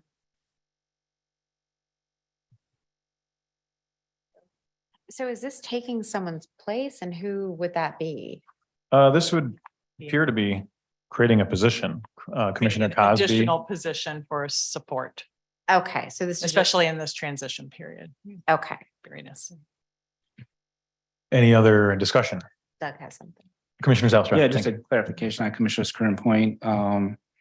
It seems as if this is not quite a part-time, up to 20 hours. What exactly, I mean, does an administrative director, what will they be doing? Is there Commissioner further, Cosby, could you go back further? and read the resolution? No, I have the resolution in front of me, but it doesn't really it doesn't really outline. It says perform other such duties as assigned by chairperson of the Board of Commissioners. That's why I'm addressing you, Mr. Chairperson, because the resolution states that they're performing duties assigned by yourself. Looks like it, be it further resolved previous to that may shed some light. The administrative director to the Board of Commissioners will coordinate with the chairs of the standing committees to assist the Board of Commissioners with carrying out its duties. Since that one's first, that one appears to be Okay. the primary. It still doesn't really clarify, but I appreciate that. Thank you. Oh, go ahead, Commissioner Rhodey. I can add a little insight to this, and that is, Can't hear you. that it's very important that the Board of Commissioners is highly engaged and knowledgeable about what's going on in the county. And perhaps well, for one thing, it's more needed than ever with the reality of having new commissioners. But also, it's very important that we embrace our role of actually leading the county, which means probably a little more work on behalf of the Board of Commissioners than perhaps has happened in the past. And we just in acknowledgement of that, we want to make sure that we can perform our duties well. So this is for some additional support to ensure that happens. Just a question regarding that. I mean, we have Ms. Stephanie Roloffs, who's our current administrative assistant for the board, and that person will be working alongside Ms. Roloffs? Yes. Yes. Okay, thank you. Have any other discussion on this item? If not, then will the clerk please call the roll? Mrs. Curran, Yes. Mr. Zylstra, Yes. Mr. Belknap, Yes. Mrs. Rhodey, Yes. Mrs. Medema, Yes. Mrs. Ebel, Yes. Ms. Cosby, Yes. Mr. Moss, Yes. motion passes. Okay, that was item H. We would move on, unless there's anything more, we would move on to committee appointments, which would be I.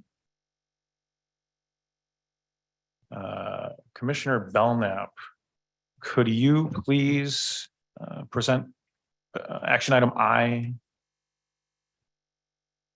So with the agenda packet, we have a listing of the various committee assignments, by which there are 5. So these assignments, I understand, were developed with coordination with the chair and the various commissioners. The 2023 standing committee assignments for the finance and administration would include Gretchen Cosby, Lucy Ebel, Doug Zylstra, Jacob Bonema, Joe Moss, Rebecca Curran, Sylvia Rhodey, Roger Belknap, Roger Bergman, Allison Medema. The Health and Human Services Committee assignments composed of Gretchen Cosby, Lucy Ebel, Doug Zylstra, Jacob Bonema, Joe Moss, Rebecca Curran, Sylvia Rhodey, Roger Belknap, and Allison Medema. The Planning and Policy Standing Committee would consist of Gretchen Cosby, Lucy Ebel, Doug Zylstra, Jacob Bonema, Joe Moss, Rebecca Curran, Sylvia Rhodey, Roger Belknap, Roger Bergman, Allison Medema.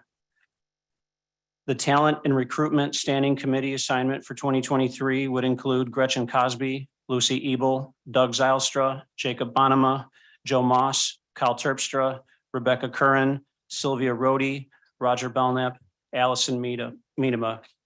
And finally, the Standing Committee for Board Rules for 2023 would include Gretchen Cosby, Lucy Ebel, Doug Zylstra, Jacob Bonema, Joe Moss, Kyle Terpstra, Rebecca Curran, Sylvia Rhodey, Roger Belknap, and Allison Medema. It's my understanding is the chair of the commission per the board rules. Chairman Moss, you have the authority to assign committee chairs to these various standing committees. Thank you, Commissioner Belknap. Yes, I do have an updated copy of the standing committee assignments. That is a replica of what you just read with the addition of the chairs, an asterisk denoting the chair of each committee. I also have the 2023 boards and commissions, which need to also be included. They were not ready until more recently. But part of the process of building these lists was asking each commissioner, where would you like to serve? The former board limited service on committees to 5 members. We are looking to maximize representation on each committee so that any commissioner who wants to participate, especially those who are new, can participate on these standing committees. So these are the answers that I received from each person. And for the standing committee assignments, simply wrote down each name. For the boards and commissions, we had, it was almost, it was pretty easy to put together. We did have a couple where there were two people who wanted the same board. And in the end, I made a call on one or two of these, but pretty much it was actually a lot easier than I thought it would be. Just took some time. There are quite a few appointments on the boards and commissions. If you'd like to see, I mean, it's quite a list. So I guess I would need a motion to approve these as amended, I believe. May I, Mr. Chair, just ask just briefly and for members of the audience, I know it's kind of laborious, but to just recognize what these other committees outside of the standing committees and who would be representing them. Yes, yeah. I could go, would you like me to go through some of these? Or all of these? Let me pass it out and then I'll get going. So some of these boards have a requirement that a chair has to sit on them. Those ones are noted.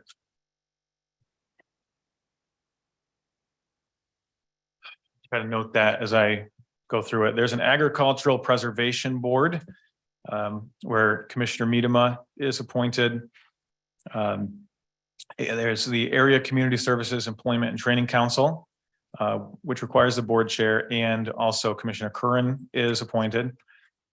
The Central Dispatch Authority Policy Board, Commissioner Belknap. The Community Corrections Advisory Board, Commissioner Bergman. Community Mental Health Board would be Commissioners Cosby, Ebel, and Rhodey.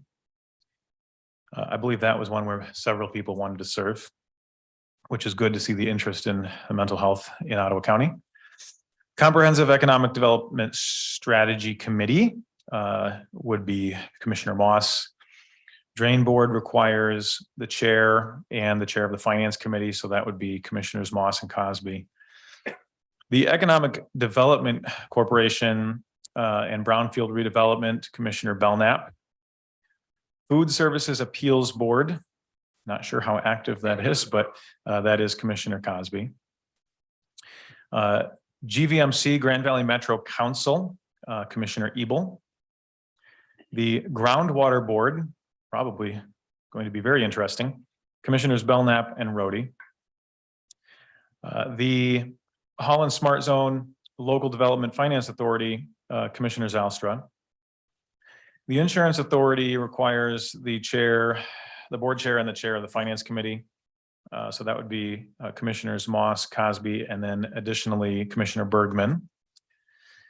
The Kent, Ottawa, Muskegon Foreign Trade Zone Authority, Commissioner Curran. The Land Bank Authority, Commissioner Moss. Lloyd's Bayou Lake Board, I believe is in Commissioner Bergman's district, and he will be serving on that one. I believe he's on it now. Local Emergency Planning Committee, Commissioner Cosby, who has some experience in emergency planning, I understand. Macatawa Area Coordinating Council, the MAC, Commissioner Bonema, who, by the way, couldn't be here today. He is out of the country.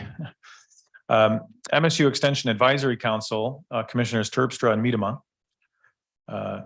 Parks and Recreation Commission, also one that several people wanted to be on. Commissioners Miedema, Terpstra, and Zylstra. Plat Board requires the board chair. Solid Waste Planning Committee, I believe something that has to do with that committee is in Commissioner Bonema's district. He's assigned to that one. Spring Lake Advisory Board, again, very close to Commissioner Bergman. I believe he sits on that now, I believe, and is assigned to it again. Veterans Affairs Committee, Commissioner Zylstra. The West Michigan Airport Authority for the Tulip City Airport. This one there's three good options because this is near Commissioners Ebel, Cosby, and Zylstra, I believe. And I believe Commissioner Zylstra was on this before and recommended possibly either Commissioner Ebel or Cosby be on this. And so Commissioner Ebel is on the Tulip City Airport. We met West Michigan Enforcement Team, Commissioner Moss, West Michigan Regional Planning Commission, Commissioner Belknap, and the West Michigan Shoreline Regional Development Commission, Commissioners Belknap and Cosby. So those are the appointments for the 2023 boards and commissions. Hopefully all are correct. A lot of detail in these, and sometimes you have to check their bylaws. And when we had help from Mr. Waterman, Deputy Administrator, in helping compile this list. So big thanks there. And those are the updates. So, Mr. Commissioner, Chair, I recommend moving forward with these committee assignments as we've laid out. That's my motion. Do we have a second on this Second. motion? All right, any discussion, any last words on committees? Okay. The clerk, please call the roll. Yes, Mr. Belknap, Yes. Mrs. Curran, Yes. Ms. Cosby, Yes. Mrs. Rhodey, Yes. Mr. Zylstra, Yes. Mrs. Medema, Yes. Mrs. Ebel, Yes. Mr. Moss. Yes. Motion passes. Commissioner Belknap, I'm going to go back to you for J, K, L, and M, the resolutions that are on the action items here.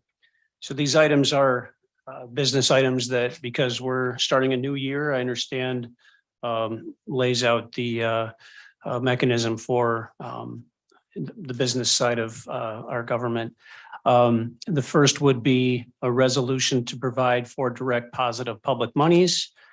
The motion would be to approve and authorize the board chairperson and clerk register to sign a resolution enabling Ottawa County Treasurer to deposit all public funds in approved financial institutions and execute any necessary contracts for the same for the benefit of Ottawa County. Is there a second? Second. Right? Any discussion? Seeing no discussion, we'll probably do a voice vote on this.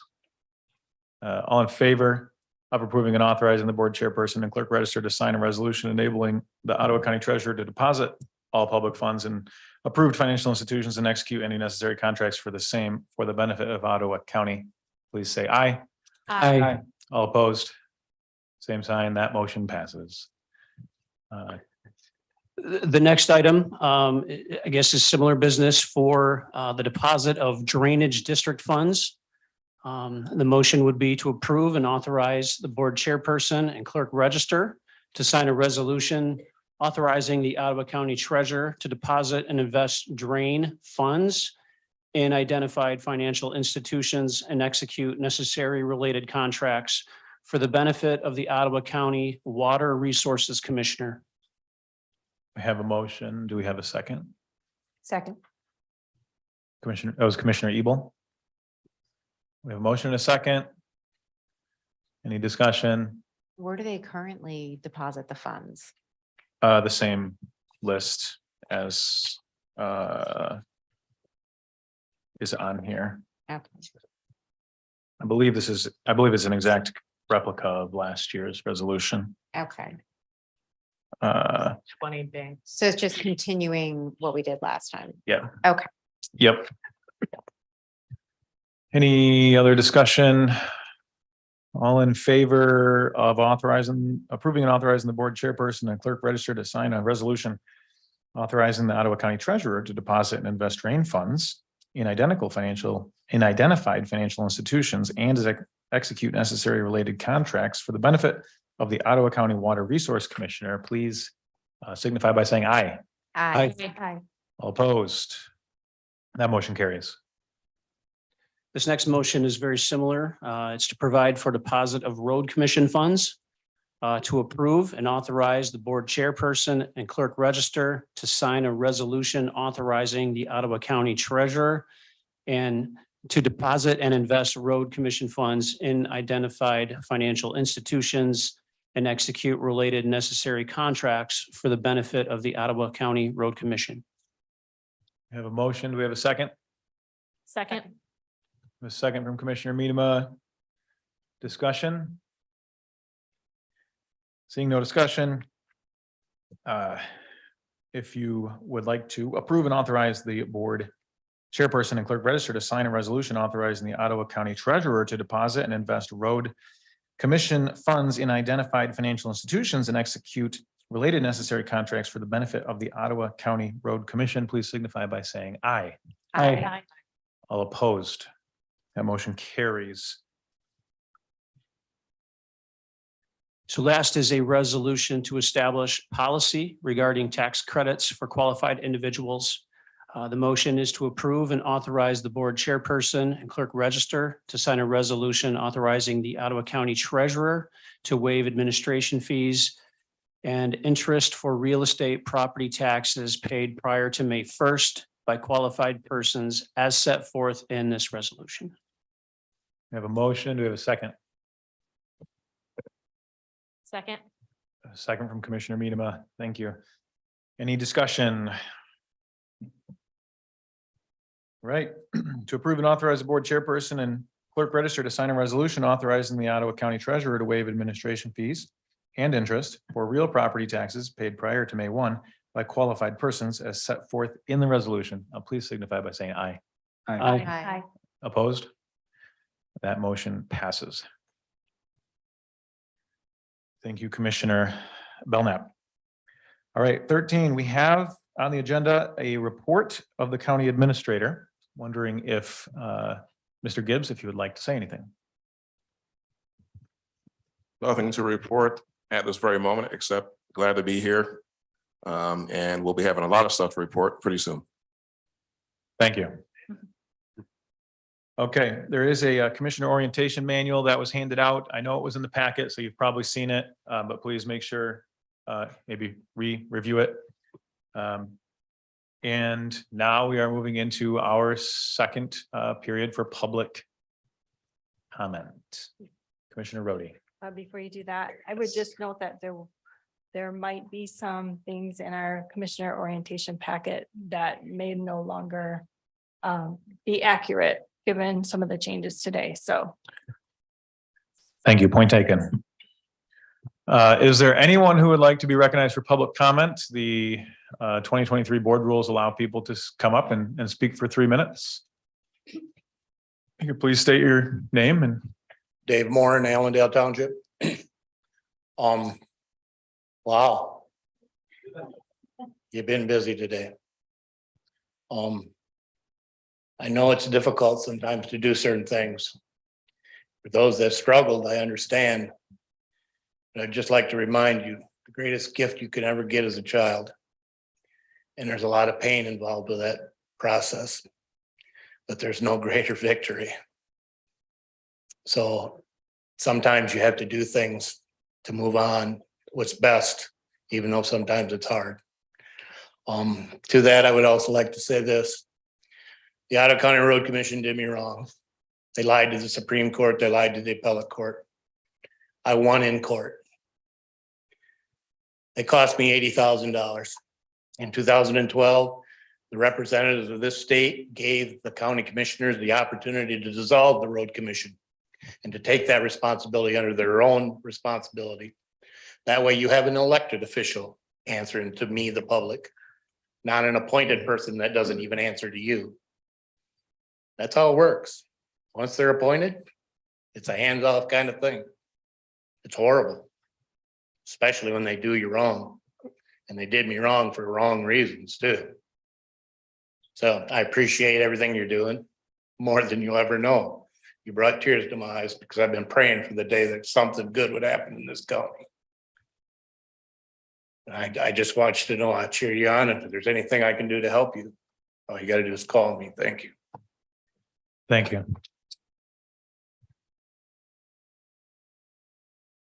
My name is Joan Bailey. Well, I guess I don't need the microphone up so close.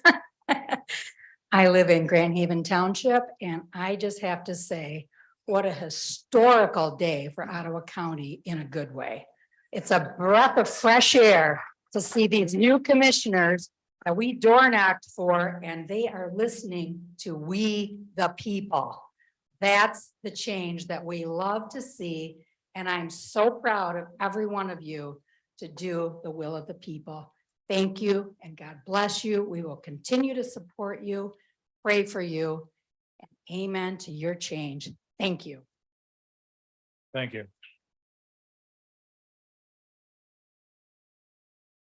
Hi, Krista Megan Kelly, just returning for just a brief moment. Just before, it's out in the world, I just want to acknowledge that it was my spouse in which you all just appointed as the new administrative health officer pending state approval. And he was out doing health and safety and community health audits. So I would just like for this crowd to put a face to the name of the purple-hearted veteran scientist who puts no politics in his decisions to verify science and put community health on the forefront.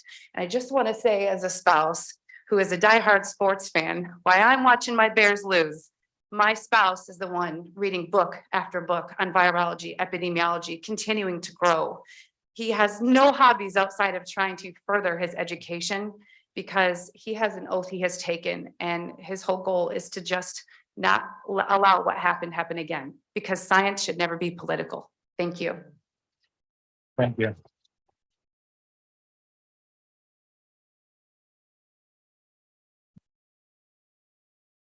Well, it's afternoon now, so good afternoon, board, and congratulations. What was done today is not only historic, my name is Michael Farage. I am a resident of Kent County, but I want to read something that I think these people are not here today, but they'd be very proud. But when a long train of abuses and usurpations, pursuing invariably the same object, evinces a design to reduce them under absolute despotism, it is their right, it is a duty of the people to throw off such government and provide new guards for their future security. Our founding fathers would be very proud of you. And for many of you, I'm very proud of all of you. Thank you. Thank you. I'm Cheryl DeVries from Holland Township. I've never been to one of these before. It was a very eye-opening experience. I'm proud of y'all. Thank you, thank you, thank you for all that you did and continue to do. I just want to encourage you to continue to get rid of the corruption because I saw firsthand, wow, it was surprising to have people lying. And I would also encourage you, the attorney that was here that has his 60 days, I would really encourage you to get rid of him sooner rather than later, because I don't think he's serving us at all. That's it. We'll continue to pray for you, and thank you for everything. Thank you.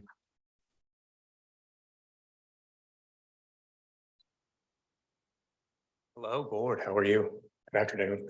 I'm Nathaniel Kelly. I wanted to take this opportunity to formally acknowledge the stakeholders and once again thank the board for this appointment. I look forward to bringing the health department into a fold where we run on completely facts and technology-driven data. We are not going to revolve anything around political bias, and we are just going to be for the people, by the people. Know my face, know my name. If anybody in this community has a question or you want to talk to the health department, please come to me. I answer to you. I work for you. Thank you. Thank you.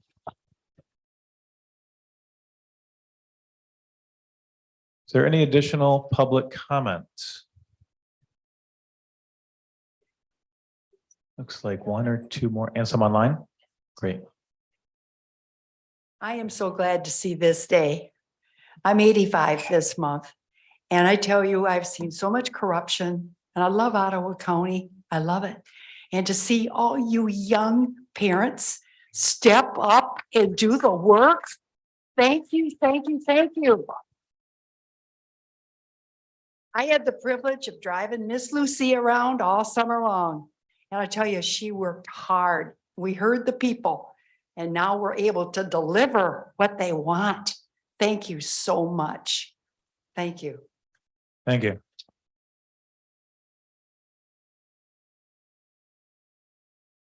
If there's no other public comment in the room, we'll go to online public comment.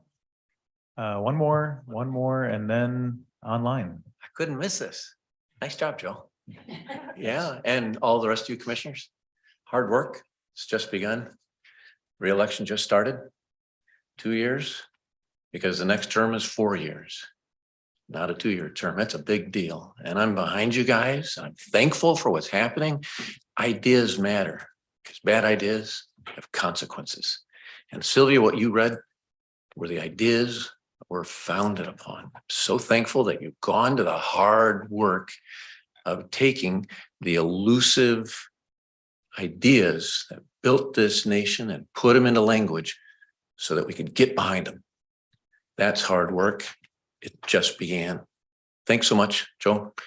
Proud of you, man. I love you, son. Yeah. Thank you very much. Yeah. Thanks. Love you too. We go to online public comment, please. First, we have Mary Dandrin. Can't hear you. You speak louder. First, we have Mary Dandrin. Mary, you should be able to speak now. You'll have to unmute.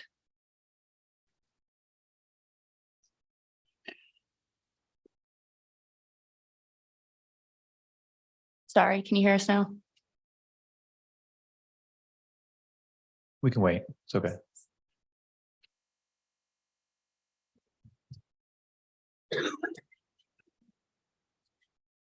Yeah, she's got to unmute herself.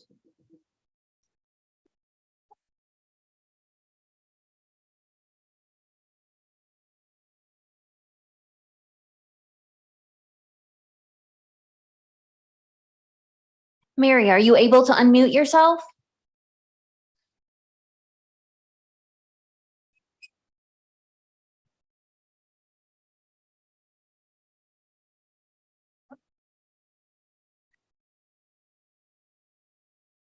Are we able to keep her in the queue and go to the next person?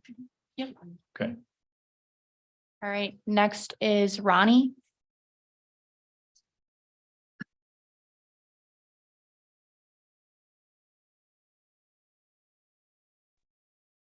Hi, this is Ronnie Allen. Can you hear me? Yes. This is Ronnie Allen from Allendale, and I just want to say thank you so much for doing today what you have been promising. And I'll continue to pray for you guys and give feedback and attend when I can. And yeah, that's it. Godspeed. Thank you.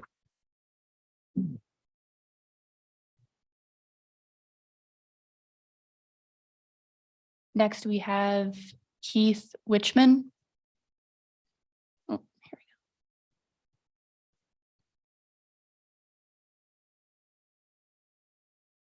here I see. Are you able to hear me now? Yes. Excellent. Thank you. I'm Keith Wickman, a 25-year resident of Ottawa County and the adoptive father of a 28-year-old with severe autism and intellectual disabilities. Boy, a lot happened today. I want to talk about life, liberty, freedom, and the pursuit of happiness. We've been concerned that our CMH leadership has been working to marginalize and restrict self-direction. So what is self-direction? Self-direction has been a legal provision in Michigan law for over 30 years, and CMH has contractual obligations to support its use. It empowers a disabled individual to direct their own Medicaid funds, choosing services that are most meaningful to them based on their individual needs and promoting community inclusion. It's kind of like school of choice or school vouchers. The money follows the recipient and not the institution. Self-D also benefits local businesses and serve the disabled instead of feeding the current CMH bureaucracy. In spite of our son's severe disabilities, he's made demonstrable improvements in his behavioral health using Self-D model that we've had to fight for. He has become welcomed as a valued citizen within the community. So why is our current CMH leadership continuing to restrict the citizens they serve from exercising or even understanding their rights of self-direction? CMH officials have stated that they will pay whatever it takes if placement in adult foster care homes is required, and yet they speak nonchalantly about placing disabled in so-called congregate settings as solutions, as they can pay fewer staff to care for more recipients. But why do so many Ottawa County parents and guardians feel as if they have no alternatives to this adult foster care homes for their children, despite CMH holding funds for home and community-based alternatives? The law mandates community inclusion, person-centered planning, and self-direction, yet our own Ottawa Corporation Counsel, who had been serving as a CMH 504 ADA coordinator, was paid by the county last year to argue in court against us that disabled recipients should not be supported using their chosen self-D services in the community, but rather engage in reverse integration, keeping them isolated in their homes. We've received email correspondence from this council stating that we have no appeals for recipient rights and you move on. The 504 ADA coordinators are supposed to prevent discrimination against those with disabilities.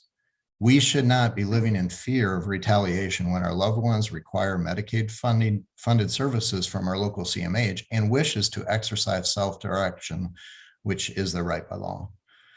Ottawa County is known as family-oriented Christian values county. It should be a concern to this board that our county also has a reputation across the state of having a CMH that does not serve the people. Several families have chosen to leave their homes and move to different counties in search of quality supports. Why are so many parents and guardians burning out from caregiving when our CMH has significant surpluses year after year? We urge the board to ask the right questions going forward, to take the tough decisions to enforce compliance with both the letter and the spirit of the laws on the books for the sakes of all the ones you've been elected to serve. Thank you for listening and congratulations. Thank you. Next is Kristen Hintz.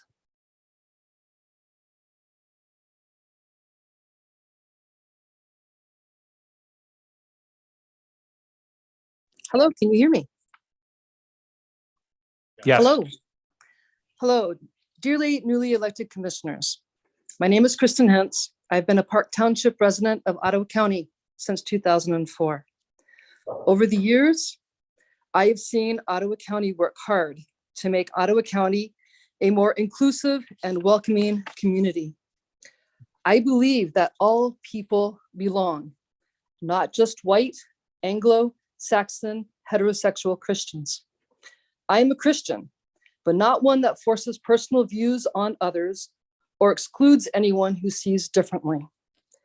Fighting for the individual rights that rise over the best interest of the whole community is not what your role is as a county commissioner. As a newly elected commissioner, it is your responsibility to ensure everyone feels welcomed, included, and valued, and proudly display it with the logo. You are representing me and all of Ottawa County, not just people who are like you. This board meeting is certainly showing the lack of your transparency, not including other board members in writing the proposed new rules, trying to limit the number of public comments, and trying to get your own corporate counsel without getting beds. Lastly, as commissioners, you are not here to fight for conservative political issues. You are elected to serve all the people of Ottawa County. Past commission boards have worked together to make Ottawa County a great place to live, work, and play, and a place to belong. So, as some people suggested that we read particular things that have been written, I want to suggest that you read Jesus and John Wayne, How White Evangelicals Corrupted a Faith and Fractured a Nation.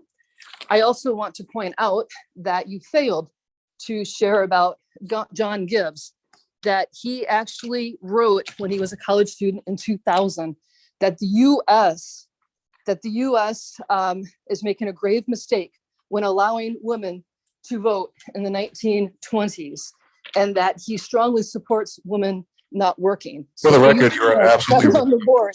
You take a look at great it, brother what that he did in his dissertation. So, Lastly, I want to let you know that I still have 3 minutes and I should not have been interrupting Mr. Gibbs.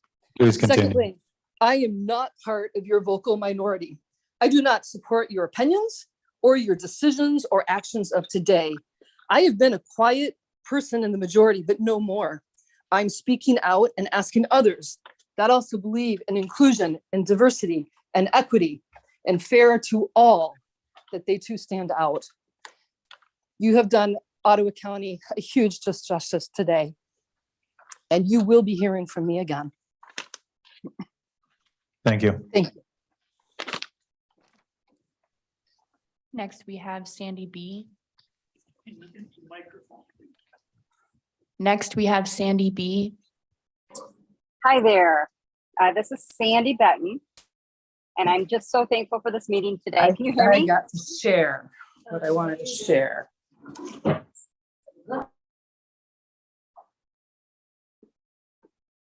Go ahead, Sandy. Thank you. This is Sandy Benton. I'm very thankful for this meeting today. I just want to say, detaching ourselves from tyranny in this county has been a long and arduous journey. DEI and medical overreach have been taking this county down the wrong road for too long. And I know that each of you new commissioners are dedicated and discerning. And I'm so thankful for you, the courage you have shown today for the future of Ottawa County. It's critical that we lift up our foundational values as you have done. The foundational values of this nation, they're not political, but have made America thrive for all these years. God bless each of you. We're so blessed to live in a county where freedom reigns. Thank you. Thank you. Next, we have Paul Mueller.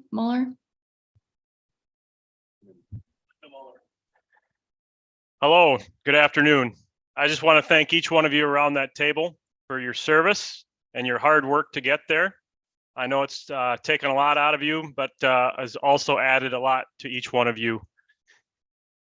I have had the privilege so far to spend a bit of time with a few of you and appreciate your enthusiasm for the new role that you're in and for our county. And regarding what the two speakers ago said, I think it's ironic how the previous commissioner board meeting, if you look at that, who was around the table to who sits around the table today, as Mr. Commissioner Moss pointed out, I believe there are now 5 women sitting around that table. And we have a new African-American county administrator. So while the previous commissioners made a big deal about having diversity and inclusion, they did nothing to actually do what they were saying. Whereas you have shown that with your hearts, you do love everyone and have respect for everyone. And when the time is right, the person that deserves the role will be in that role. And I just want to thank you for that. Thank you. Moving back to Mary Dandrin. Mary, can you hear us?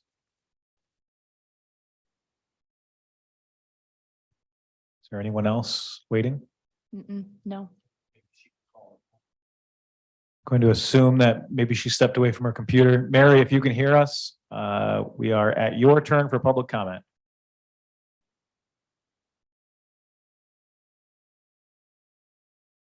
Give her just a moment.